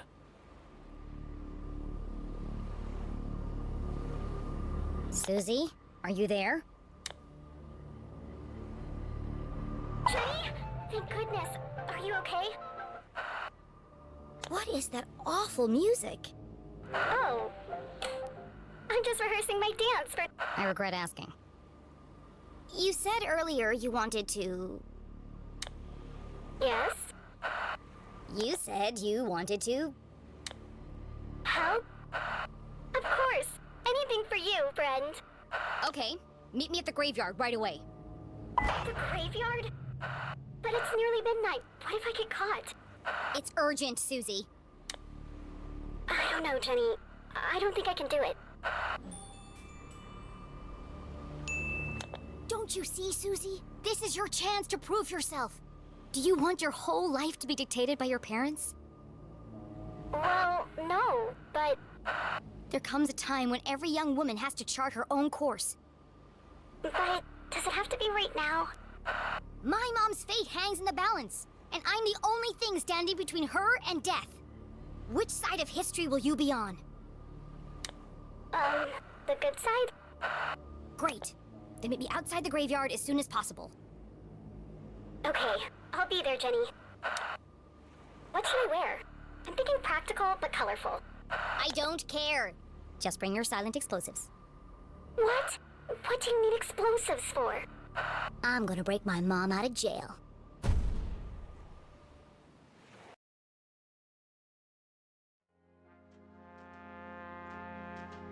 No, no, no, no, no. I am an artist. I will not be dictated to by some pen pusher in an ivory tower. It's too long, too violent, too dark. These are my characters. So why does it feel like they're rebelling against me? All this fighting, all this drama, and for what? Jenny and Susie should be best friends by now. Maybe it's time to wrap this one up. End on a happy note. Yes, let's fix this nonsense once and for all. You all right, Rufus? First, I need another drink.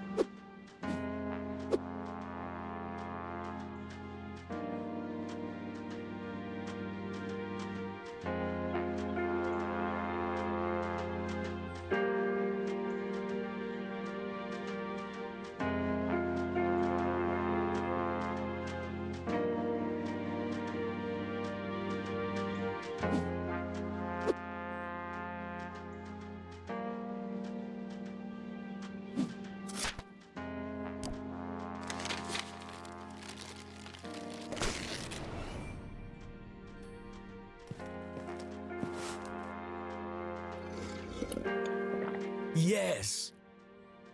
Of course. I knew I'd make the right choice.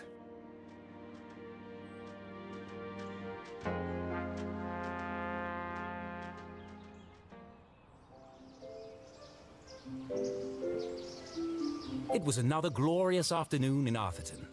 The sun was shining, the birds were singing, and two best friends had settled down for a spot of tea. What perfect weather for a picnic! The weather is always perfect in Arthurton. And another mystery solved. The Dean's alive and everything is back to normal. Just as it should be. More bubblegum tea, Jenny? Thank you, Susie. I'm so glad everything turned out so well. You're my best friend.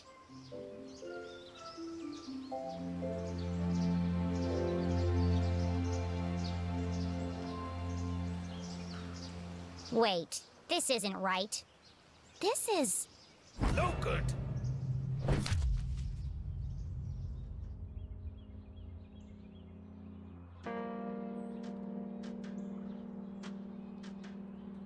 It's no good at all. This one can't end like the others. They won't publish it. I must write something different, something darker. It's the only chance I have of saving her. I'm sorry, Jenny. You'll see your mum soon. But for now, it's got to be the graveyard.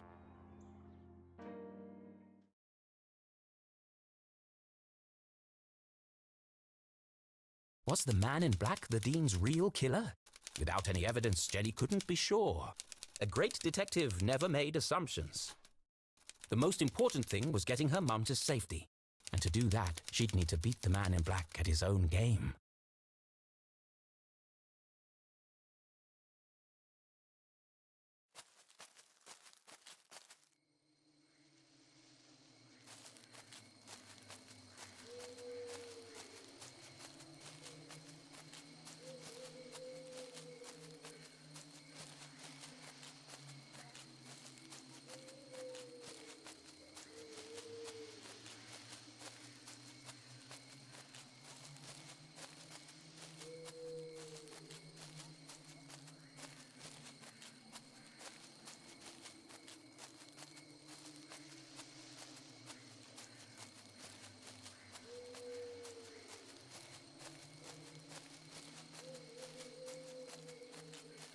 One thing's for sure.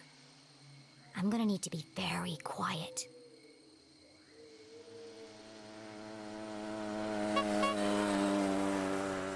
What the hell?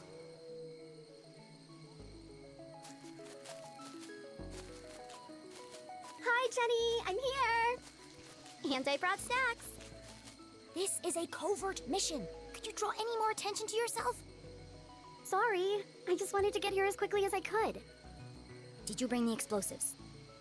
Of course. Et voila. Now remember, explosives are incredibly dangerous. Yeah, thanks, Captain Obvious. Hopefully it'll be enough. Okay, I'm here. What's the big emergency, Susie? What is she doing here? Keith, you came! You invited him? I thought it'd be a good opportunity for you to talk. Now is hardly the time. I can't bear the idea of two best friends never speaking again. It's too sad. What's wrong with you? I should go. No, Keith, wait. There was so much she wanted to say. But she had ruined the Dean's funeral, embarrassed Keith in front of the whole town. Worse, she hadn't been there for him in his hour of need. She wanted to tell him all about the Dean's ring, the man in black, and the mysterious room buried in the forest. But none of it would bring his father back. Sometimes the right thing to say was also the hardest.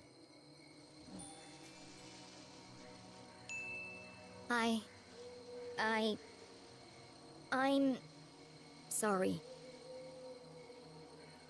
Poor Keith. Angry, grieving, conflicted. His whole world turned upside down, and the one person he most wanted to confide in, he couldn't. I really should go. Goodbye, Jenny.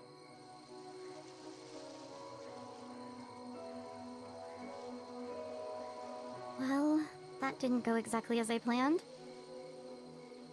Are you okay, Jenny?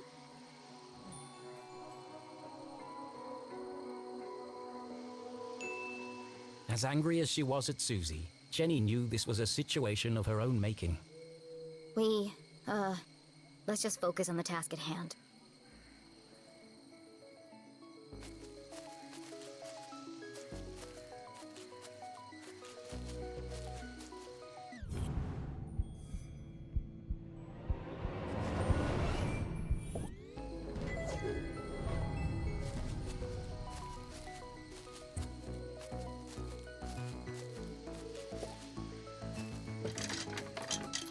Locked. I'll have to break in. Or we could just wait for an adult.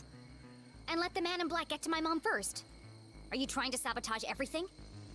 I just don't see why we can't tell the police what we know and let them sort it out. Because, Susan, the police are incompetent. I'm not putting my mom's life in their hands. Besides, for all we know, it could be an inside job. Now, keep a lookout while I open this lock.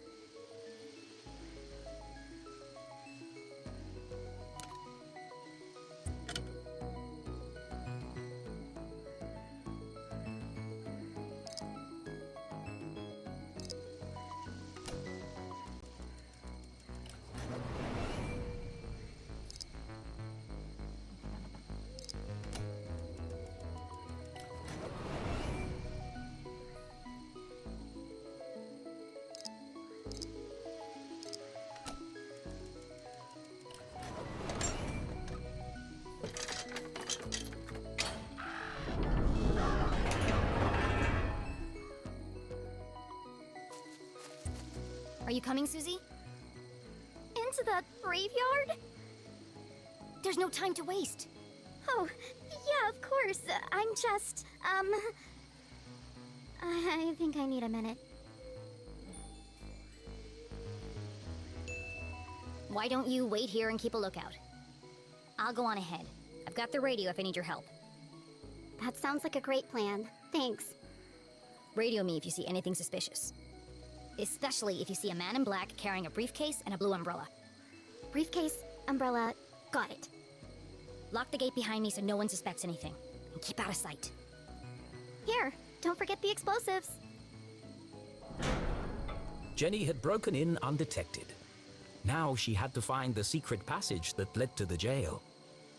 I just need to follow the clues from the photograph. I'm coming for you, Mom.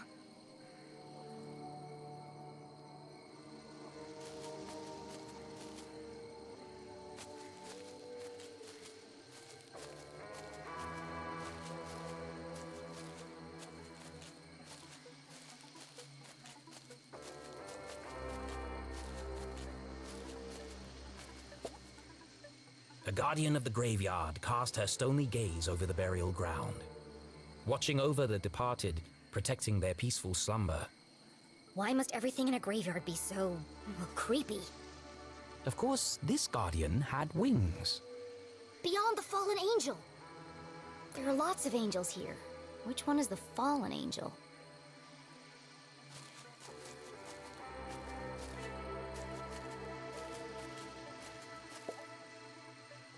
The Strasberry Mausoleum. Amongst the fresh flowers was a note. Beloved father, educator, and botanist, your memory will forever blossom in our hearts. Don't worry, Mr. Strasberry. I won't rest until I've found your real killer.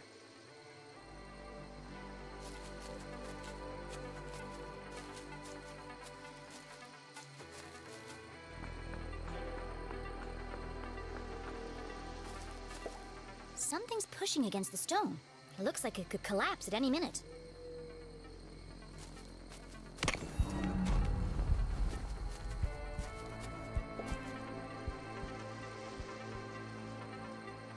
Four discs of solid granite with something carved into the face. It's all scrambled up. I'll just straighten them out.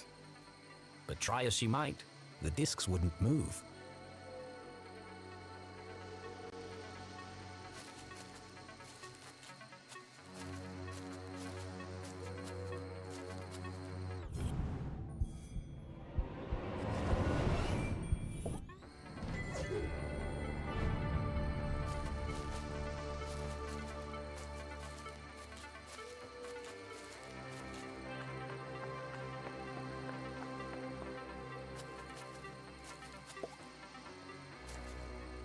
Hey, Dad. I can't stay long. Mom's in trouble, and, well... Jenny tried to be brave. But the past few days had taken their toll on our hero, and finally, it all poured out. Everything's falling apart. I wanted a real mystery to solve, but... I didn't think it would be like this. Dean Stroudsbury's dead. Everyone in town thinks Mom killed him, and Keith won't talk to me. I don't know who to trust. And now someone is trying to kill Mom, too. I have to save her, but I'm not sure I can. Why did you have to go and die on us? It was a really crappy move. I wish you were here.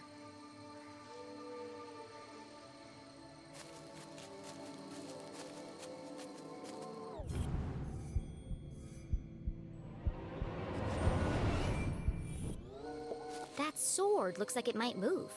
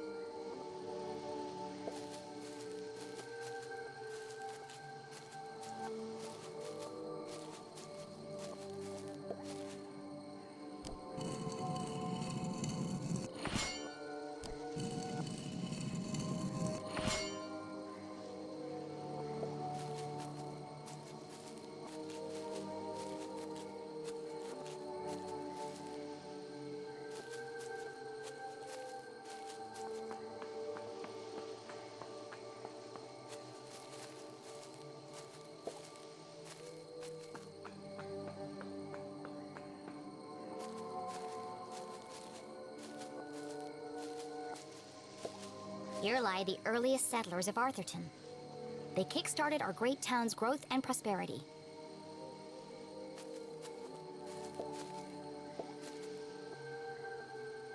The note had read, "Look for the biggest cross." But none of these graves have crosses. No matter. Perhaps there were other secrets to find here.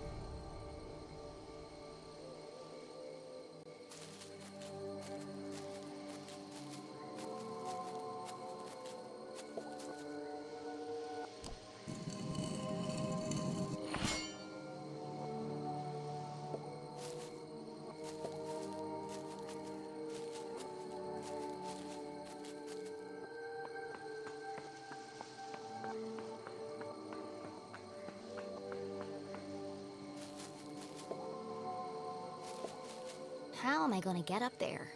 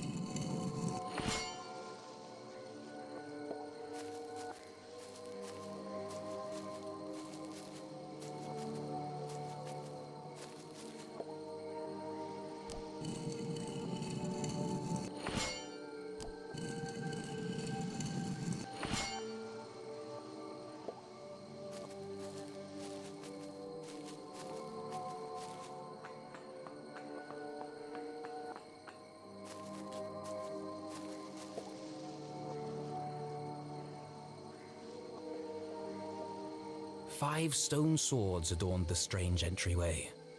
Jenny tried to move one. Wow, they're all stuck tight. I can't move any of them by hand.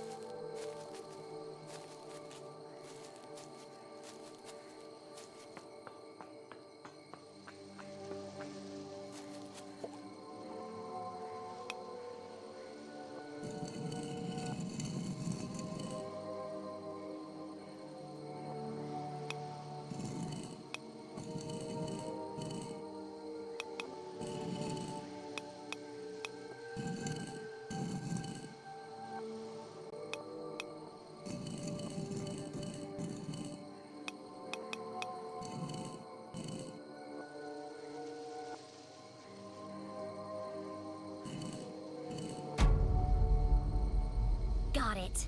Some days you just feel super smart. Jenny studied the stone discs, now perfectly aligned. It's the face of a badger. That's unusual.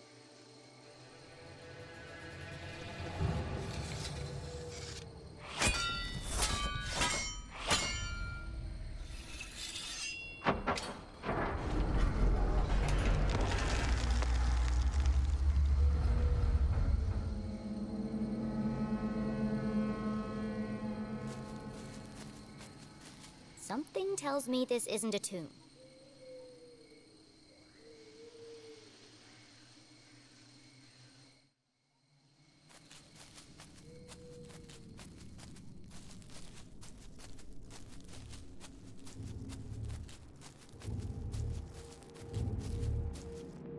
If the huge coiling wires hadn't made it clear, the hulking metallic shell certainly did. This isn't a tunnel. It's the entrance to another laboratory, just like the one in the forest. How many of these are there? The presence of such unusual and foreign objects in Arthurton begged even bigger questions. Who put them here, and for what purpose? It seemed to Jenny as if the graveyard itself had been built around the sphere. A perfect hiding place. If something this conspicuous could be so easily concealed. What else is Arthurton hiding?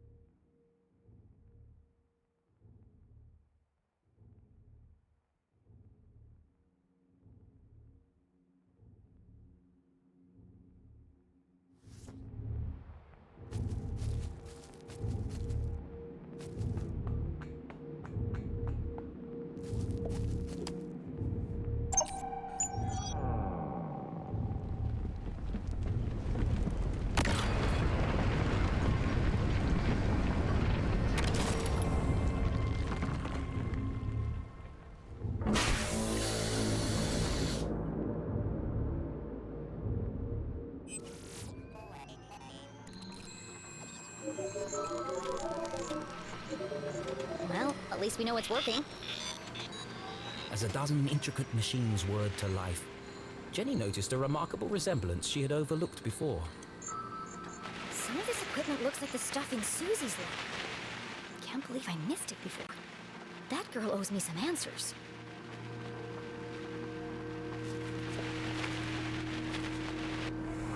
Another radio. Maybe these are used to communicate between laboratories.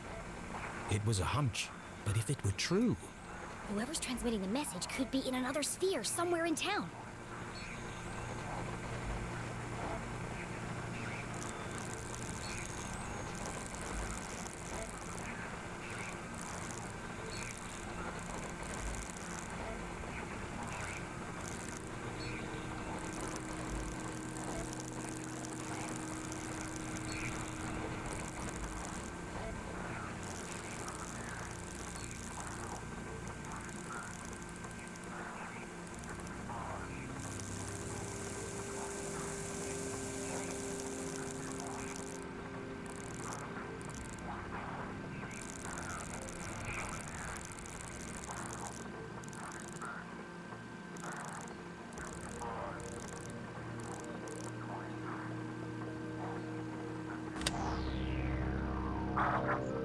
It's the same voice as before.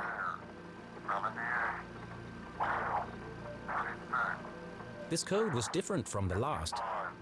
Just as strange, though. Jenny carefully transcribed the words into her journal. Let's see what the hawk and the weasel have to say about this.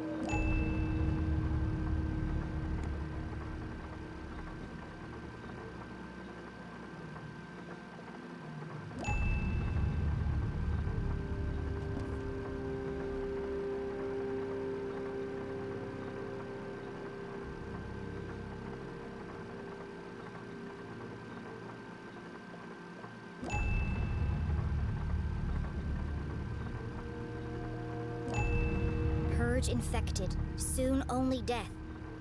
Forever silenced, despair herself is near. This message, as sinister as the last, sent Jenny's analytical mind into overdrive. Is the man in black sending these messages? Purge infected, forever silenced. Could that have something to do with Dean Strasberry? It can't be a coincidence that I found a copy of the same book by the Dean's corpse. But how are they connected? Soon only death, despair herself is near. And now they're coming for my mom. What does she know that they're willing to kill her for?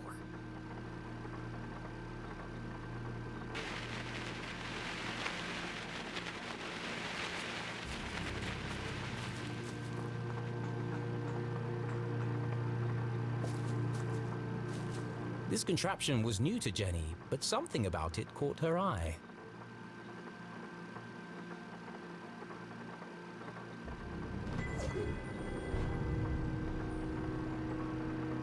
A large metallic slab with a distinctive indentation carved into its surface. That shape. Where have I seen it before? The Dean's ring!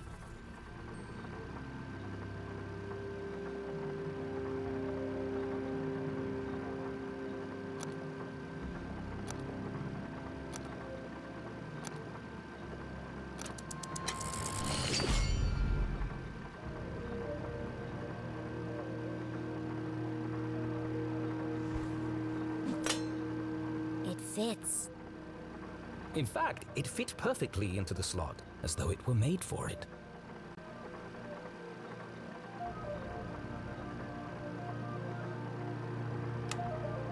Doesn't seem to be working.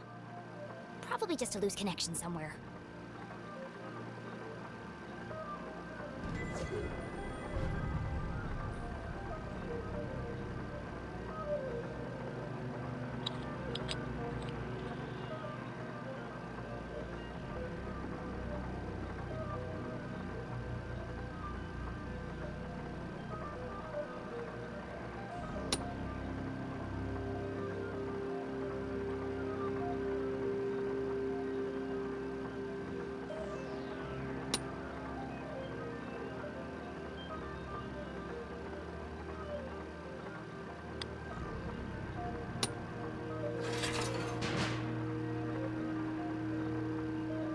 Jenny knew that the best way to fix anything electronic was... to mess around with it until all the lights come on.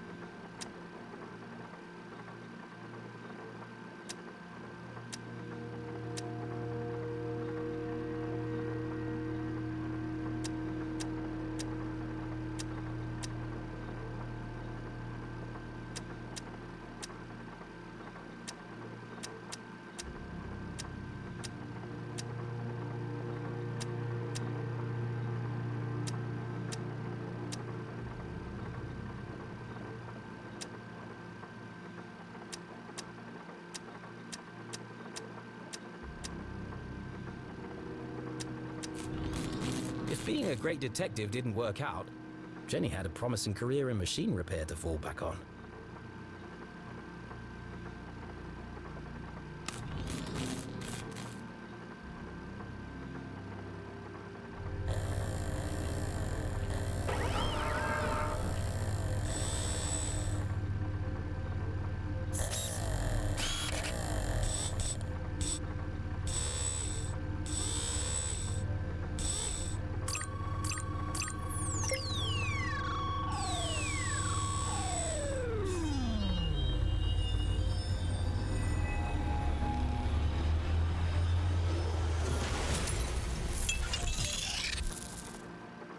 could have lost an eye.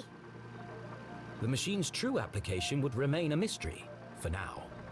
But whatever its purpose, the implications were overwhelming. Dean Stroudsbury is somehow connected to this place. Had the Dean been aware of the secret hiding within his ring? Whether he knew or not, it's likely he was killed because of it.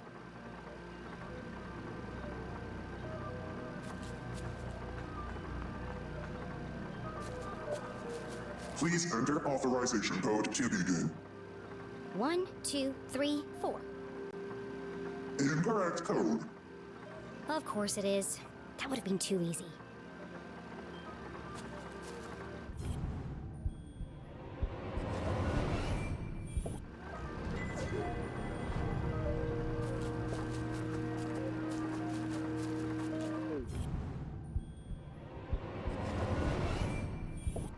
Hidden amongst a web of cables, the average eye would have missed it.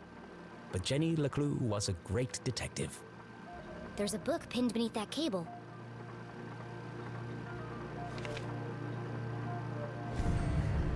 Confidential. The word was music to Jenny's ears.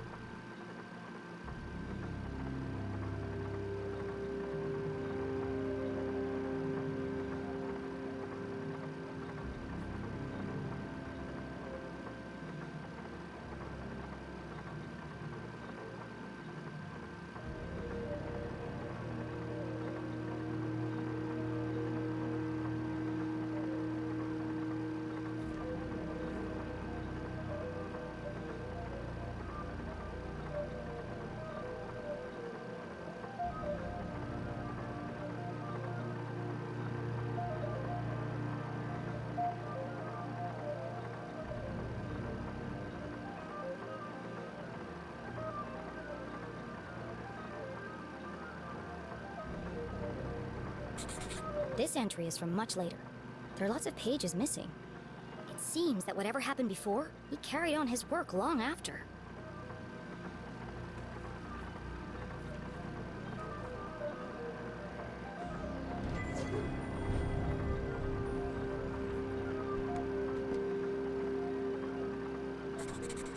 These machines were built to study and harness the power of Arthurton's greatest resource. They were experimenting on the town itself. Zazer. Jenny recognized the name, but couldn't put her finger on where she'd heard it before. So this lab is his invention. He called it a Zazer sphere. Well, at least I've got a name.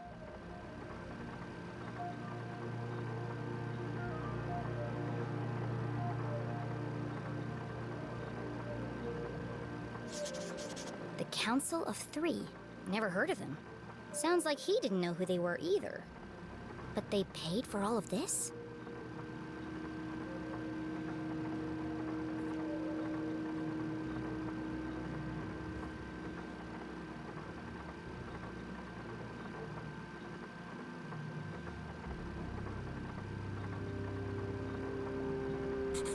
He designed a bigger sphere. Bigger than this? Did he ever build it? And if he did, where?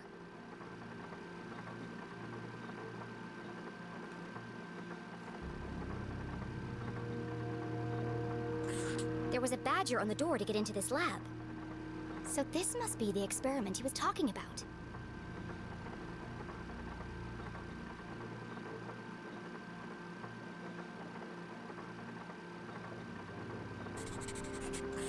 Exhaustion, rushed schedule, dangerous conditions.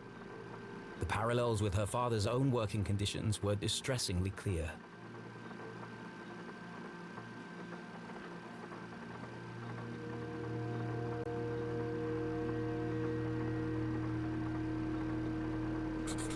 All dead. All my fault. The words echoed across the metal walls, ghosts of a past tragedy. What did he do? It must have been terrible. As is the case in all tangled mysteries, every new piece of evidence raised more questions than it answered. But she now knew the purpose of this Caesar sphere and the name of the people who had built it.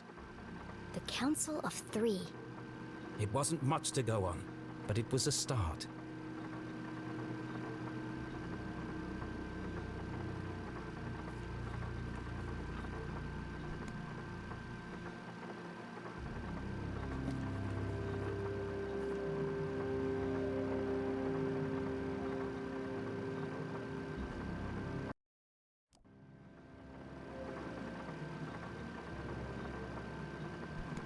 What's this?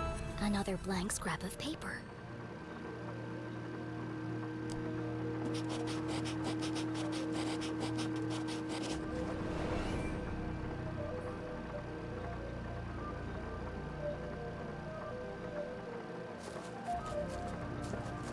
Please enter authorization code to begin. 1028.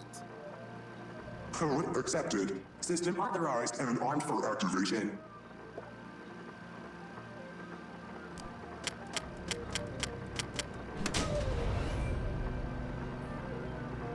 Preparing to run experiment 12, cycle 78.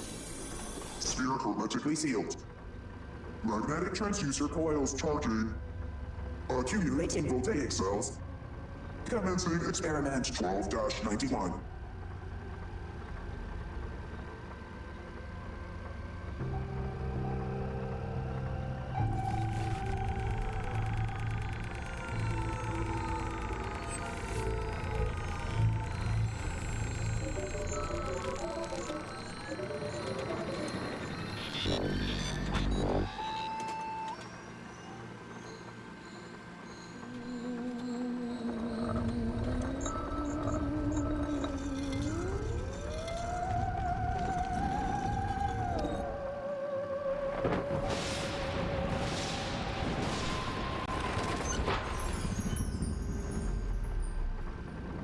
Radioactive safety margins cleared. Procedure 12 completed successfully. Decompressing spherical chamber. Remember, a healthy employee is an effective employee.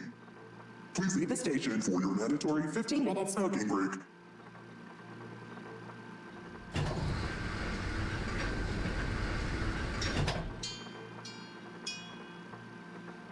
I wonder what it did. At least I wasn't covered in plasma.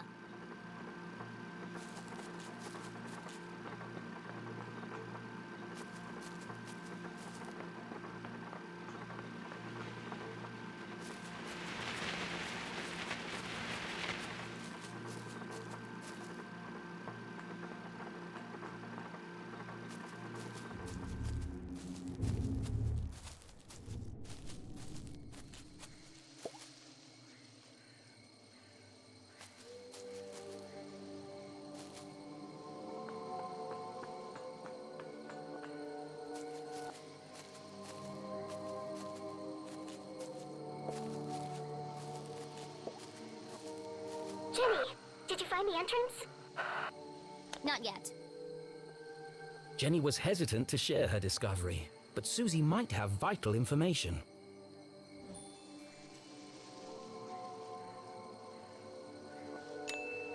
Have you ever heard the name Zazer before? Professor Zazer? Yes, he was a famous scientist. There's even a statue of him in Avocado Park. That's where I've seen his name before. He worked for my family's company, but that was a long time ago.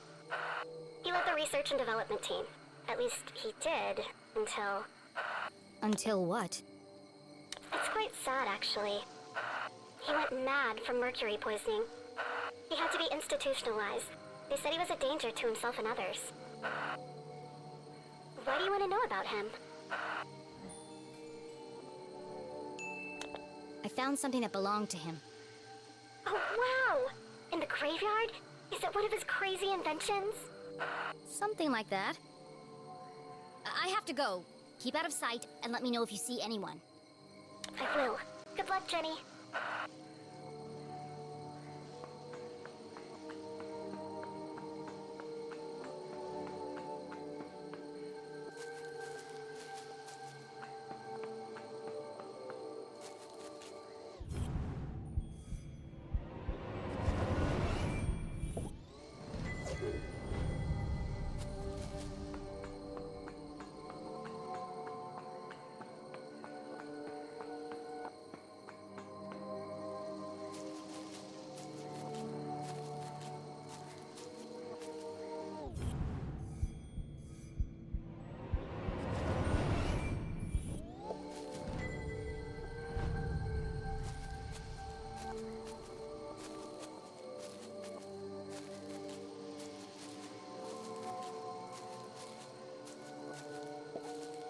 Beyond the fallen angel. This is it. The entrance must be through here.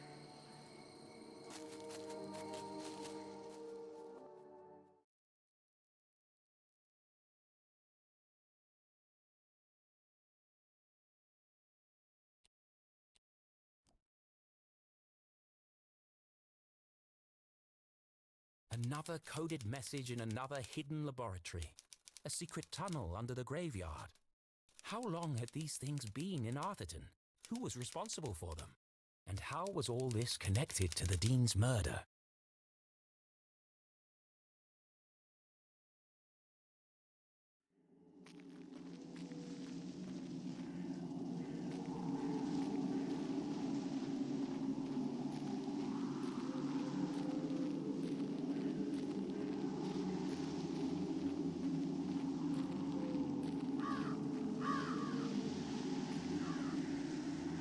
Through the crumbling arches, past the wooden gates. This must be it! Now all I have to do is find the biggest cross.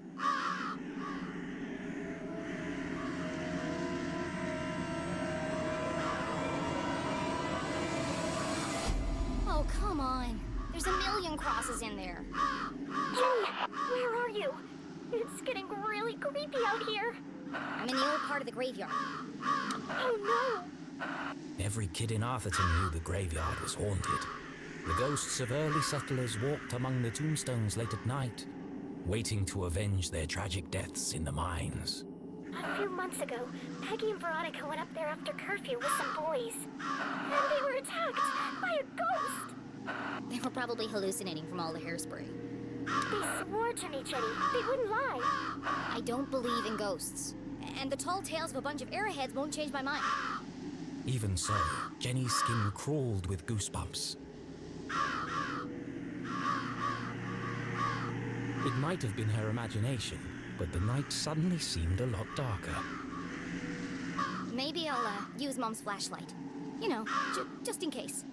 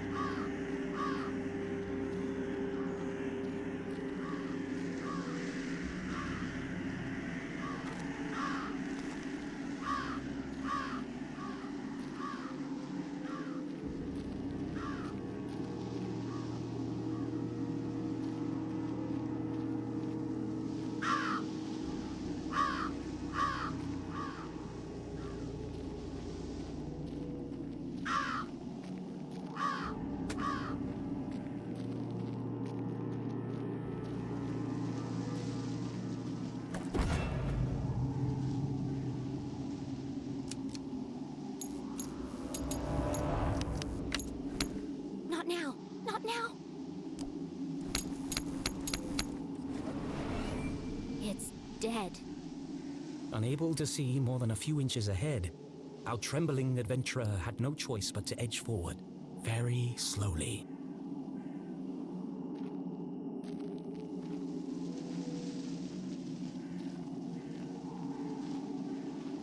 Oh, great. There's a light over here. What is that? It's coming from the open grave.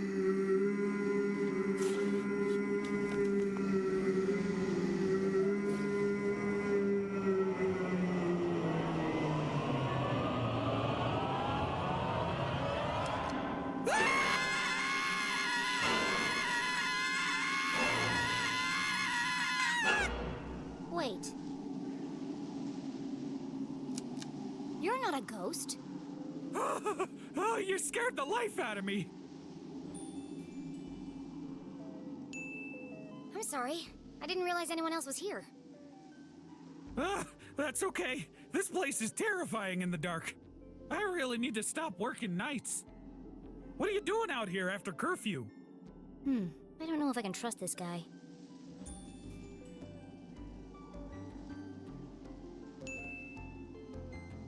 I'm a city-appointed grave inspector, and I'm here to inspect this grave. Is it Tuesday already? Goodness me, where are my manners? Hop right in and have a look around.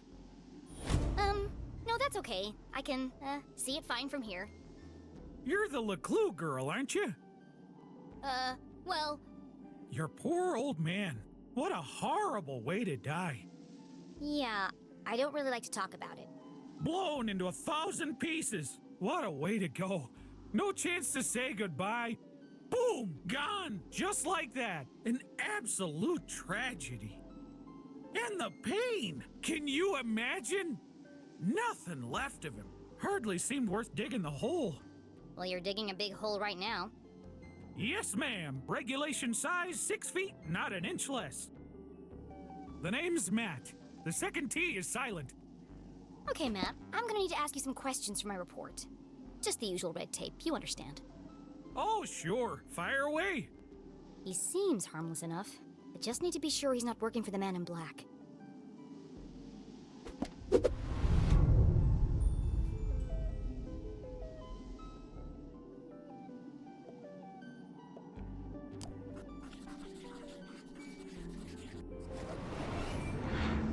Is that blood? Blood? Where? It's all over your clothes and your shovel. Oh, that! That's good old Arthurtonian red clay. Impossible to wash out.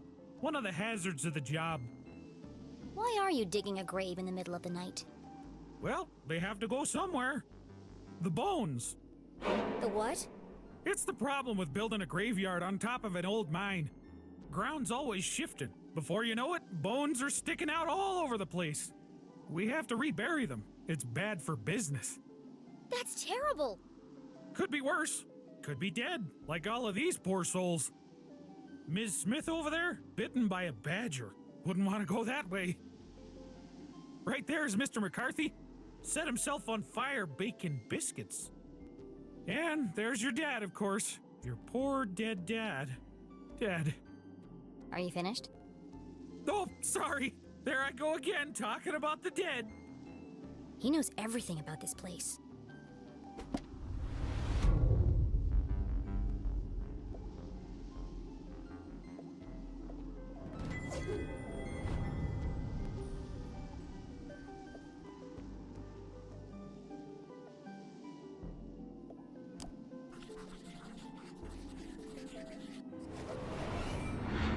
There sure are a lot of people buried here. Well, if they keep dying, we'll keep burying them. Do you know which of these graves has the biggest cross on it? Now there's one I've never heard before. Biggest cross. No, can't say I do. They've all got about the same sized cross, I'd say. Yeah, that's what I thought. Do you have any idea how I could find it?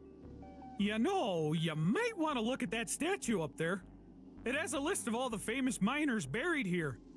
It might help you find what you're looking for. Famous miners. Interesting.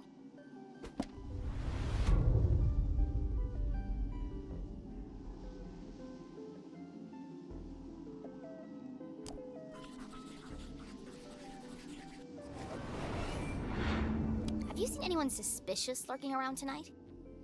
Oh, well, there was this one girl. A girl? She scared the life out of me, really made me jump. Oh wait, no. That was you, wasn't it? You'll have to forgive me. My memory isn't what it used to be.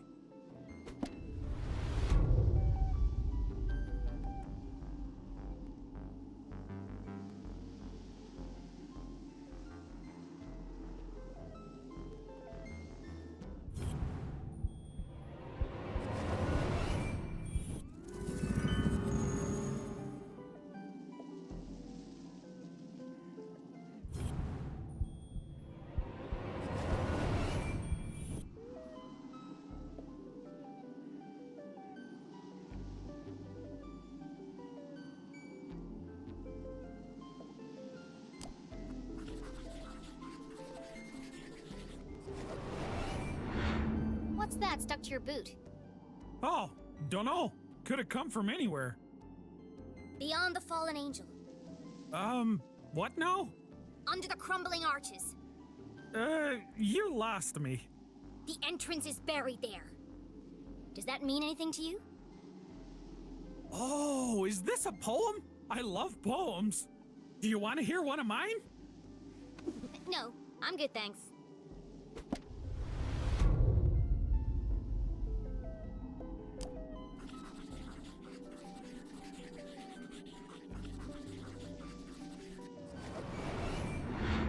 Why do you have a flower in your pocket?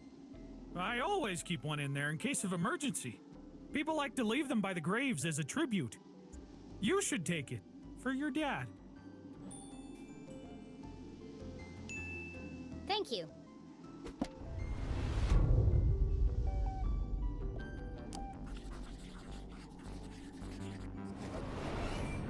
You told me your name was Matt. It is, isn't it? Well then, who is Owen? And why are you wearing his shirt? Oh, darn it, it's fallen off again. Owen was the old groundskeeper. He died digging a grave. Turned out to be his own. Budget cuts. You're wearing a dead man's shirt. Seemed ashamed to waste it. He didn't need it anymore. I think it's safe to say he doesn't know anything about the man in black. Well, thanks, Matt. That's the end of the, inspection. How did I do? Did I pass? With flying colors. Oh, and if anyone asks, you didn't see me, okay? See who? Exactly. Now, if you'll excuse me, I've got a statue to investigate. Oh, no, you can't go up there now. It's far too dangerous. I'll be fine, thanks. Absolutely not. If you slipped and fell, I couldn't have that on my conscience. Come back tomorrow during the day. I'll give you a guided tour. Damn. I'll have to find another way to get up there.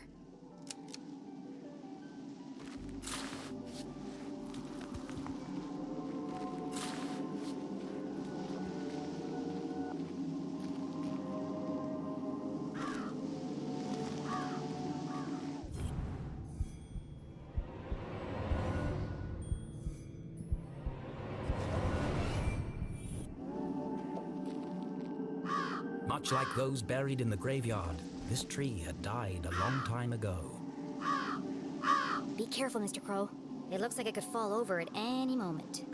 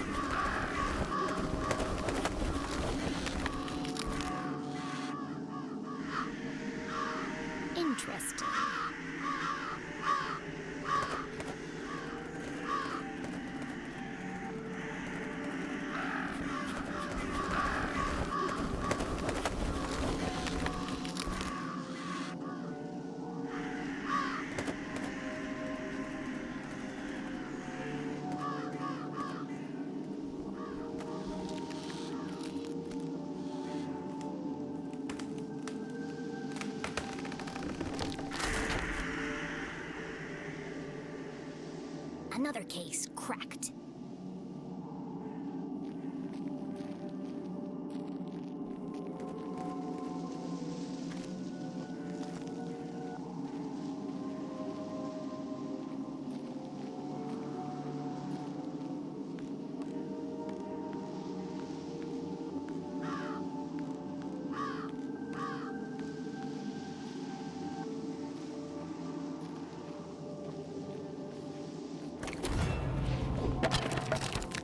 Mr. McCarthy? How did you get down here?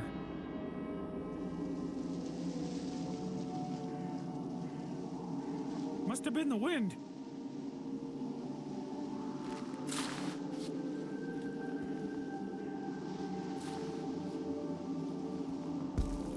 That was close. Hopefully this statue can help me find the biggest cross. Jenny had heard the tragic tale of a catastrophic cave-in that closed the mines under Arthurton. Everyone blamed the miners for ignoring safety procedures. Most were crushed instantly by the falling rocks. Others had not been so fortunate. Trapped with no water, no food, no light, they were condemned to a slow and painful death.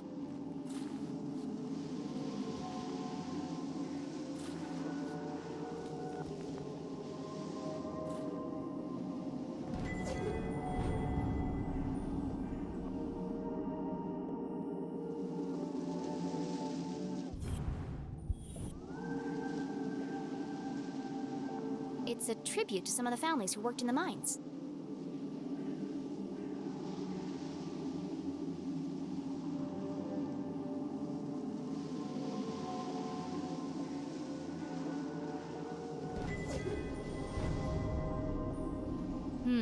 Nothing about graves or crosses here.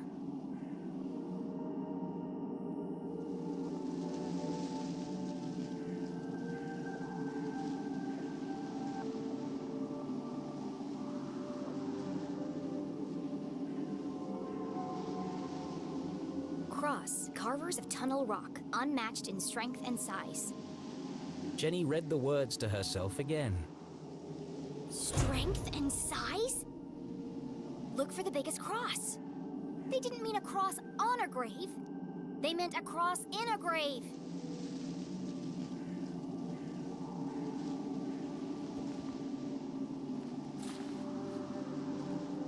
The Cross family must be buried in the graveyard below.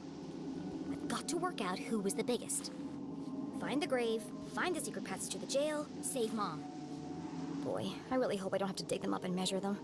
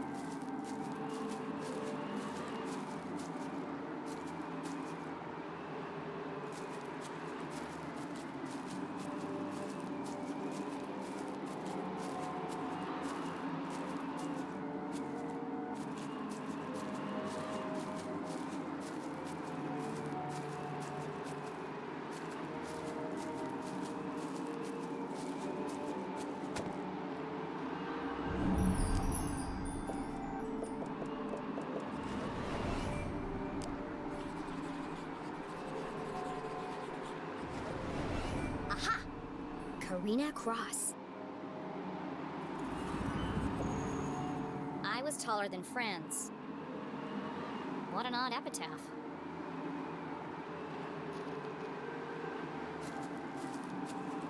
I know I make it look easy, but I'm hanging on for dear life here.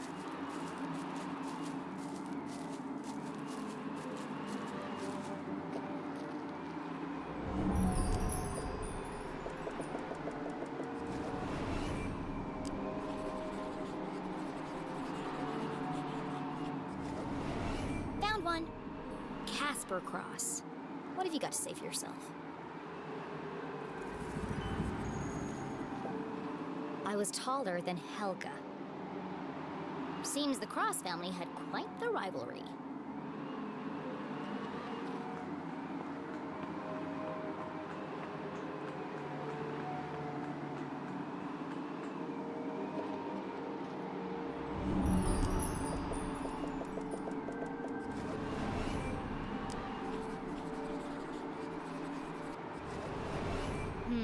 No cross buried here. The search continues.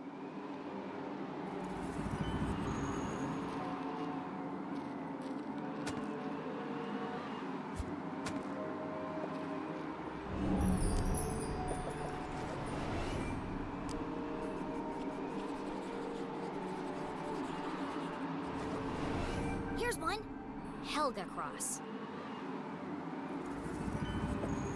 I was taller than Karina.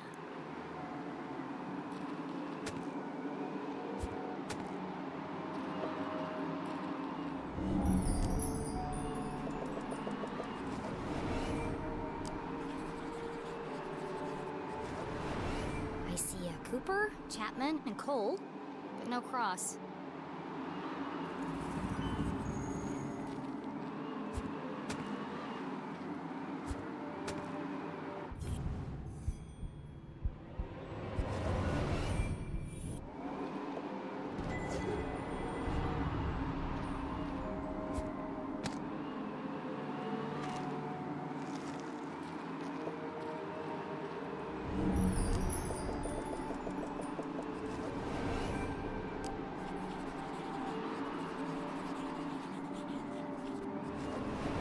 Bingo. Hello, Franz Cross. I was taller than Ivan. There can't be many more crosses to find. Where haven't I looked yet?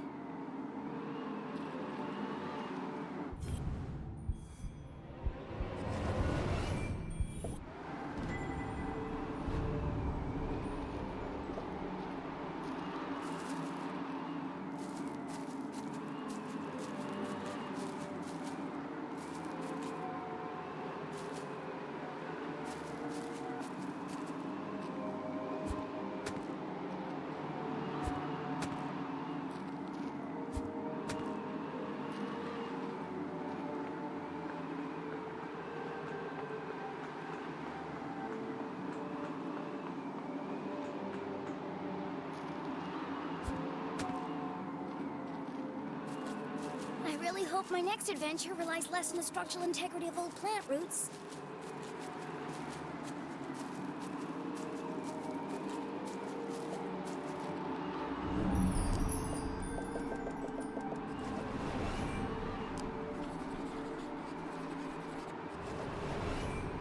I'm going cross-eyed looking for crosses, but there aren't any here.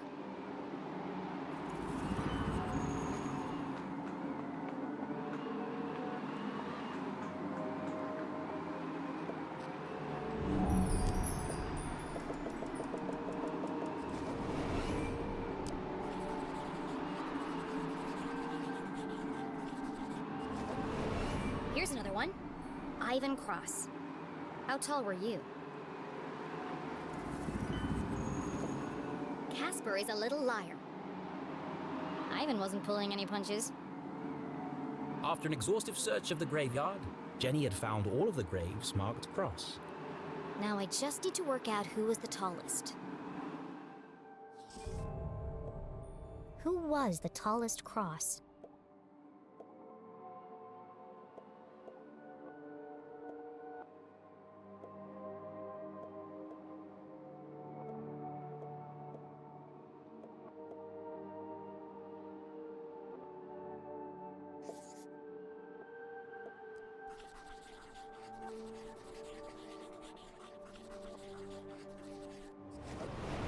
Jasper was lying, then Helga must be the tallest. Which means Helga's grave is hiding the secret passageway to the jail.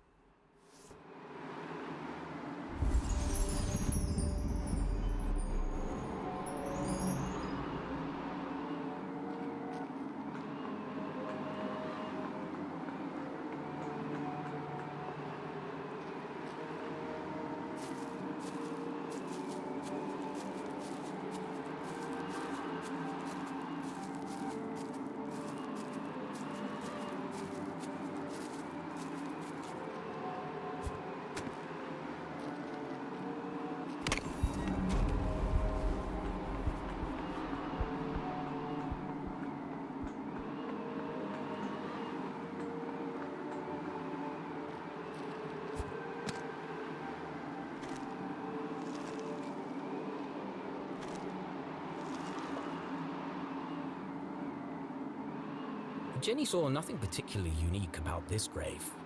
Like all the others, the slab was weathered, chipped, and covered in moss. There's another epitaph carved into the base. Here lies she, 7'3", stung by a bee.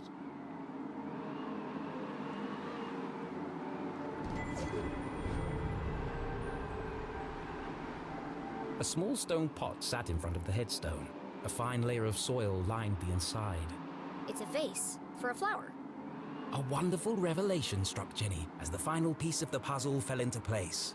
Don't forget to pay your respects. I need to place a flower here. Jenny pulled the gravedigger's daisy from her pocket. I knew this would come in handy.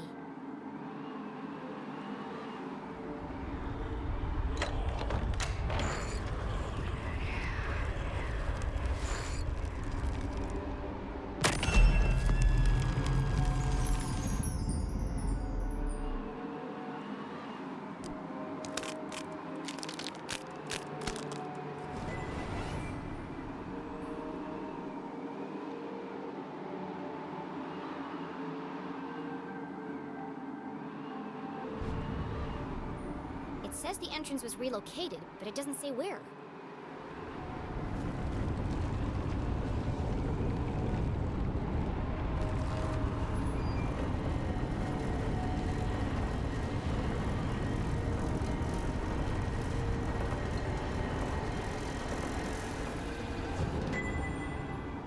Well, that looks safe. Why does everything have to be so convoluted? Mom will have died of old age by the time I reach her.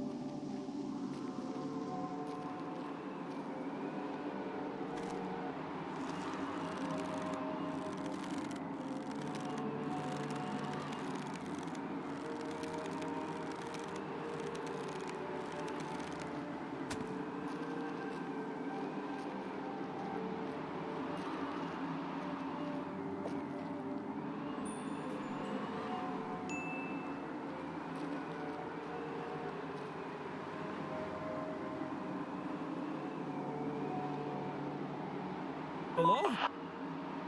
You said if anything strange happened, I should call you. Well, something strange just happened.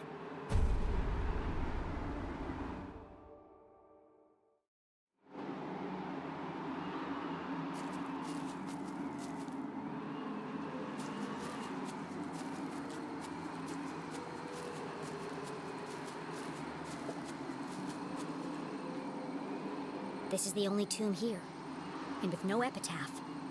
This has to be it.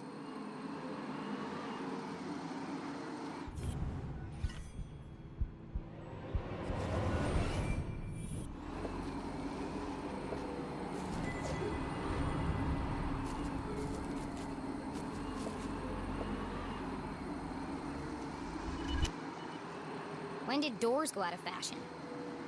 If this is the entrance, then there must be some way to open it.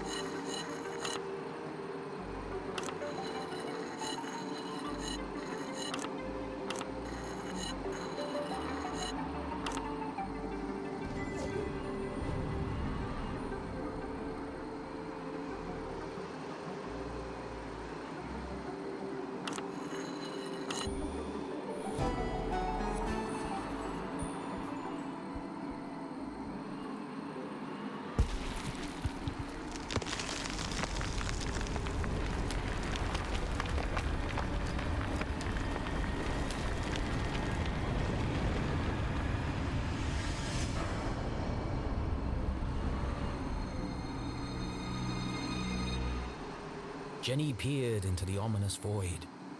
A jagged path carved into the earth, plunging deep beneath the rotting soil. How far down did it go? There was only one way to find out.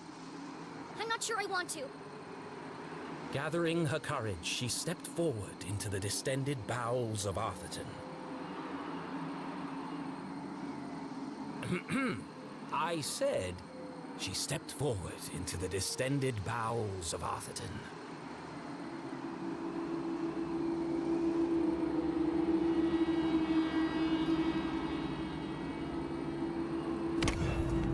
It's dark down there. Jenny! Come in, Jenny! Where are you? Have you found your mom yet? Give me a second, please. I need a moment before I walk down a pitch-black staircase into the terrifying abyss. Sorry, Jenny. Jenny stared into the darkness. She could almost hear her mother's voice calling. A great detective perseveres, no matter the obstacle. And so, she took a deep breath, pushed up the thick frame of her glasses, and crossed the threshold.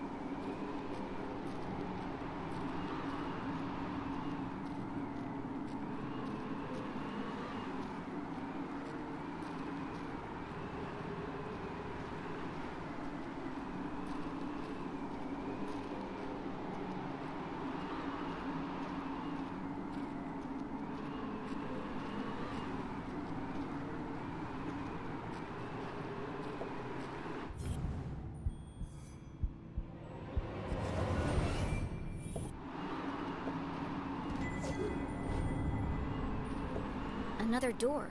Locked, I presume. Whoever built all this certainly wants to keep it a secret.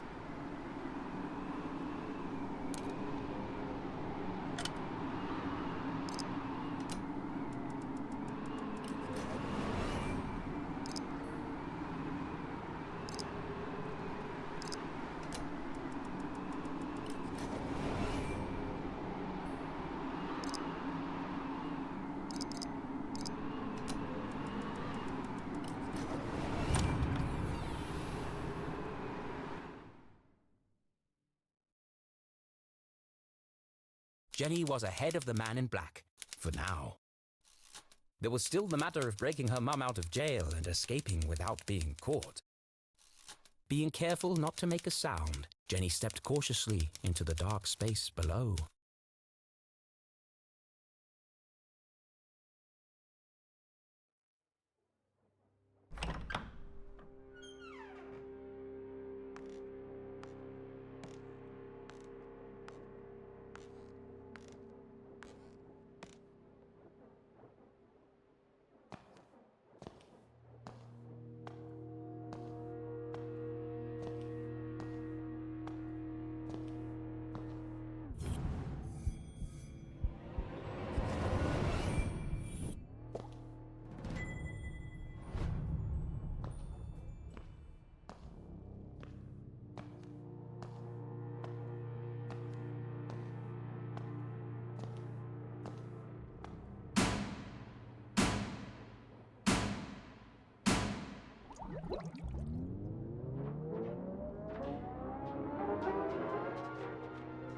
This isn't a tunnel. It's like a creepier version of Dr. Benderson's office.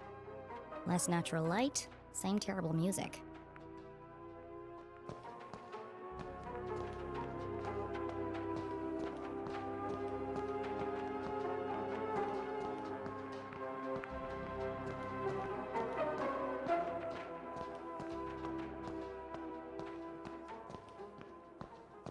A giant metal door stood conspicuously in the middle of the room. It must lead to the jail. A perfectly reasonable assumption. There was just one problem. How do I open it?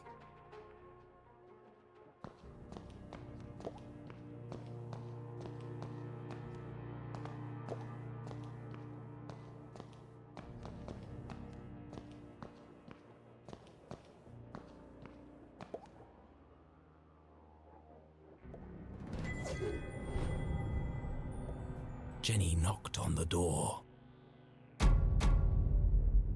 Based on the resonance, and the fact that my hand hurts like hell, I'd say this door is solid steel and at least 4 inches thick. No handle and no keyhole. Whoever built this door wanted to keep people out. Or in, depending on which side you're on.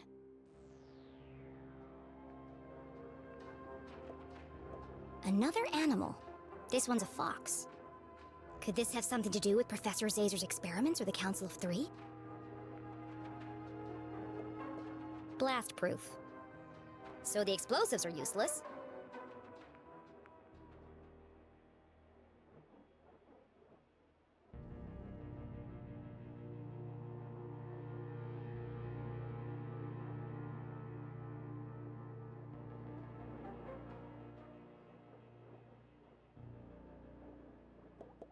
I don't know how to pick this. It's some kind of slot. Is something missing? Jenny came to a distressing yet inevitable conclusion. I can't open it. I'm stuck. Of course it's a giant metal door that's impossible to open. Why wouldn't there be? It would be easy to feel defeated, but this was Jenny LeClue, a great detective. And as her mother always said, a great detective sees every locked door as an opportunity. yes, an opportunity for an elaborate puzzle and lateral thinking.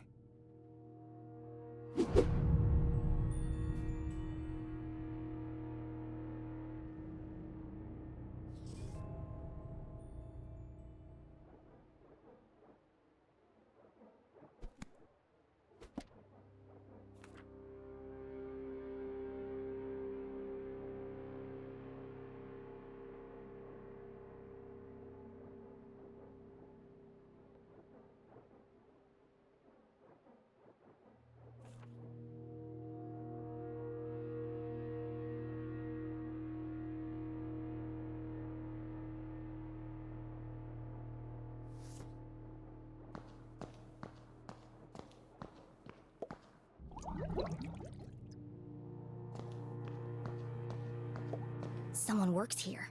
Or at least they did. Judging by the dead plant and dusty typewriter, no one's been here for a while.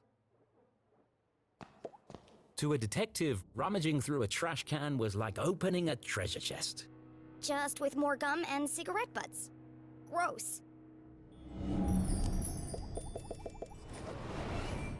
My initial assessment? Looks like a lot of trash. A rotten sandwich, napkins, belly button lint. Wait a second. There's a note here that's been torn up. Could be a clue.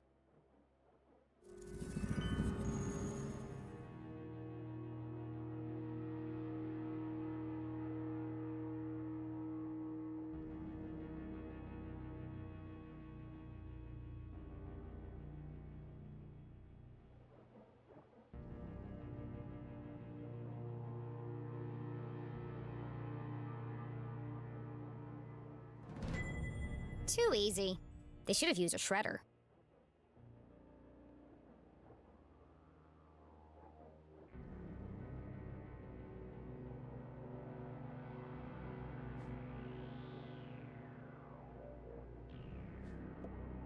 I know a secret code when I see one. This could be useful.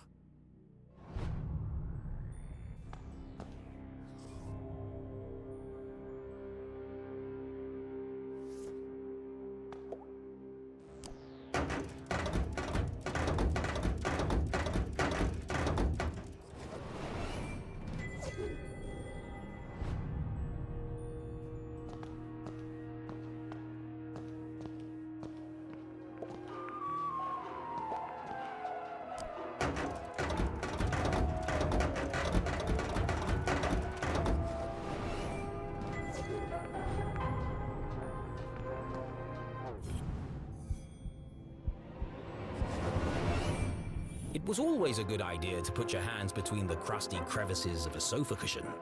All kinds of exotic things could be found. What's this?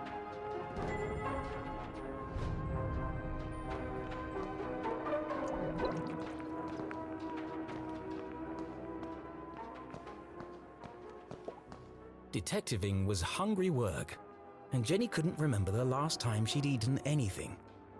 What I really want is a hot coffee. So she perused the selection on offer.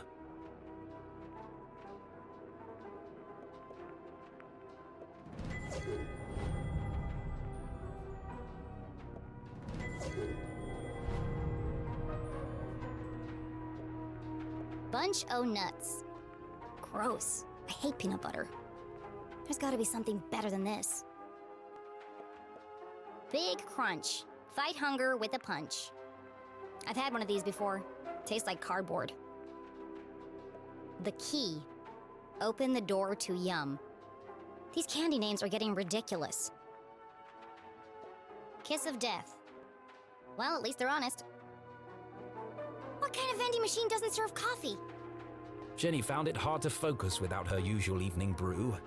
Perhaps a nice bar of chocolate would help. This is a waste of time. How's a chocolate bar going to help me open that door? And that's when it hit her. The key! Open the door to yum? Surely a humorous but irrelevant tagline. It's the perfect shape to fit in the slot on the door. A mere coincidence. It's literally a key to the door. It'd be a rather strange place to hide a key. Stranger than a waiting room beneath a graveyard? That's my ticket out of here. B31. Got it.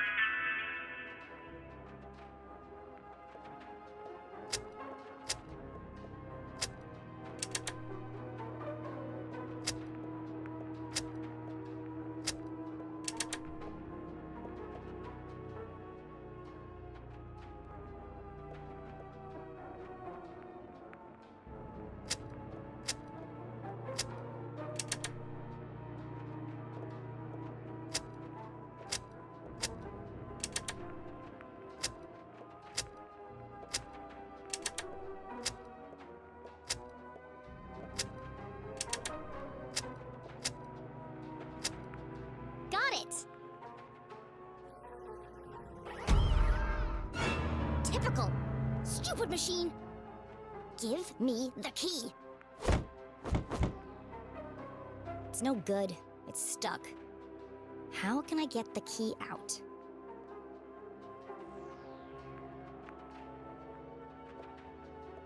It's leaning forward against the glass.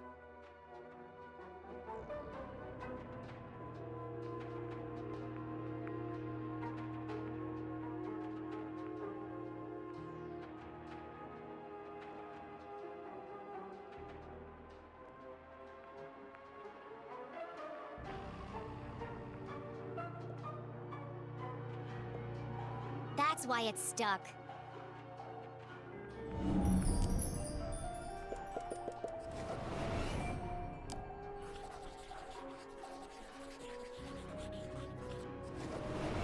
The machine has one short leg, making it lean forward and to the right.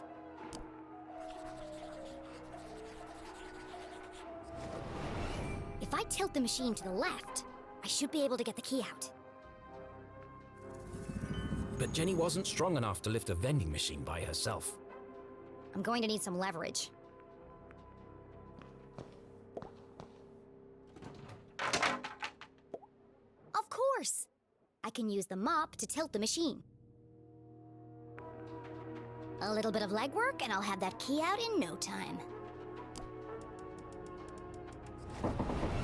Just a little bit more.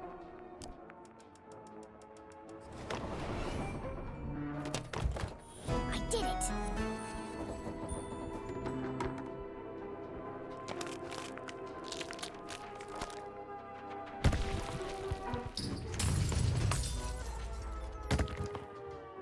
Oh, crap.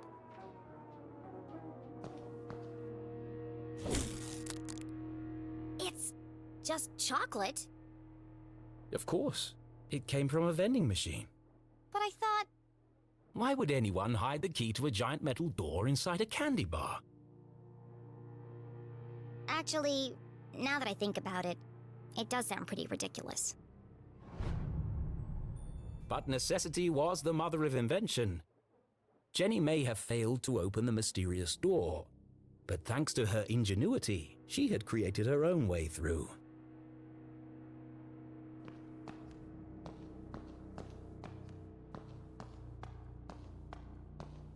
She peered inside the hole. It was just wide enough for her to squeeze through.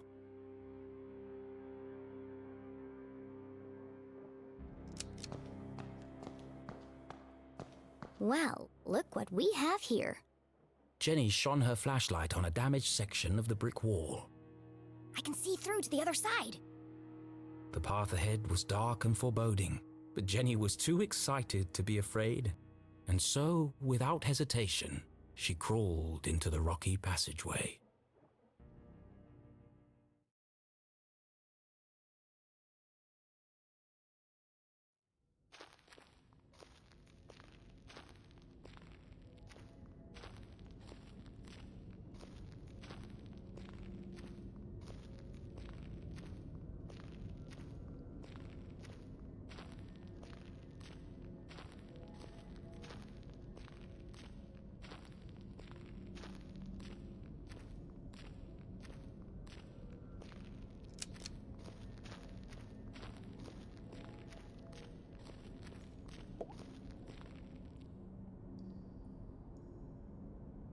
Just another friendly message, warning of my impending doom. Glatz Mining Core. Ah! Don't do that! Sorry, I just wanted to make sure you're okay. The walkie-talkies are for emergencies only, not chit-chat. I'm about to enter one of the abandoned mines. I can't have you distracting me. An abandoned mine? Be careful, Jenny. Those tunnels are dangerous. This is the case of a lifetime? Of course it's dangerous. But you'll get lost! Those tunnels run underneath the entire town. Exactly. One of them must lead to the jail. You're right. I bet I can find it on my map. What are you talking about? What map? In my granddad's journal. He was a great cartographer that mapped out all of the tunnels. And you've had this with you the whole time? I always keep it with me. It makes me feel close to him. Convenient. Why didn't you tell me this before? I didn't know you were going to end up in the mines. Fine. I'm in Tunnel 12. See if you can find it on the map. Okay, I'm on it, Jenny. The barricade was old and rotten. Shouldn't be hard to remove, if I find a weak spot.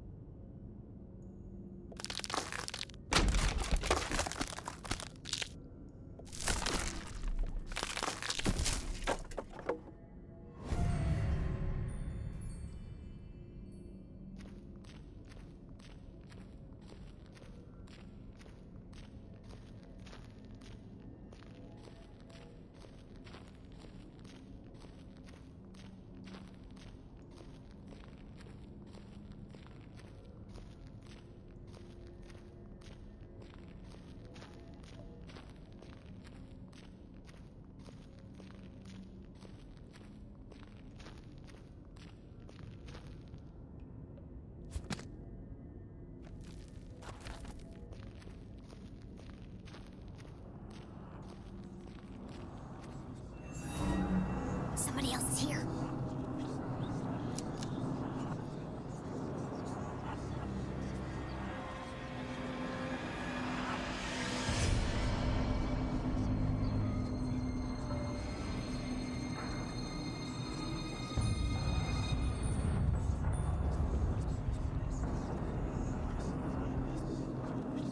Who goes there?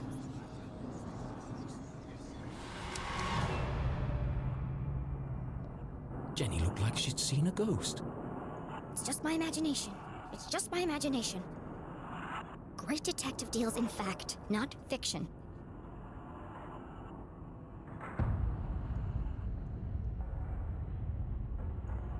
It was hard for even Jenny's logical mind to deny what was standing right in front of her. It's just my imagination. It's just my imagination.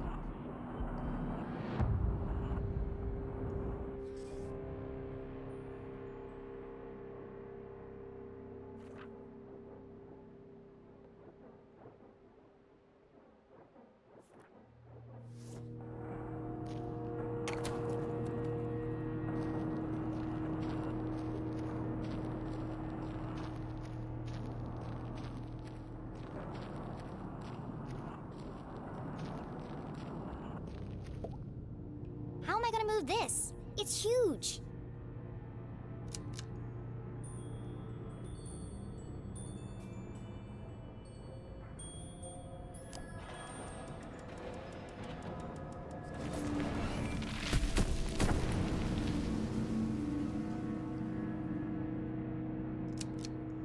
It's spooky how easy that was.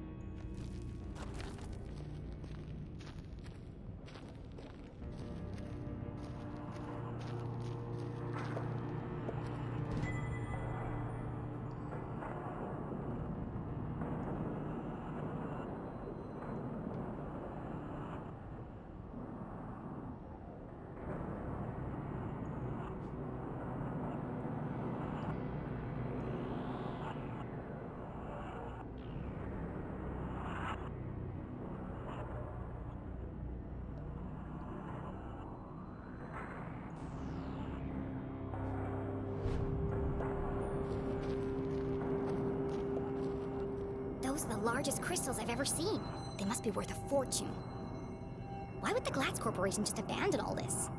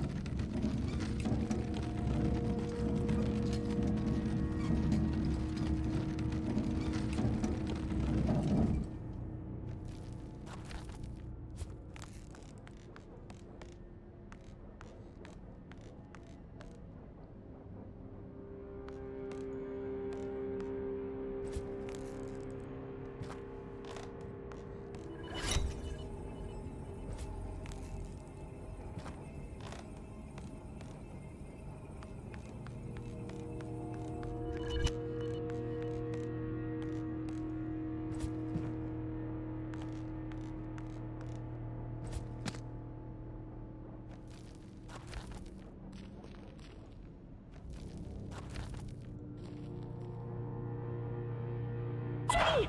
You've got to get out of there! What? Why? You're right in the middle of Prospector's Pit! So what? Don't you remember from Mr. Jenkins' history class? That's where all those miners died. It was a huge cave-in. Hundreds of men were crushed to death. Even more died from lack of oxygen. Not helpful. And now their ghosts roam the tunnels, eternally searching for escape. Don't be ridiculous. I found Tunnel 12 on the map. This isn't going to be easy.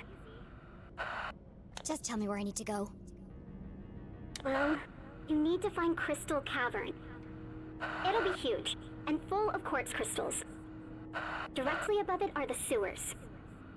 And the sewers run underneath the jail. Got it. But Jenny, what if you're crushed by a rock? Or murdered by a ghost? You could contract miner's lung. That's a horrible, painful way to die. Thanks for the pep talk, Susie.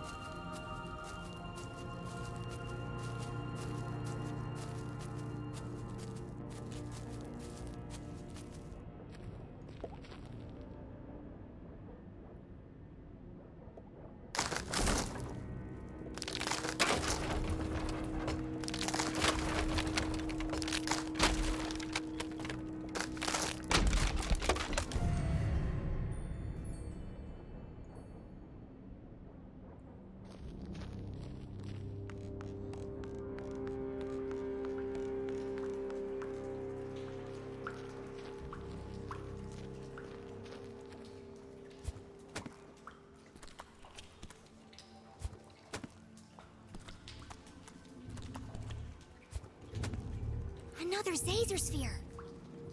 In the mines belonging to the Glatz Corporation, no less. Susie said Zazer worked for Glatz Corp. But in his journal, Zazer said the Council of Three built these spheres. There's no way they could have built this without the Glatz's approval.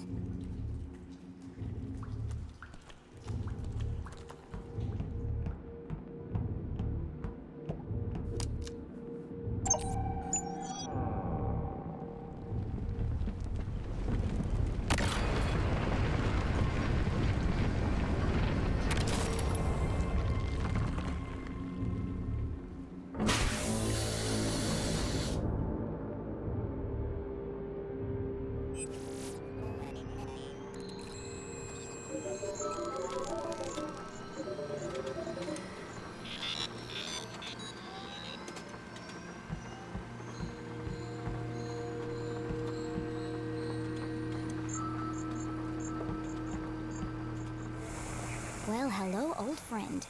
What secret message might you be hiding?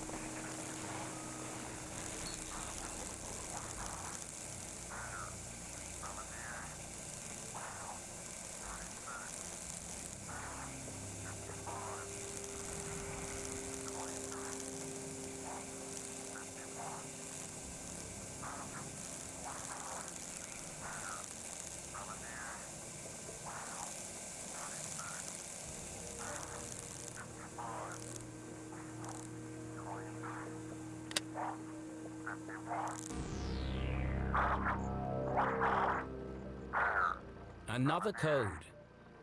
Another piece of the message.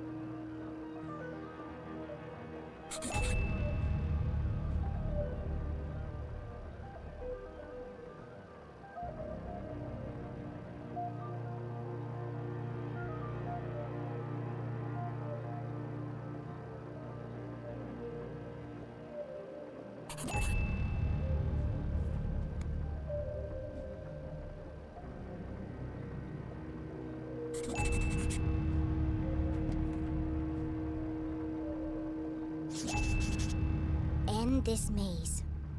Run home. Magical cake? That doesn't make any sense. How does magical cake fit in? She read the whole message out loud again. Soon they will all listen, relive their rancid past. Purge infected, soon only death, forever silenced. Despair herself is near. End this maze. Run home. Magical cake.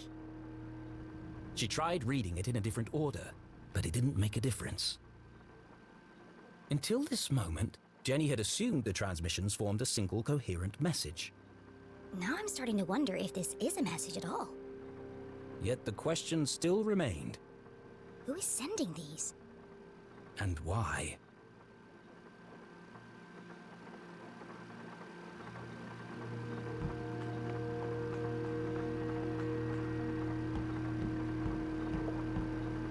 Let's try this again. Hopefully it doesn't break this time.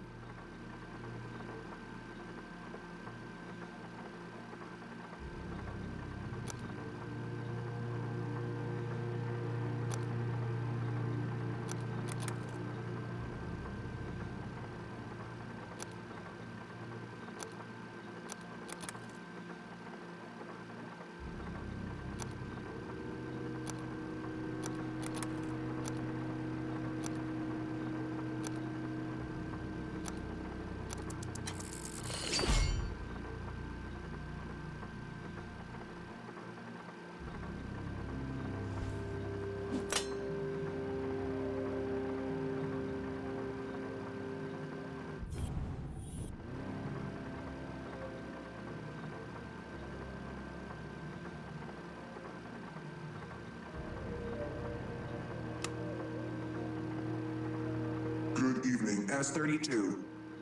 Printing access card, please stand by.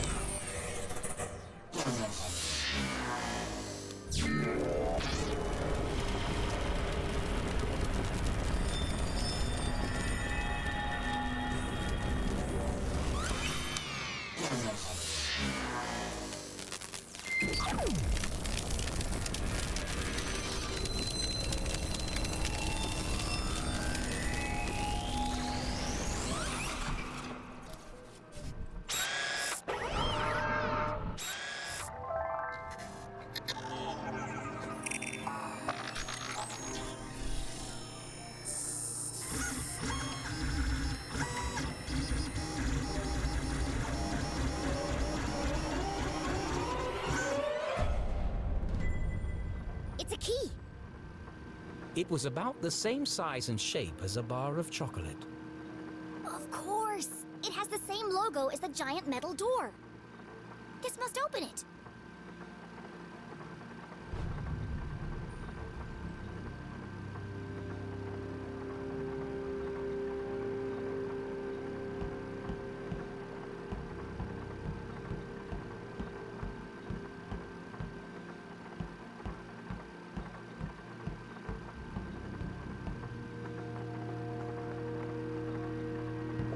Please enter authorization code to begin.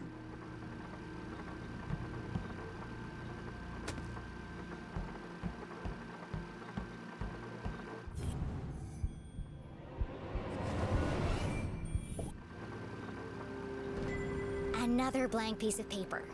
Let's see if we can jog your memory.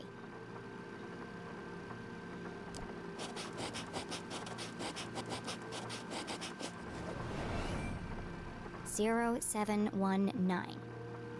Thank goodness this guy wrote down all the codes. Otherwise, I'd be trapped here forever.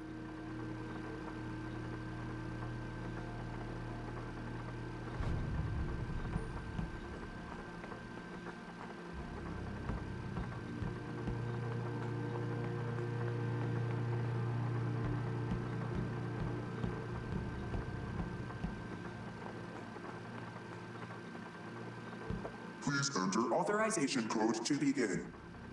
0719. Code accepted. System authorized and on for activation.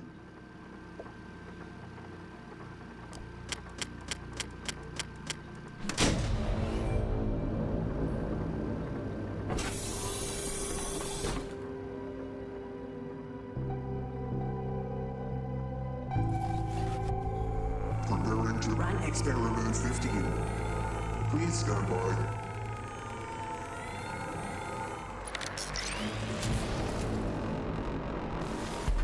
What the hell is going on?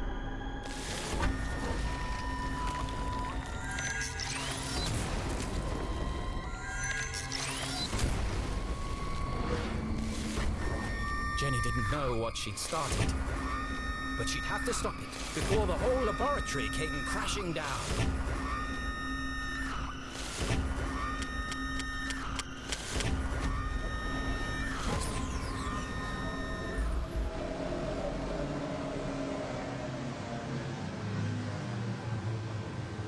Experiment 15 aborted.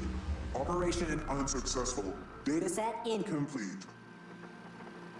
What just happened? I thought it was going to die. Remember, a healthy employee is an effective employee. Please take your mandatory 15-minute smoking break. Decompressing spherical chamber.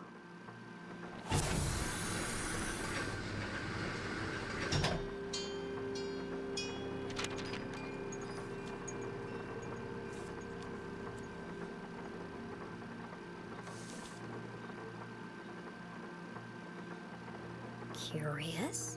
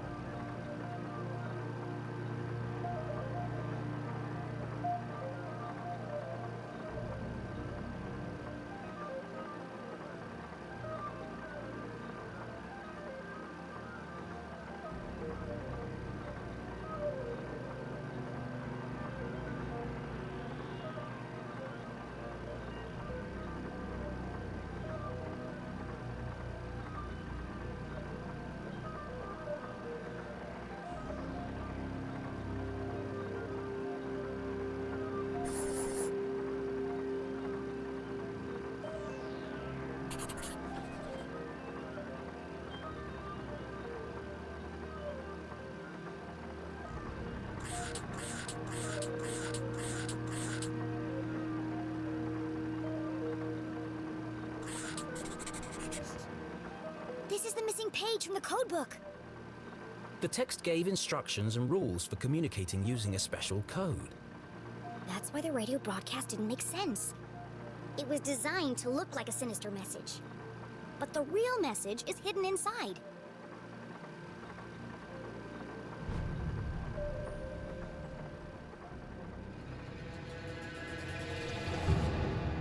I was right! So what's the real message? Only certain letters from each word are used in the underlying message. And so, Jenny began by finding them.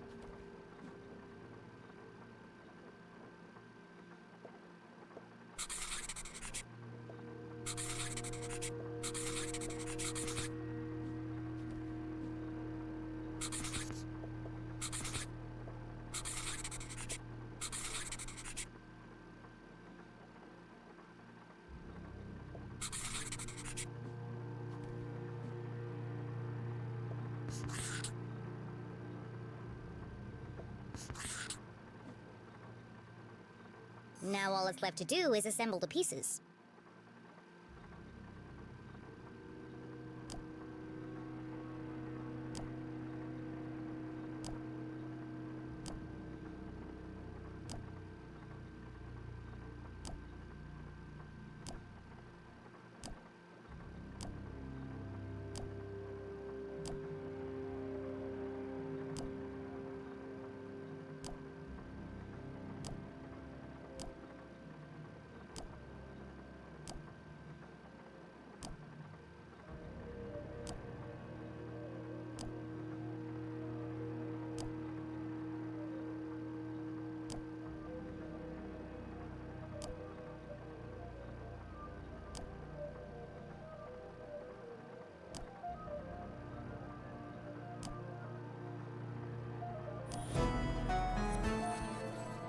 Still alive.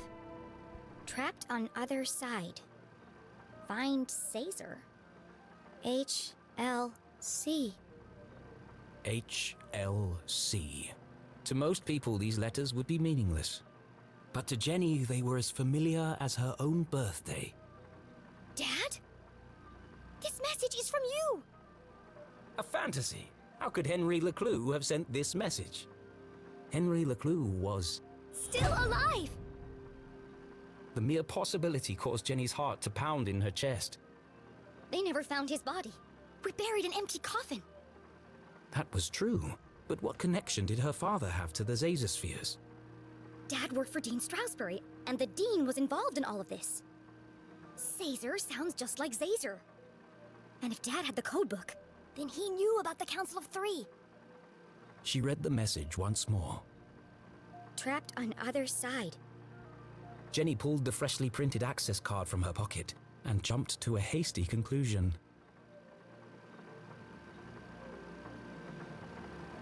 What if he didn't die? What if they just wanted him out of the picture? What if he's a prisoner, trapped on the other side of the giant metal door? It was a plausible hypothesis, but incredibly far-fetched. And my mom knew all this. That's why they sent the man in black to silence her. Her hands were shaking, her eyes filled with tears. Was our great detective letting emotion overpower logic? No. HLC. It can't mean anything else. The message is from my dad. I have to get to Mom before the man in black does. And then we'll go to the underground room, together. We'll rescue my dad, and everything can go back to the way it was. This was her hope, her longing. But nothing would ever be the same again.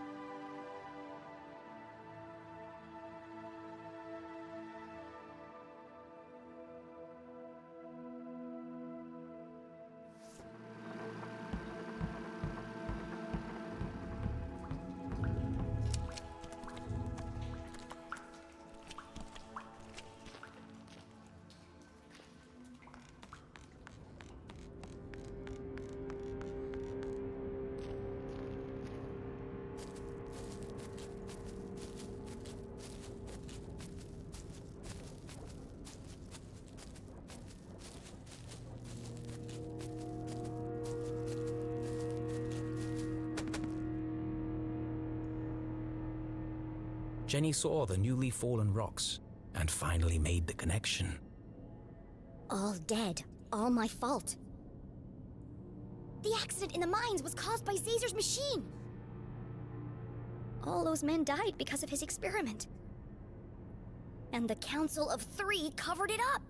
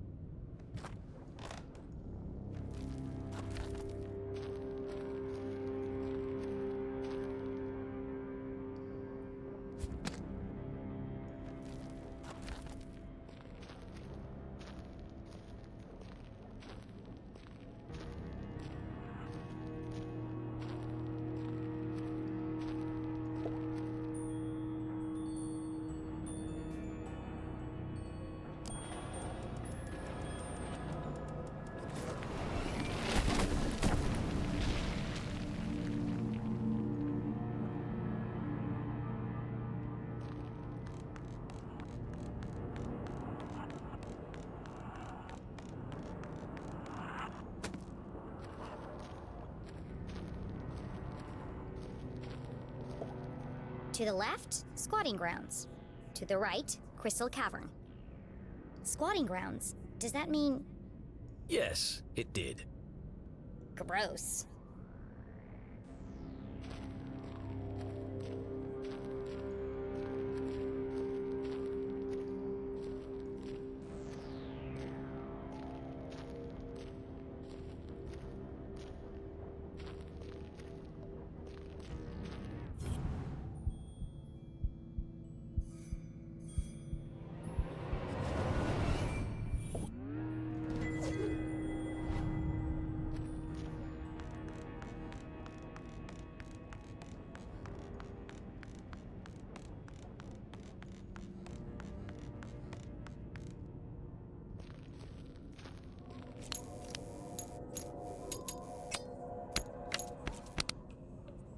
Oh, great.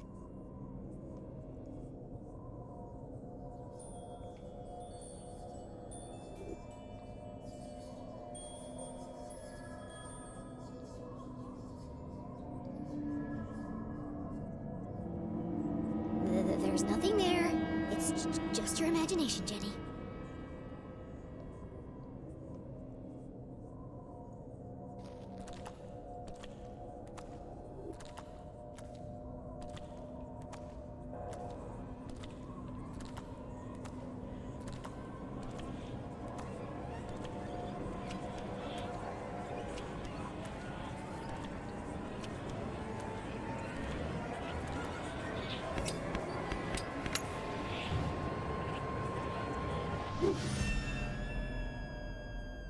See?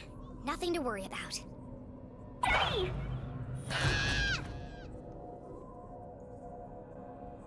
Damn it, Susie! You scared the life out of me! What do you want? I just saw the cutest little frog. Are you kidding me? I know, right? He's got the cutest little bug eyes. I just want to take him home with me. How's everything going down there? The truth was, Jenny was fit to burst with all the new information she had discovered. But could she trust any of it with Susie Glatz? I have to tell you something. What is it? Are you okay?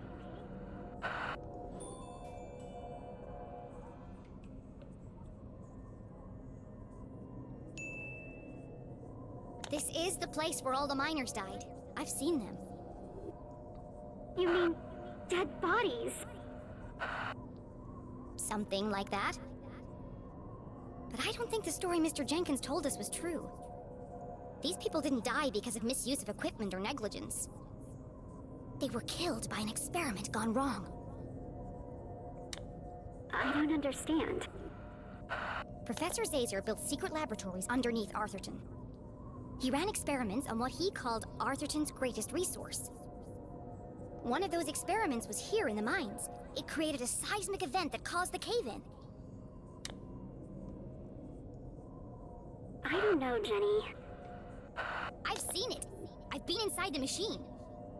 But Caesar couldn't have built a lab on company property without my family knowing about it. Precisely. What are you saying? Are you accusing my family of killing all those people? Well, not exactly. I can't believe you'd say something like that. Someone didn't want the town to know the truth, and they went to a lot of effort to cover it up. My family would never do that.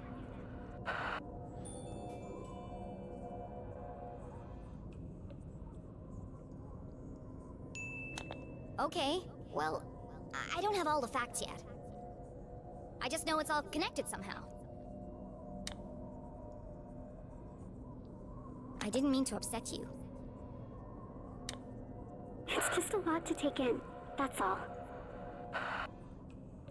I should go. Stay safe and out of sight.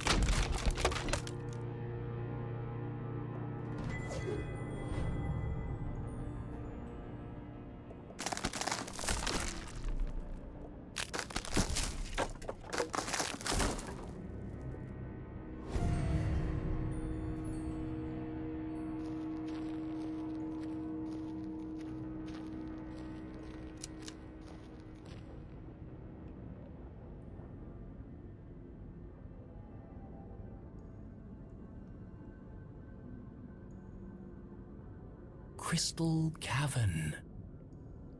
It's beautiful. Immensely wide, unfathomably deep. Crossing the chasm would be Jenny's most challenging obstacle yet. Well, at least I'm getting over my fear of heights.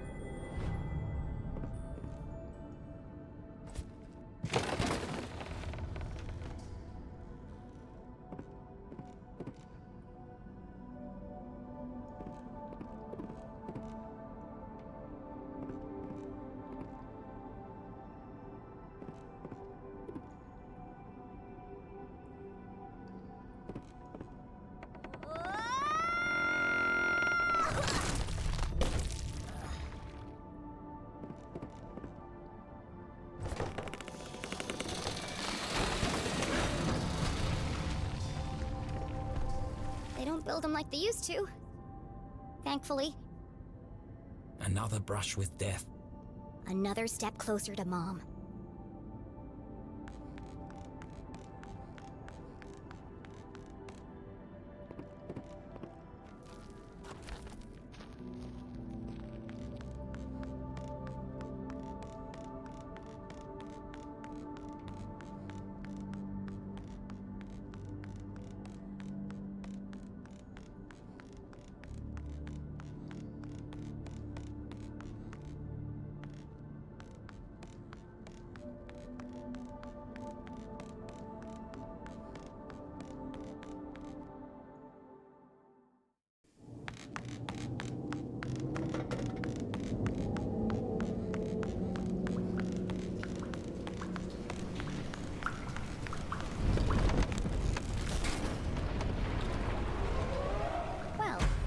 Going back that way.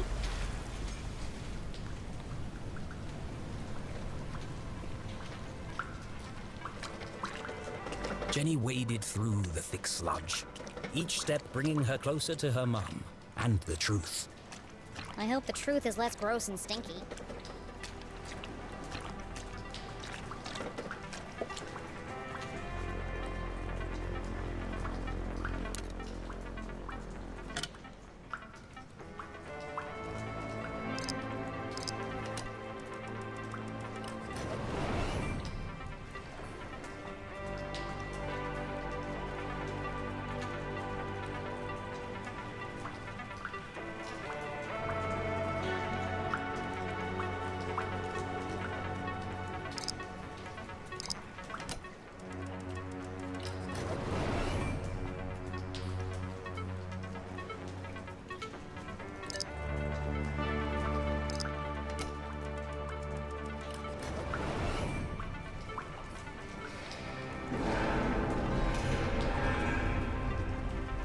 Piece of cake. Jenny! Jenny! He's here! The man in black! Damn it! I'm running out of time. Susie, I need you to follow him. See where he goes. What? I can't do that! What if he sees me? Stay in the shadows and keep a safe distance. You want me to follow a deranged psycho killer through the haunted graveyard in complete darkness? Yes. You're a lot safer if you know where he is. Okay, Jenny. I'll do it for you. I know you'd do the same for me. I can't believe I'm doing this. Please don't see me. Please don't see me.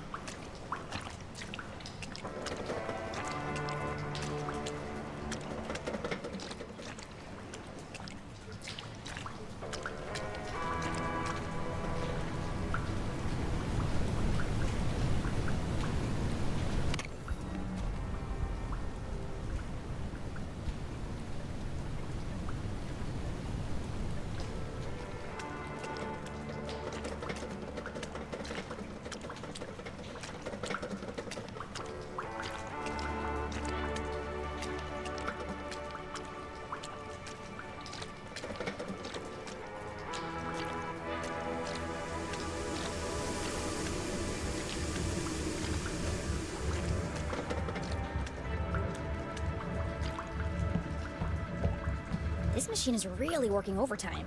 Looks like it's ready to blow.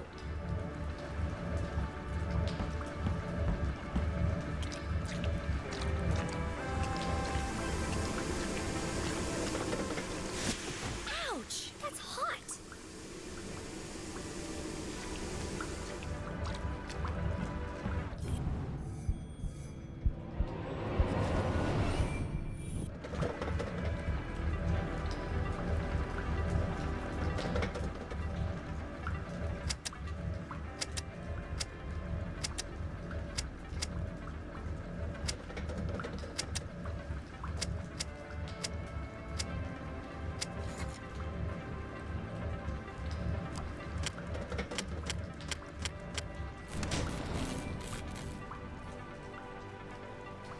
Fixed. Now I can hear myself think. This contraption was curious, and yet somehow familiar. Why does a town as small as Arthurton need such a powerful pumping machine?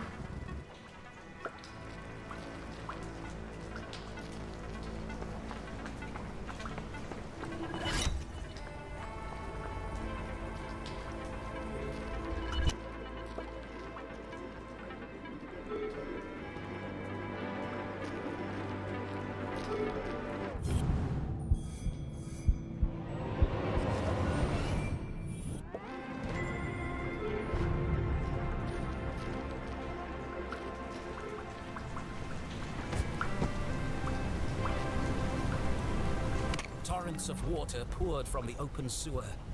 To attempt to cross it would be suicide. Somewhere in the distance, Jenny could hear a voice. So familiar she'd recognize it from a mile away. Mom! I finally found you!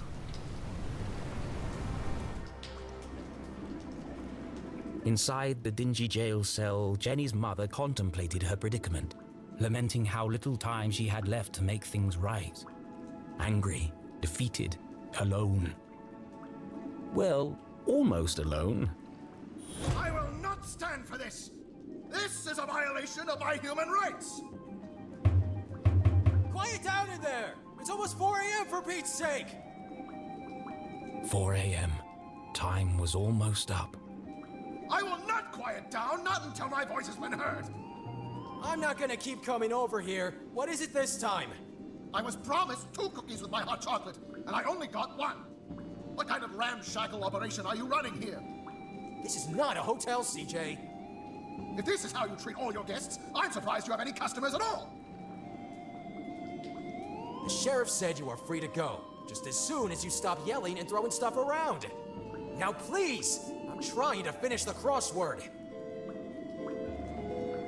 That's right, run away! Service here has really gone downhill. CJ, did he just say you're free to go? Yes, but I'm holding out for breakfast. The bacon is exquisite. I can't believe it's come to this. CJ, I need you to listen to me very carefully. It's a matter of life and death.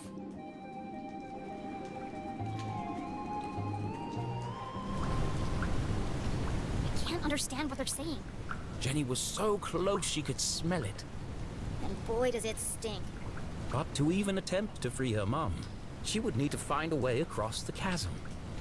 There must be something around here I can use to get across. I'm on my way, Mom.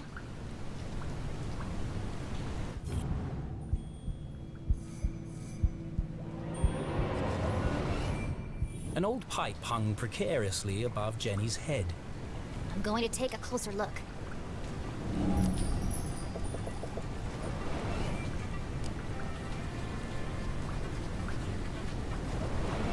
The gap is too wide to jump across.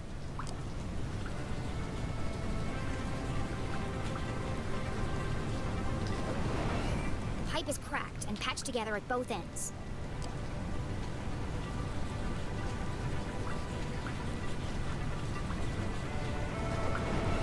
According to my calculations, that pipe is just wide enough to bridge the gap. But how can I knock it down? There's no way to climb up there. And there's nothing around here to throw at it. She only had one option. The explosives. But she couldn't use them here. She needed the explosives to free her mother. I can't break into the jail if I can't even reach the jail. Look at this mess. A few instructions wouldn't have hurt Susie. Oh well, I'll work it out.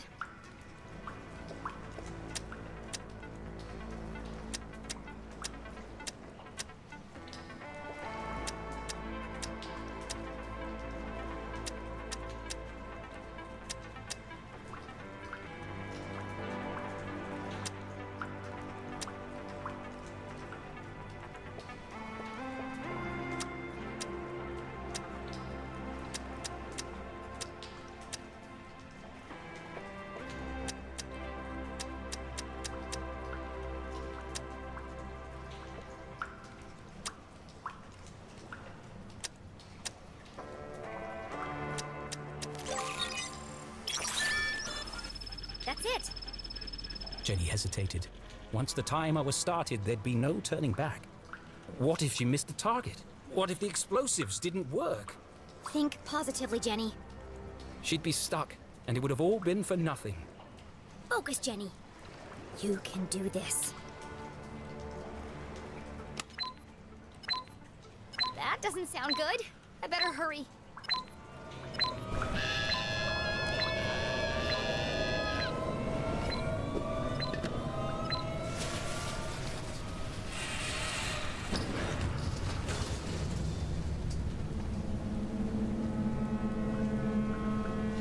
Well, the explosives were silent. But that pipe sure was loud. The plan had worked, but without the explosives, breaking into the jail was practically impossible. And with the man in black approaching, time was running out.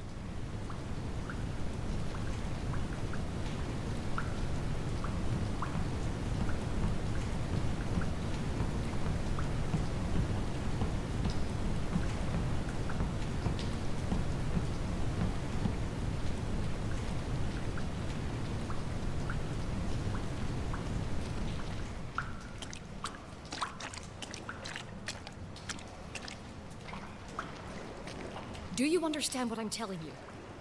Yes, your secret will die with me. Is that CJ? What did he do this time? This isn't about keeping a secret, CJ. It's about you following my plan. Precisely. Yes, of course.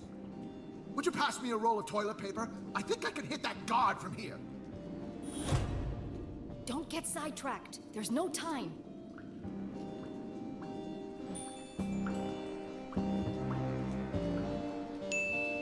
No time? For what? Focus, CJ. This is serious. You have to use the whole thing or it won't work. Do you understand? I'm only trying to scare the man, not take his head off. CJ, wear the gloves. Don't forget.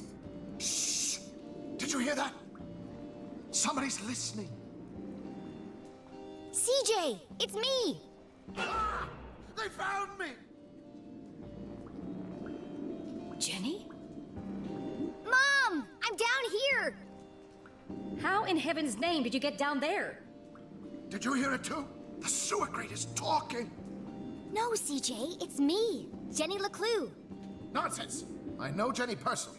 She looks nothing like a sewer grate. I'm underneath the floor, you doof. The dogs bark loudest before the dawn. Hey, that's my line. The dogs bark loudest before the dawn.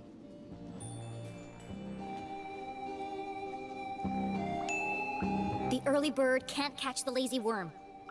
The wind blows strongly from the east.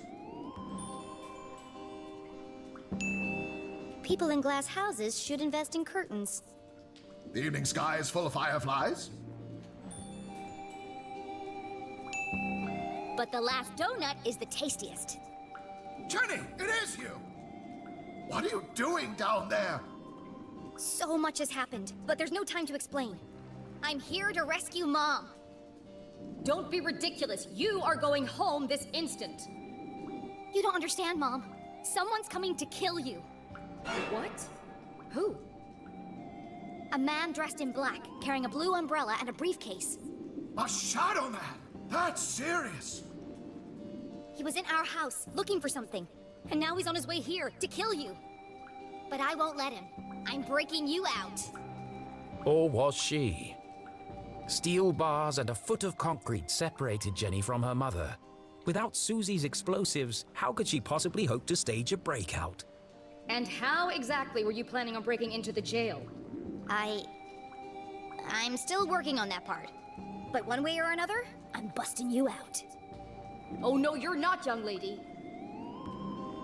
Not alone. Remember, Jenny, a great detective knows when to accept help. Now, have a look around and tell me what you find down there.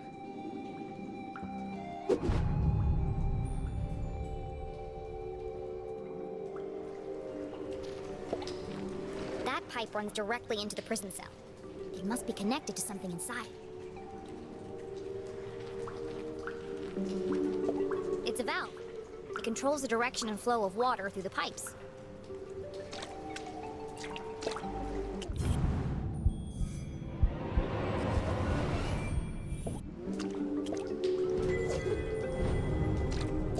Another valve. They provide very precise control of the water flow.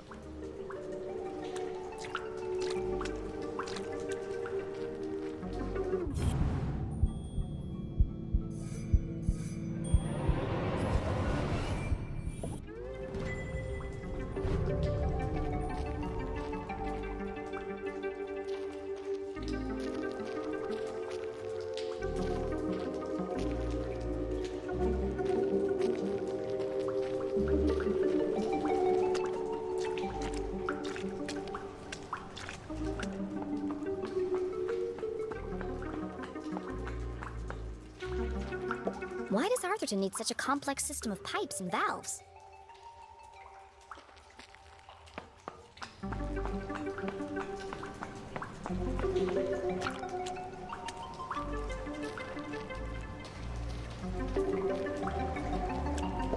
Why does Arthurton need such a complex system of pipes and valves? This machine is identical to the last. It's very high-tech for Arthurton. I think it pumps water or sewage through all these pipes. But why are there so many? Our town's not that big. There's nothing else down here, except for the pungent soup of Arthurton's collective bowel movement. I should go back and talk to Mom.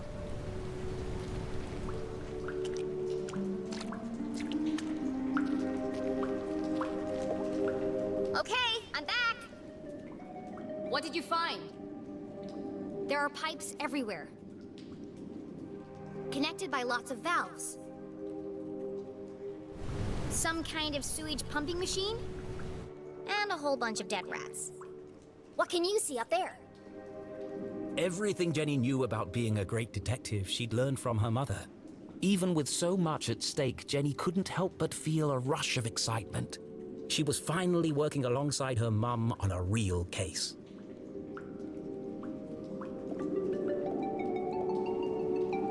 Dead rat, in the process of decomposition. Cause of death? Poison.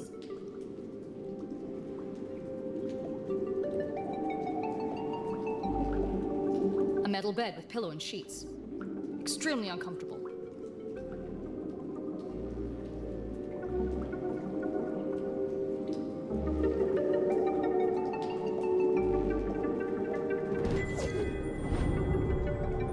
CJ, looking very anxious.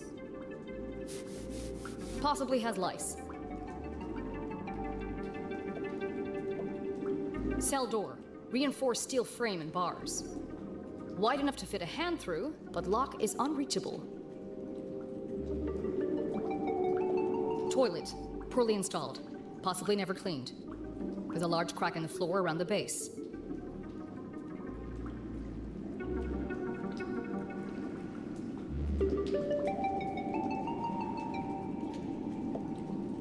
Drain cover, securely welded in place.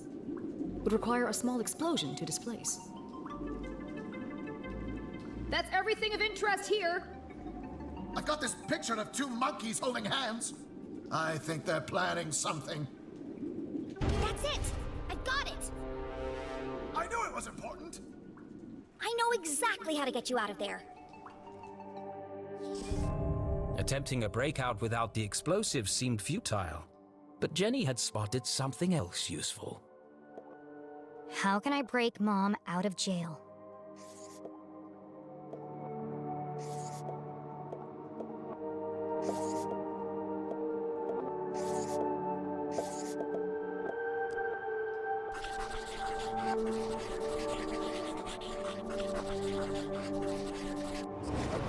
The pipe leading to the jail is a weak point, and the floor around the toilet is cracked and damaged. By redirecting the flow of water and turning on the pumping machine, we can create an explosion of our own.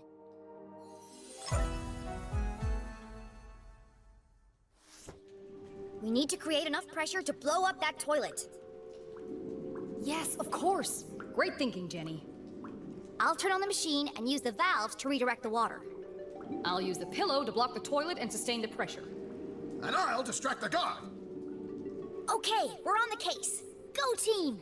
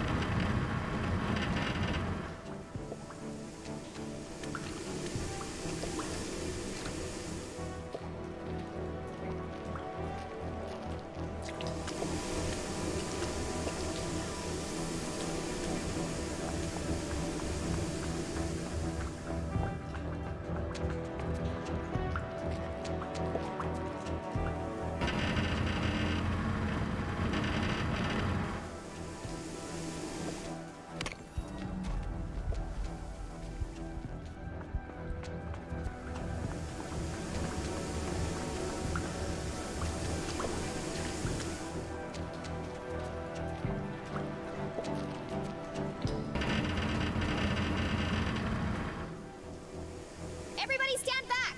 One massive toilet explosion coming up!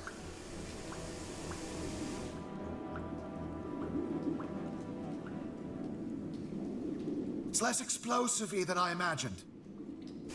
What happened? Nothing happened. We need more pressure. More pressure. How can I get more pressure into the pipe?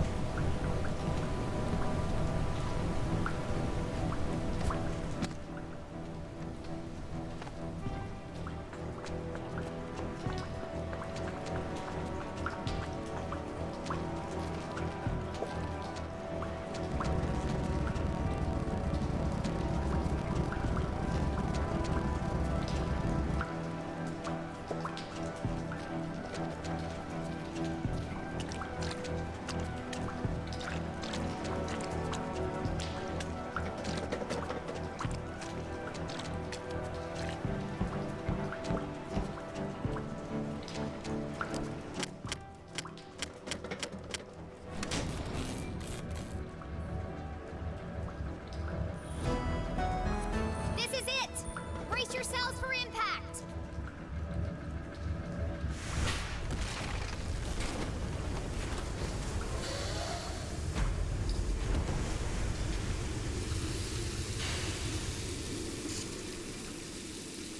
What the hell was that? Oh! CJ! Sorry then, my bad. Had a spicy burrito last night. You might want to give it a minute. Quit making a ruckus! This is your last warning! We fell for it! Well done, CJ.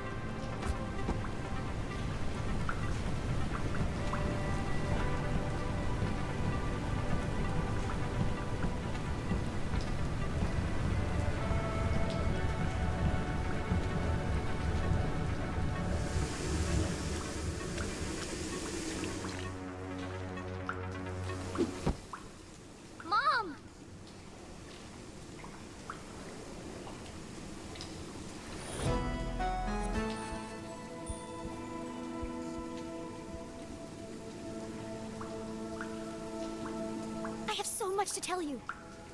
Don't say another word.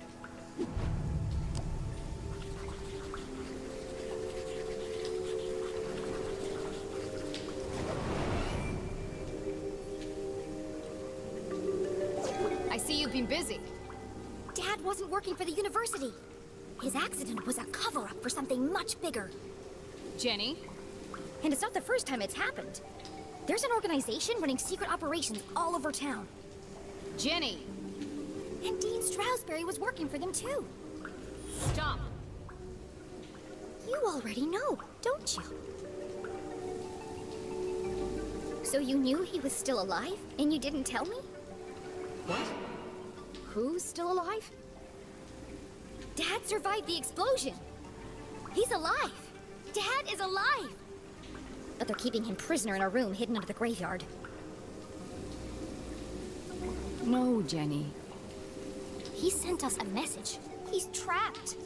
We have to rescue him. Together. I'm sorry, Jenny. But you're wrong. But it's true. I used the Dean's ring to make a key for the door. I can explain everything on the way. What? Why do you have the Dean's ring? Well, I, found it in the library. You stole evidence from a crime scene? Well, yeah, but now's not the time to discuss the ethics of my investigation. Give it to me. Why? Give me the ring. Now.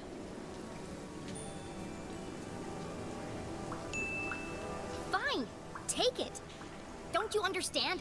Someone is coming to kill you. Go back the way you came, and don't tell anyone that you were here. Did you hear what I just said? Yes, which is precisely why you have to leave. Leave? I'm the reason you're still alive. The whole town thinks you killed the Dean. I'm the only one who believes you didn't. You didn't, right? You shouldn't have come here. Why won't you tell me the truth? What did you talk to the Dean about before he died? And what happened at Widow's Drop? Jenny! The man in black just entered the crypt! Is that Susie Glatz? You've got to get out of there, now! Leave, immediately. Find Susie and go home. You put her in terrible danger.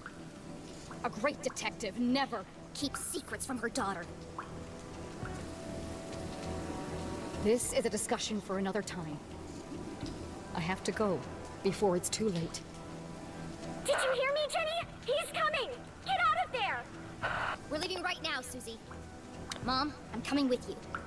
No. Promise you won't follow me, Jenny. Drop all this nonsense. Go home and stay out of trouble. Promise me.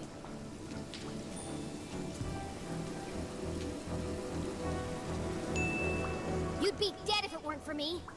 If it weren't for you, then none of this would have happened. She was right. Jenny should never have gone to the library that day. If she had simply returned home instead, her mother would never have been caught. If you had just listened to me for once. I was just trying to help. How can you help? You are a child. This isn't a missing baseball card, Jenny. It's not a classroom murder mystery. There are real consequences to your actions.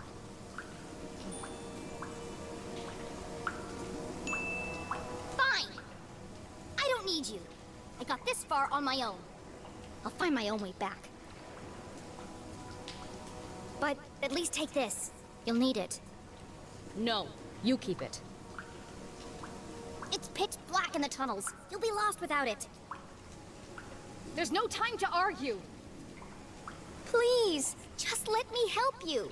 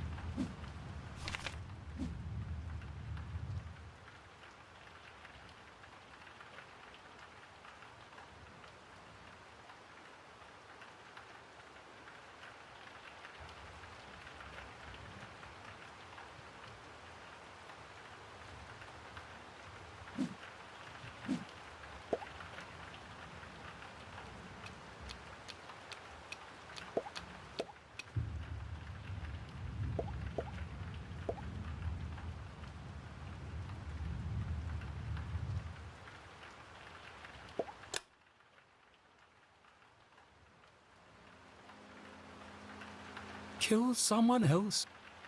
I can't do it, can I? Who would it be? I can't bear it. It's too much. First her father, and now her mother. How will the poor girl ever recover?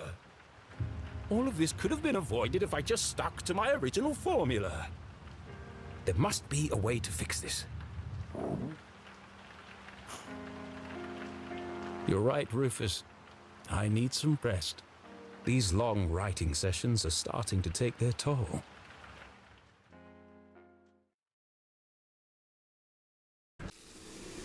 Mom, you broke my... But Jenny's mother was gone. More confused than ever, Jenny had no choice but to make her way back through the sewer completely alone.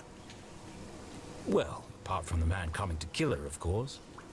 Not helpful. Jenny! You've got to get out of here. The Shadow Men are dangerous, and my boxing skills aren't what they used to be. You were right all along, CJ. About everything. You saw them? The little green men? Okay, maybe not everything. It's never aliens. Until it is. But all the strange phenomena around town? I've seen it too. Good. It's all connected. And my mom knows more than she's letting on. Yes! Trust no one! What did she tell you before I arrived? She asked you to do something for her. What was it? I'll never tell. She swore me to secrecy.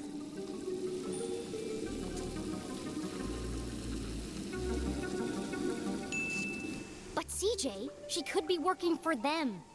What she told you, it could be the only way to stop them. My goodness, you're right! Let's see. It was very important. Life or death. Find Widow's drop. That was first.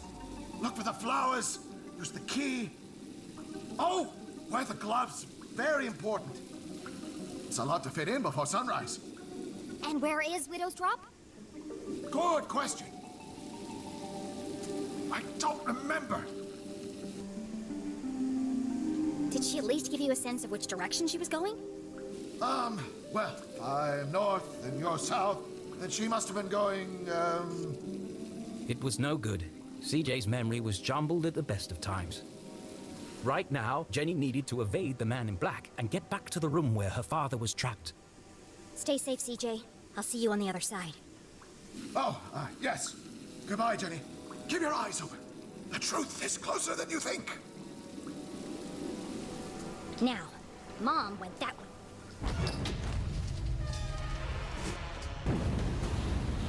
But Jenny wouldn't be following her. Damn.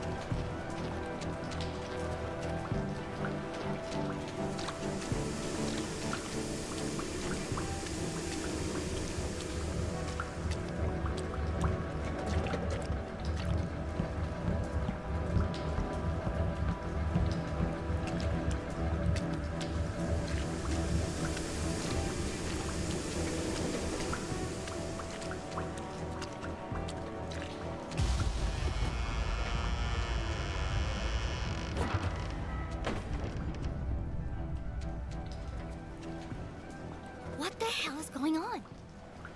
Jenny, please hurry! He's coming! I'm going as fast as I can. Also, hi, Mrs. LeClue! My mom isn't here. Oh no! What happened?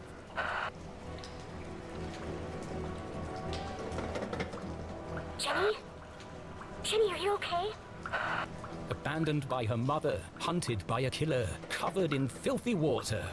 Jenny LeClue was most certainly not okay. Just let me focus on not getting brutally murdered. Dr. Benderson says it's always better to get things out in the open. You're breaking up. I can't hear you.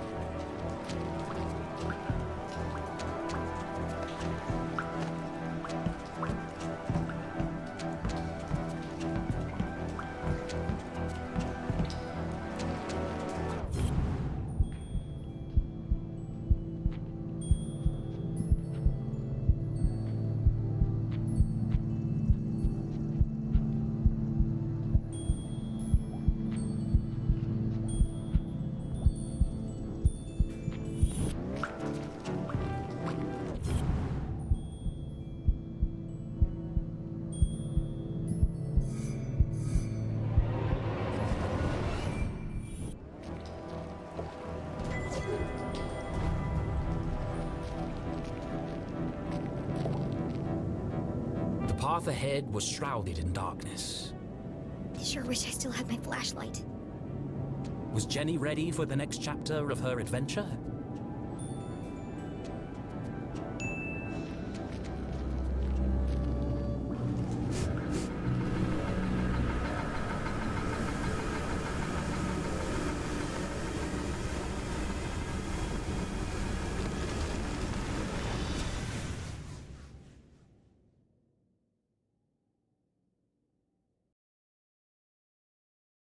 An unfamiliar feeling began to ferment in the back of Jenny's mind. Doubt. Why did her mother act so suspiciously?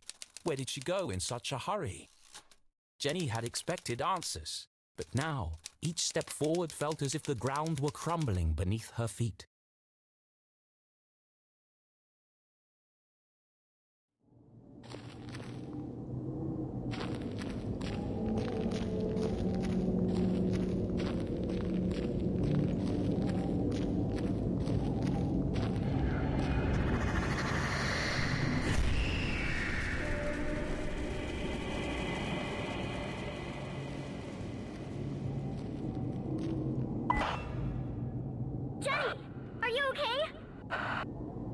Everything's super down here. Just wandering around in total darkness, trying not to get killed. Oh, well if you need some light, there's one on your walkie-talkie. What? Why didn't you tell me that before? You said not to disturb you. Jenny fumbled in the darkness until she found the switch on her walkie-talkie.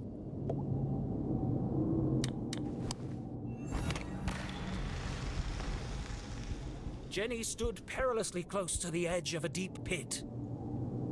If Susie hadn't interrupted her when she did...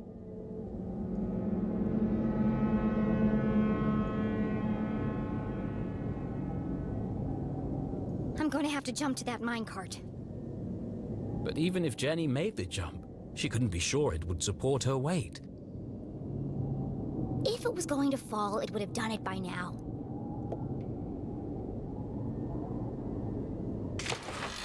See? Steady as a rock.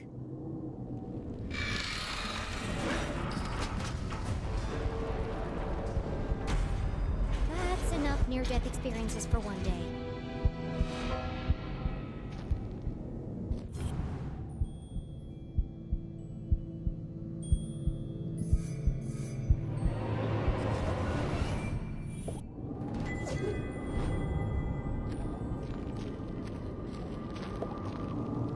Tunnel 13. Unlucky for some.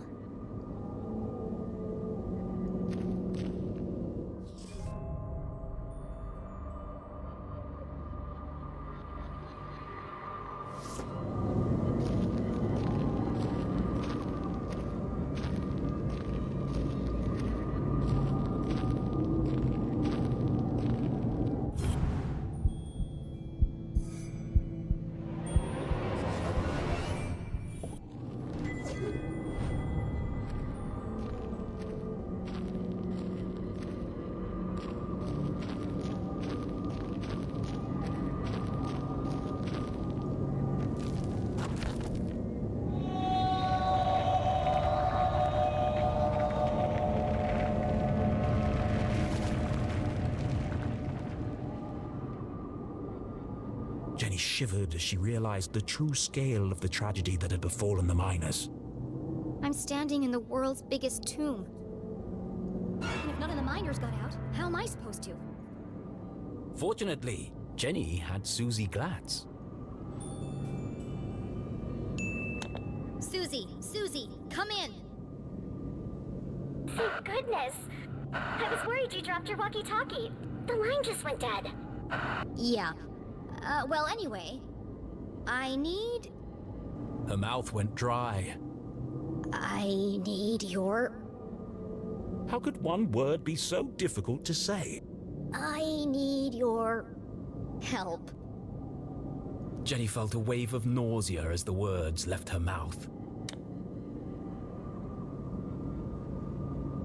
Susie? Are you there?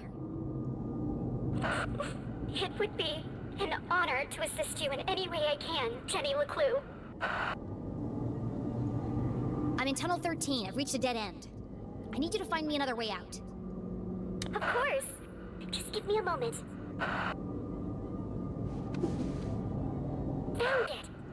You're close to the extraction chamber, where they transfer crystals to the surface for processing. There's bound to be an exit there. But it's a long way up. You're going to have to climb.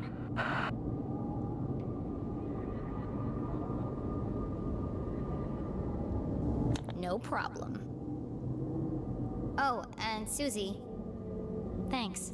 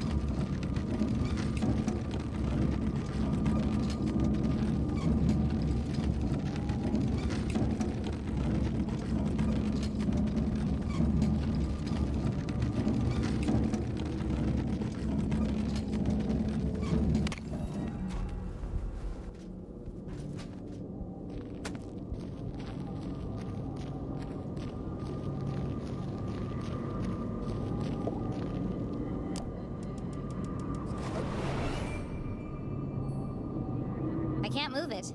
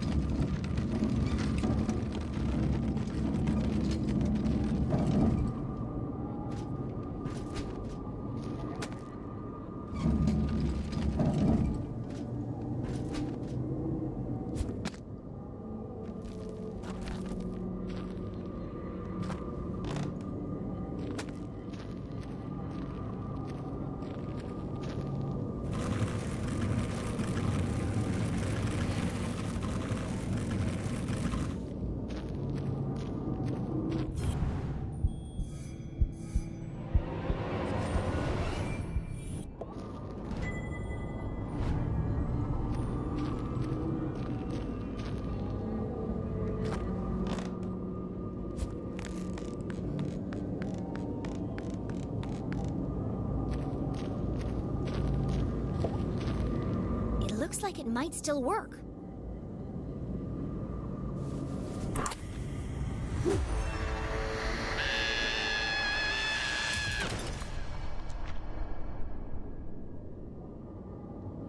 I was better off in the dark.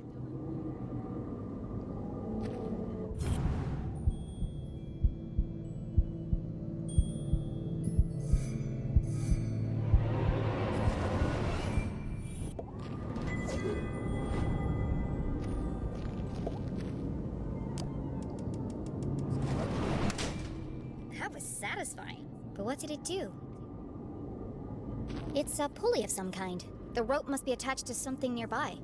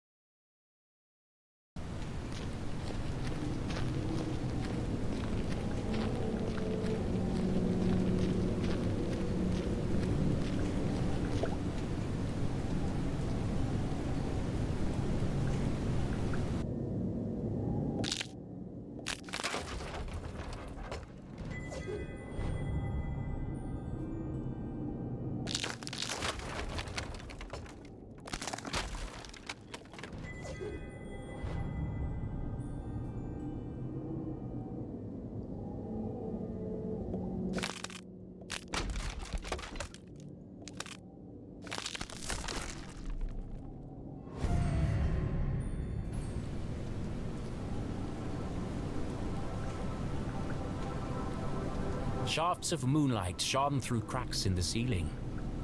The extraction chamber.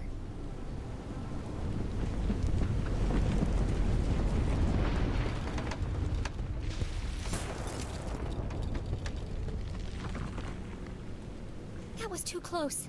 I better get moving.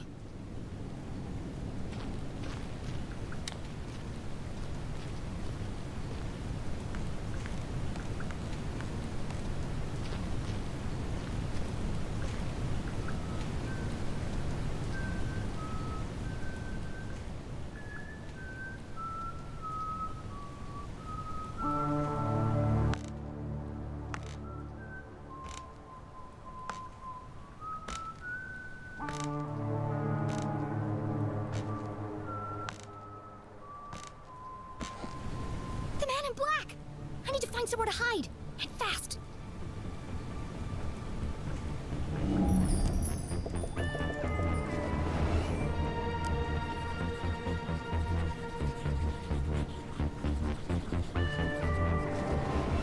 High up in the air, out of sight, covered on all sides. The minecart was an ideal hiding place.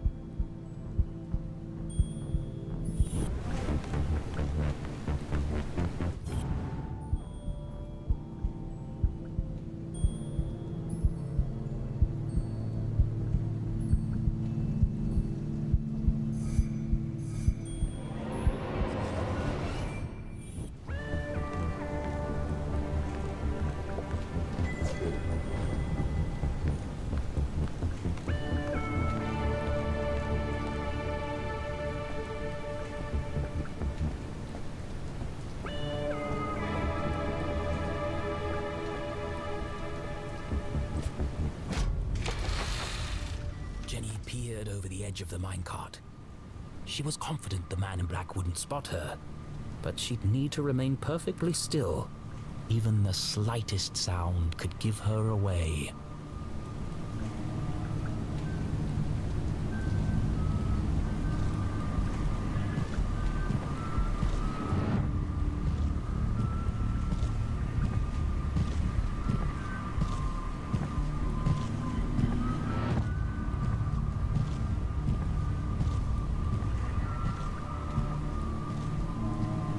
Almost in the clear.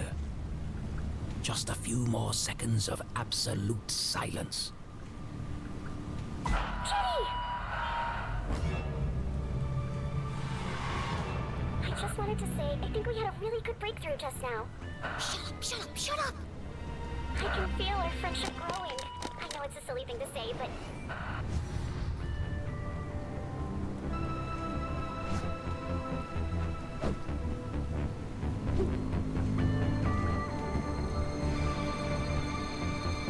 My luck is starting to run out. It won't be long before he reaches the jail and realizes my mom isn't there. And something told her he wouldn't be very pleased. Are you trying to get me killed? Sorry. I just wanted to let you know I'm here for you whenever you need me. That's very nice, Susie. But none of that matters if I'm dead. Don't call me, I'll call you.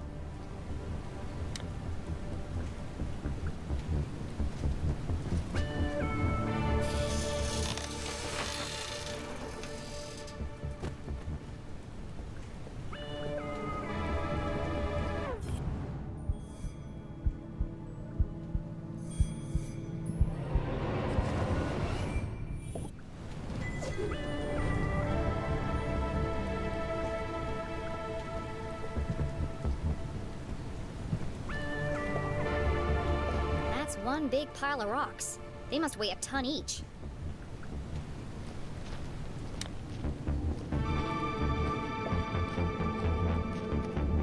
I can see a light up there. But the ladder was out of reach.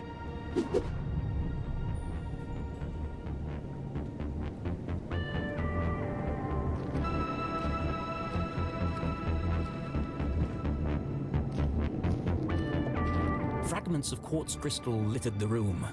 They're beautiful. She held one in her hands. It'd be a good souvenir if it wasn't so heavy.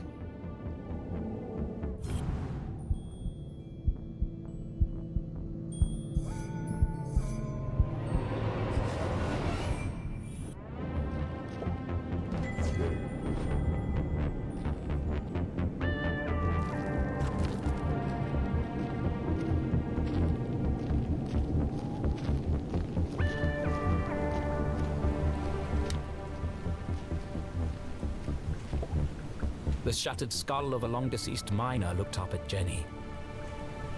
Poor guy.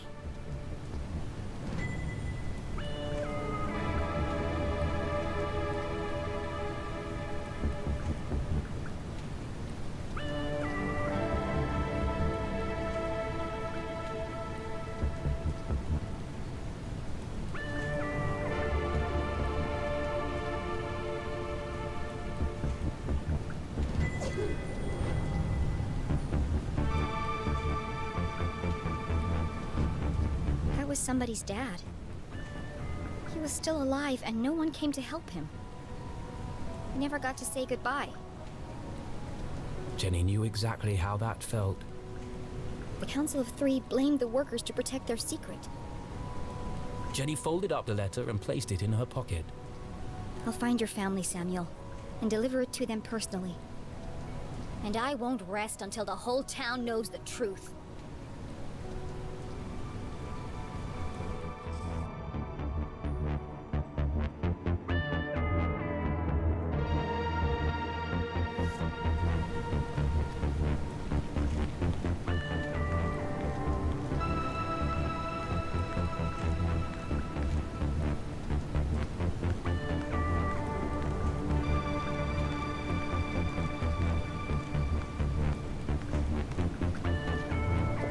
Structurally unsound, just like everything else around here. There are 2 minecarts, attached together by a system of pulleys. After all these tremors, I'm amazed they're still hanging up there. Like a well-oiled machine, Jenny LeClue's brilliant mind kicked into gear. A plan had started to form.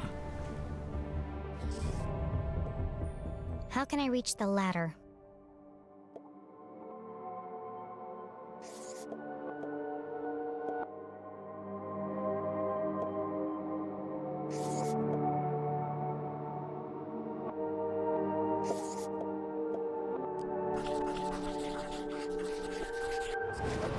No, that's not it.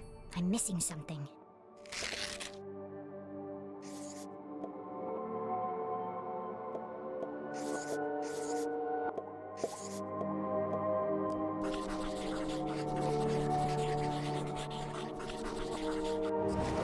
I can stand on the minecart to reach the ladder.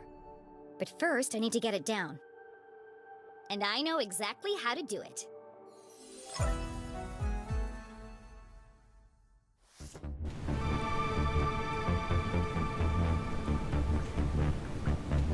The minecart is connected to a pulley. When I jumped inside, it lowered, but it didn't reach the floor. First, I'll climb to the top of the rickety scaffolding. Then I'll jump in the minecart with my pockets full of crystals. The extra weight will carry me all the way to the floor.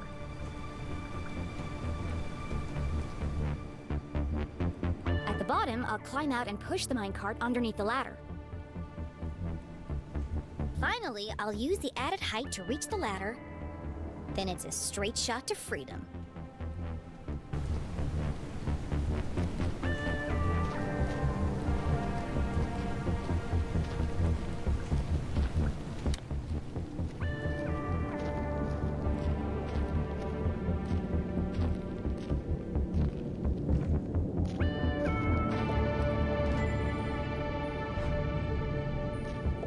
Another cave-in, another dead end.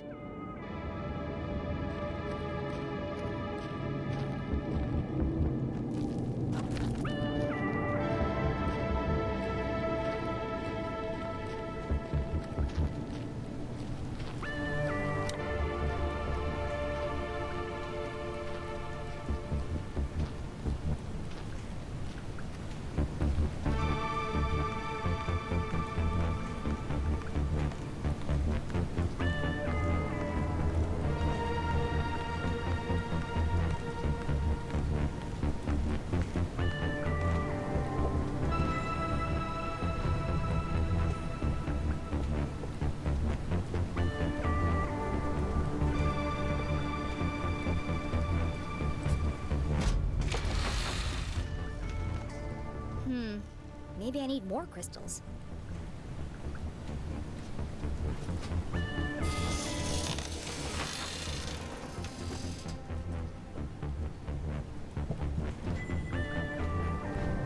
I can't fit any more crystals in my pockets. Hopefully this will be enough.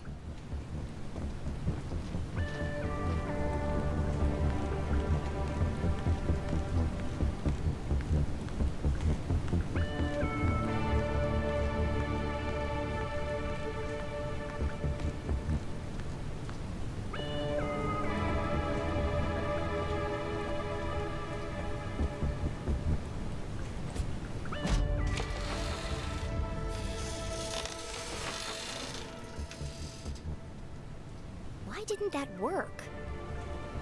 Something's holding me back.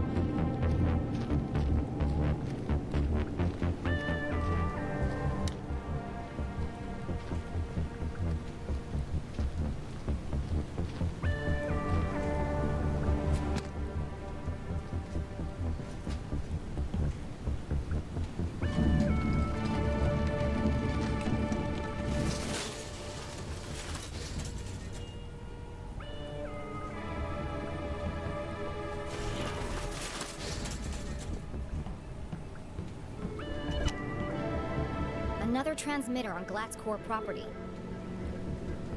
Susie denied her family's involvement, but I can't imagine they don't know about this.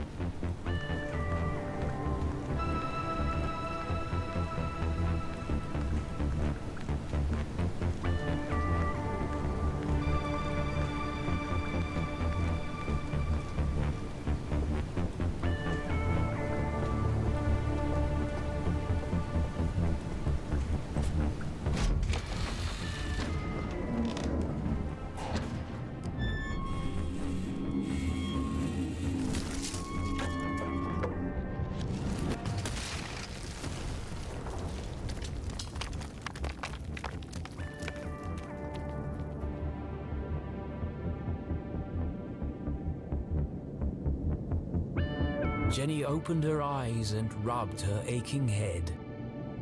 Ugh, how long was I out for? Things hadn't quite gone according to plan. I guess my calculations were slightly off. Fortunately, Jenny found herself in a familiar place. This is the tunnel where I first came in. Unfortunately, someone else had heard the commotion.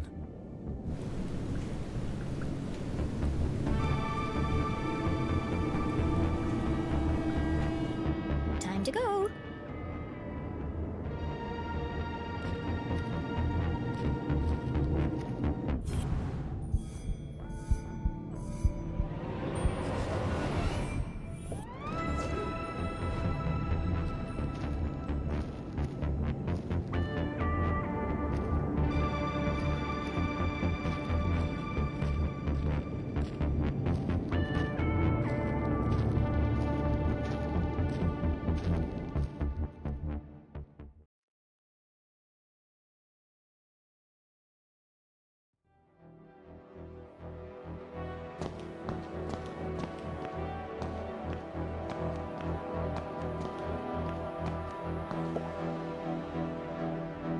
Here goes nothing.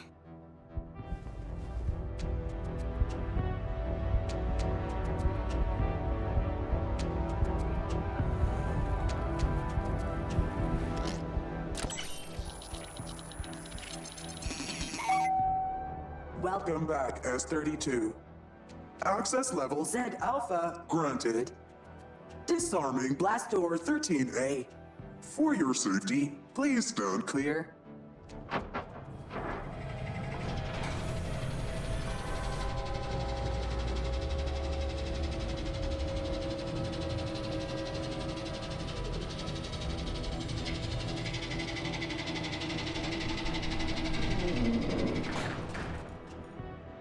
Jenny paused. She was finally here. Could it be true? Was her father really on the other side of this door? The man she'd lost forever. She would have given anything to bring him back. What would she say to him? How would she feel when she saw him? Of all the puzzles she'd solved, every obstacle she'd climbed, and every leap of faith she'd made, this was the scariest moment of all. Mom should be here. She needed her. She needed someone. Maybe even Susie. I'm not gonna solve anything by just standing here. Arthurton had slowly revealed its secrets to Jenny, and now she faced the final chapter. Gathering her courage, she took a deep breath. This is it, Jenny. And stepped into the darkness once more.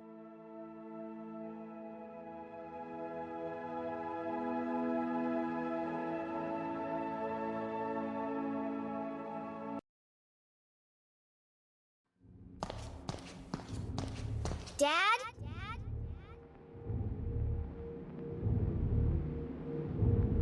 Her voice echoed in the darkness.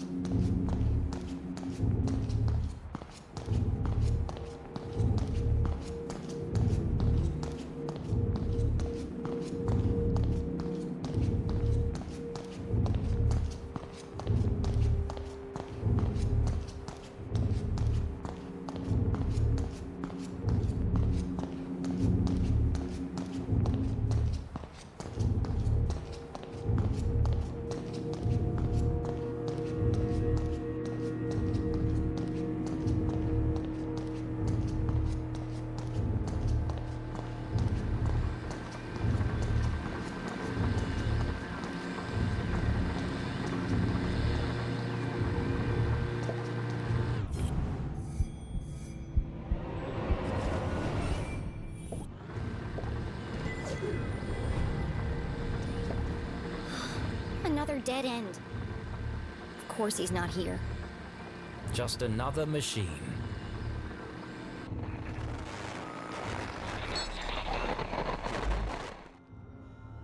Arthurton, a small town seemingly like any other. Nestled in a valley between two mountains, lined by lustrous forests, and perched on the edge of a pristine lake. Yes, Arthurton had it all. A main street with shops and a place to sip coffee. Schools, a college, a church, and a police station. The kind of place you might find anywhere on your travels. But you won't find it anymore, for Arthurton is now the town that disappeared. Where once stood a city bustling with life, now lies an empty crater. How could a town suddenly and completely vanish from the face of the earth? And if it could happen to Arthurton, could it happen to your town too? Scientists are baffled. Church attendance is at a record high. Is this a sign of the end of days? Tonight we attempt to answer the question, what happened to Arthurton? The Enigma Report investigation starts now.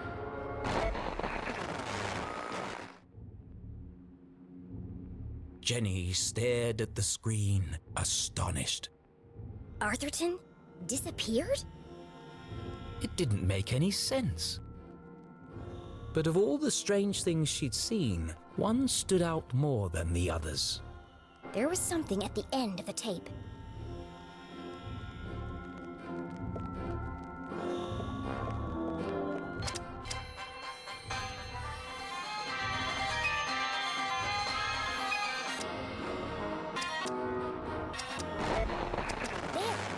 There's something hidden in the static.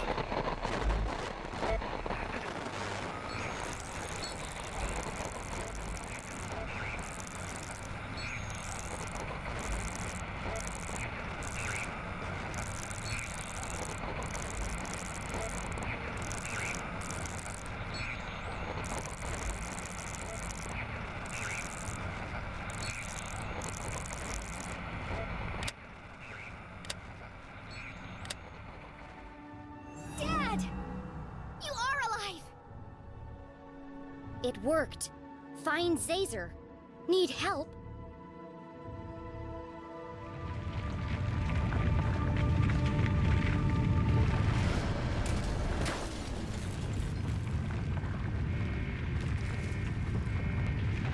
I better get out of here before I'm crushed to death.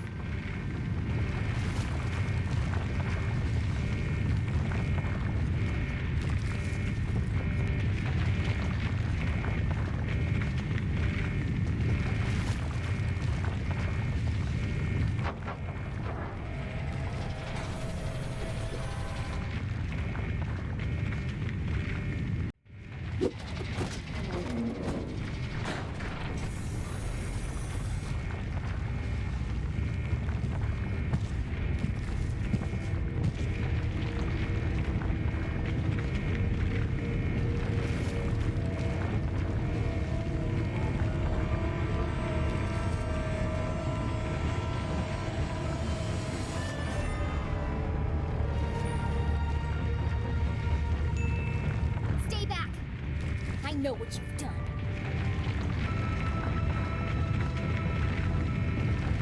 Show your face, you coward. Get away from me, you creep! I'm not scared of you. You take one more step.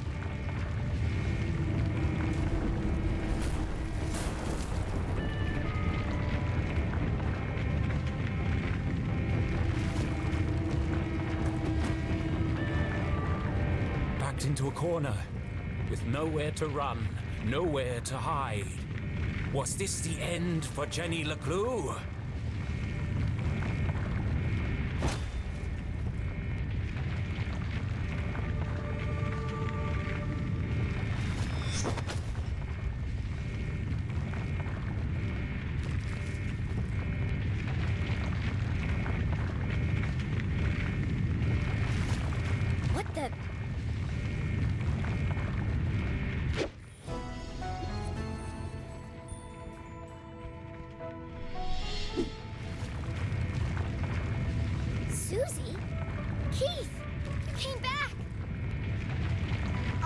to. Jenny choked back her tears. She had lost count of the number of times she'd almost died today, and it was starting to take its toll. Let's get out of here before he wakes up! No, wait! Keith, this could be the man who killed your father.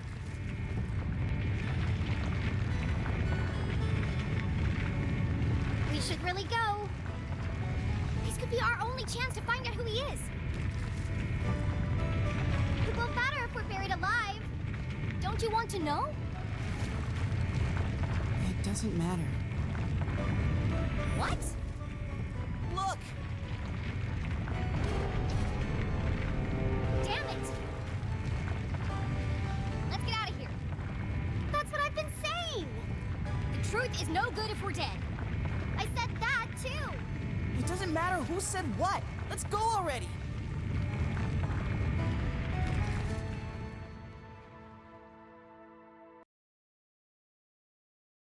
Our three intrepid adventurers made their escape across the graveyard on the far side of town. Behind the twin peaks of Arthurton, the sun began to rise, but this night had not yet ended. Beneath them, the ground shook and grumbled. Deep in the bowels of Arthurton, something stirred.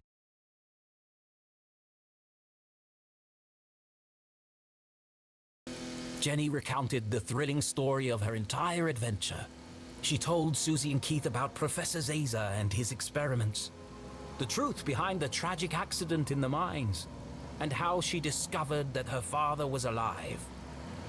But she left out one critical detail: the town that disappeared. How would they react to such an unfathomable revelation? Would they even believe her? She wasn't sure she believed it herself. What an incredible adventure! Although, I think the greatest discovery today has been our friendship. You never stop, do you? All these trials have really brought us together. And now that you and Keith are friends again, we can form our very own mystery-solving club. It's just a shame we didn't unmask the man in black. So what's our next step, fearless leader? There's something about this case that still doesn't add up. I need to find my mom, before the cops do. But she could be anywhere. No, she's gone to Widow's Drop. Where? Widow's Drop. But I have no idea where that is. It's certainly not on any map I've seen. That's because it's not a place. What? Yeah. It's a plant. My dad he grew one in his greenhouse. He had to separate it from all the other plants. They all started to shrivel up. Have you ever felt a flash of pure inspiration? The sudden feeling of everything falling into place. It's the moment a great detective lives for.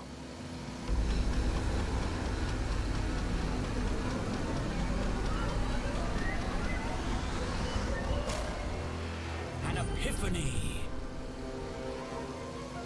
Keith, what day do you take out the trash? What? What day does the garbage man come? Friday? Why? Of course! It was right there the whole time! Jenny! I know where my mom is! Jenny! And I know who killed Jean Strasberry. Jenny!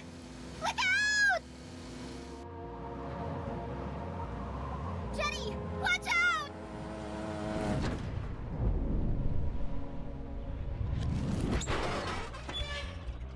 We survived! Yeah! We made it! I have to go back. Go back? But we just got out!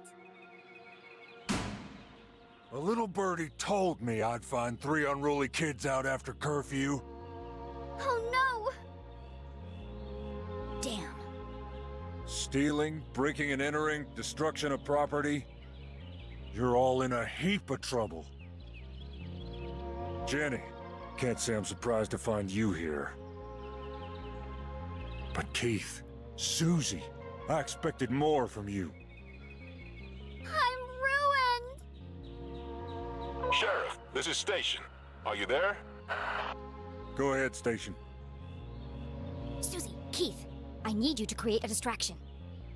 What? There's no time to explain. Where are you going? You'll just have to trust me. Okay. No. Susie, please! No, not unless you say it. Say what? After everything we've been through, you know it's true. What are you talking about? Now is hardly the time for this. You told me to stand up for myself, so that's what I'm doing. Hold on a second. Enough chatter. Get your sorry butts over here now! We depend on each other. Admit it, Jenny. Come on, Jenny. It's not a big deal. Just say it. This is your last warning. I am not going to tell you again. Of all the challenges our tiny hero had faced, this was perhaps her toughest. You aren't alone, Jenny LeClue. You don't need to pretend anymore. As hard as it was to say it, Jenny knew deep in her heart it was true. Fine. Susie Glatz, you are my friend. Thank you, friend. Now, let's get you out of here. Yeah, I've got him. Safe and sound. I'm bringing him in now. What the? You'll never catch us, Copper! Sorry, Mr. LeClue. Well, do you have them or not? I thought I did. Where did she go?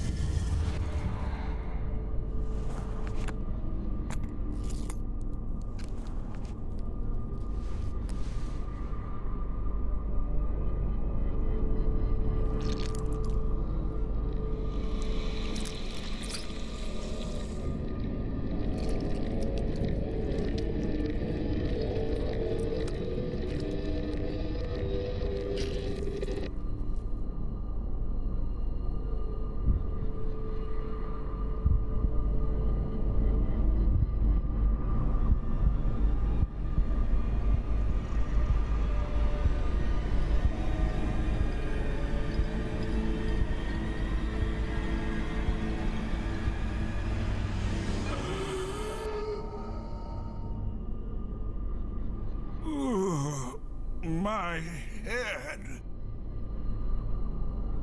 Thank goodness. It worked. Oh, how wonderful to hear your voice.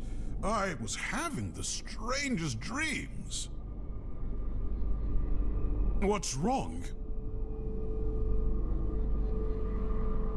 I almost didn't make it. But you did. Now, we've got a lot of work to do.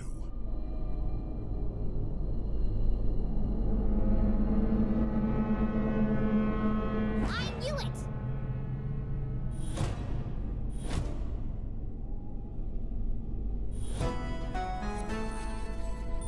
Jenny? Jenny? Surprised to see me? I am only a child, after all. What is she? How did you... It was really quite simple. Once I realized Mr. Strasberry knew he was going to die.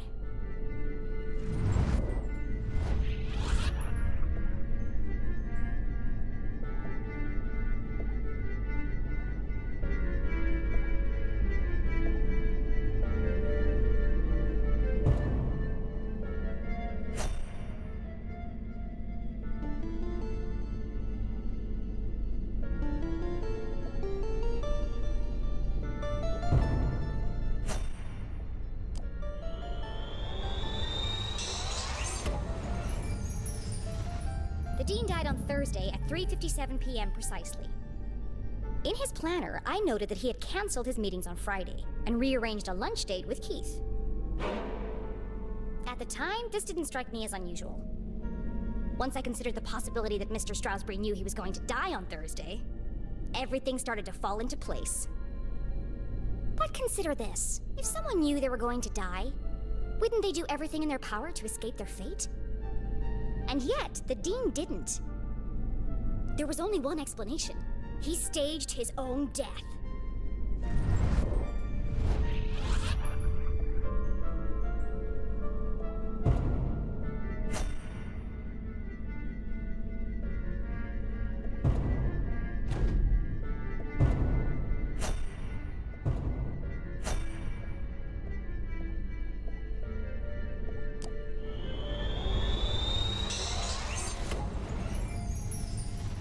It's no secret that the Dean is an avid gardener.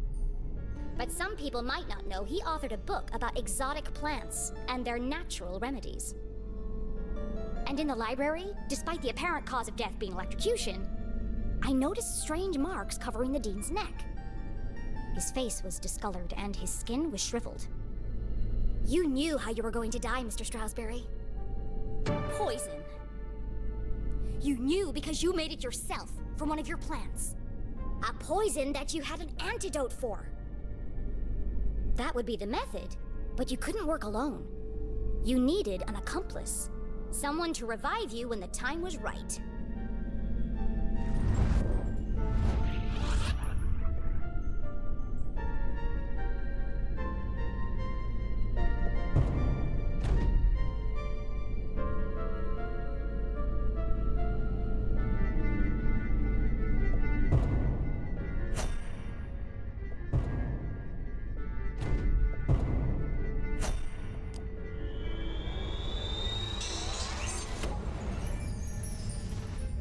In the basement of my house, on my dad's old dusty desk, I found a recently used vial. The residue was purple, the same color as the marks on the Dean's neck. I also found Dean Strasberry's book about dangerous and exotic plants. You plotted together to stage Mr. Strasberry's death. It was a simple scheme. Poison him with the plant, then return after the funeral to revive him. You had intended the death to appear natural, but not everything went according to plan.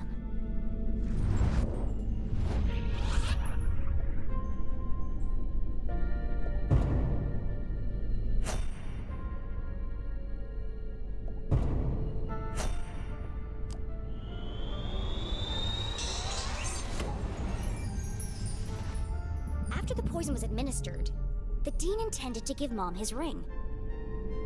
But he accidentally dropped it, and it got stuck in the electrified track of the ladder. When he bent down to retrieve it, he was electrocuted and thrown from the balcony. Earlier, the Dean had told me he was meeting Mom in the library. That was a mistake. If I hadn't gone there to find Mom, she might still have escaped before the police arrived. Getting caught hadn't been part of the plan. Quite remarkable, Jenny. And you worked out all that by yourself? Yes, that's how you did it, but the real question is why? Well, that's all a bit more complicated, I'm afraid. It was a rhetorical question, Mr. Strasberry. I know why you're working together. But first, I have to tell you about aliens.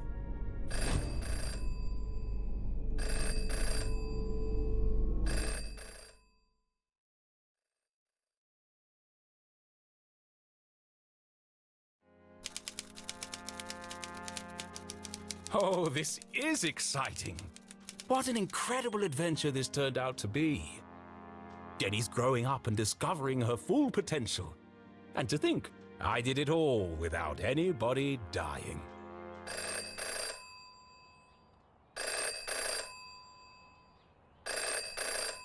Hello? Richard! Oh, what do you think of the new scenes? Aren't they wonderful? I beg your pardon? Trick you? Certainly not. But don't you see? It all works out perfectly this way.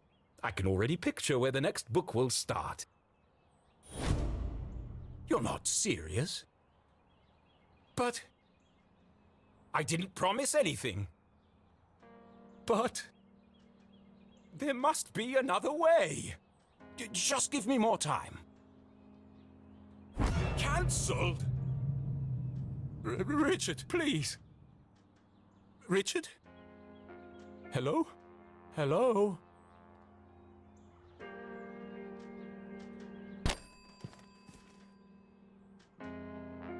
It's no good. They won't publish it unless someone dies. But I can't do it. I just can't. Come on, Arthur. Jenny's whole world hangs in the balance. Decades of work. It can't all end now. Oh, I have to. It's like Jenny's mum always says. A great detective knows the right decision is often the hardest to make. And I am a great author of detective stories. But I can't pick. What should I do, Rufus? Brilliant! Yes! You're always right, old friend. I'll let fate decide.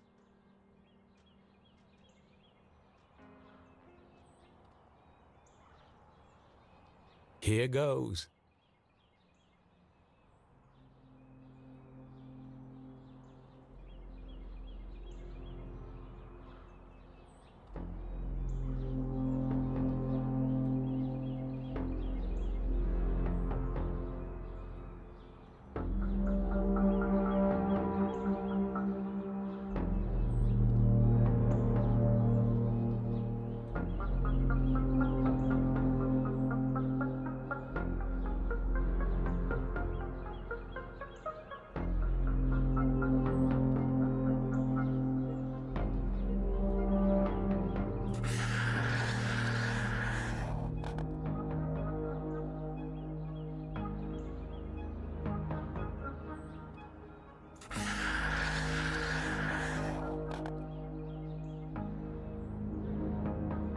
Fate has spoken, but is she certain?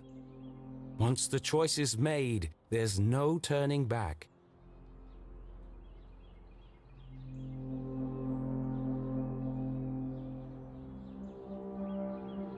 Well, that was easier than I thought. It's the only way this scene can end, the ending the book deserves.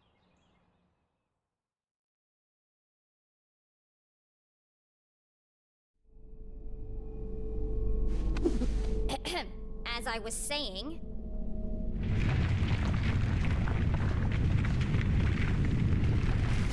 What was that? No more interruptions! The tremors were getting more violent and more frequent. Please! I'm in the middle of my astonishing denouement! Everyone in town thinks CJ is crazy. A madman spouting wild theories about aliens and hidden forces at work in Arthurton. But all the strange phenomena he's seen are real. And the culprits are men, not monsters.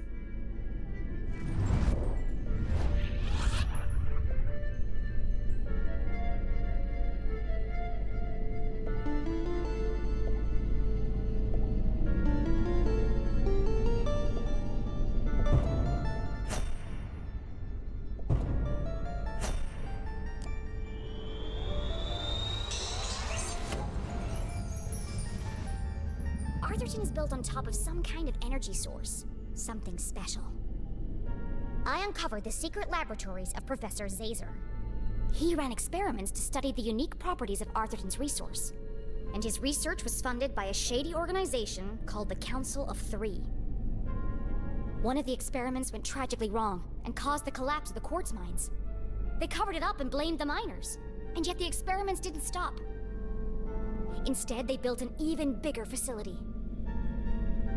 Years after the accident in the mines, an even greater tragedy struck Arthurton. Only this time, the townspeople didn't know. I don't fully understand it, but something happened to the whole town. And wherever we were, we aren't there anymore. The rest of the world think we disappeared. At first, I thought I was solving two separate mysteries. But then it hit me like a ton of used books. The two were inextricably linked.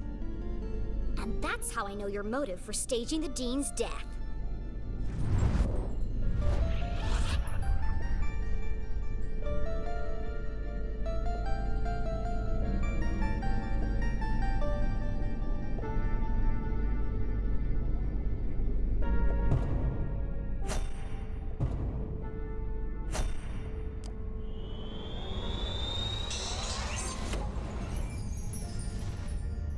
Wasn't working for the university.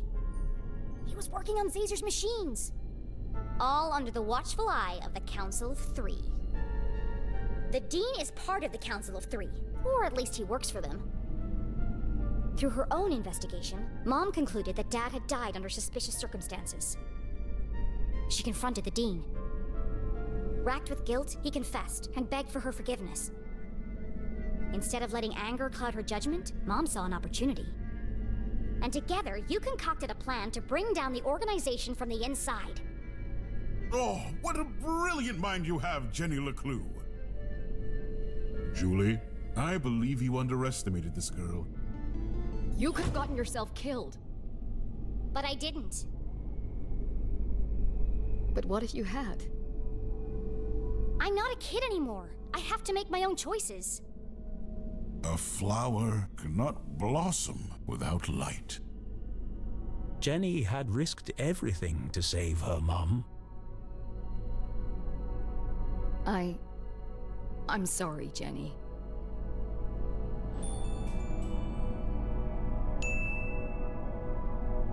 It's okay, Mom.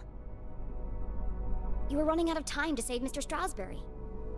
I was trying to protect you. I know.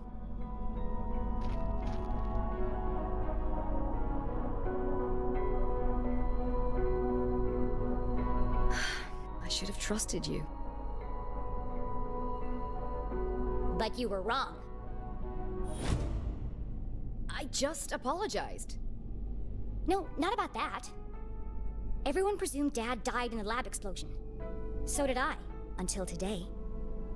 But then, I started finding secret messages all over town. They led me to a secret room under the graveyard. And there, on a small television, I saw him. Henry? Dad is alive!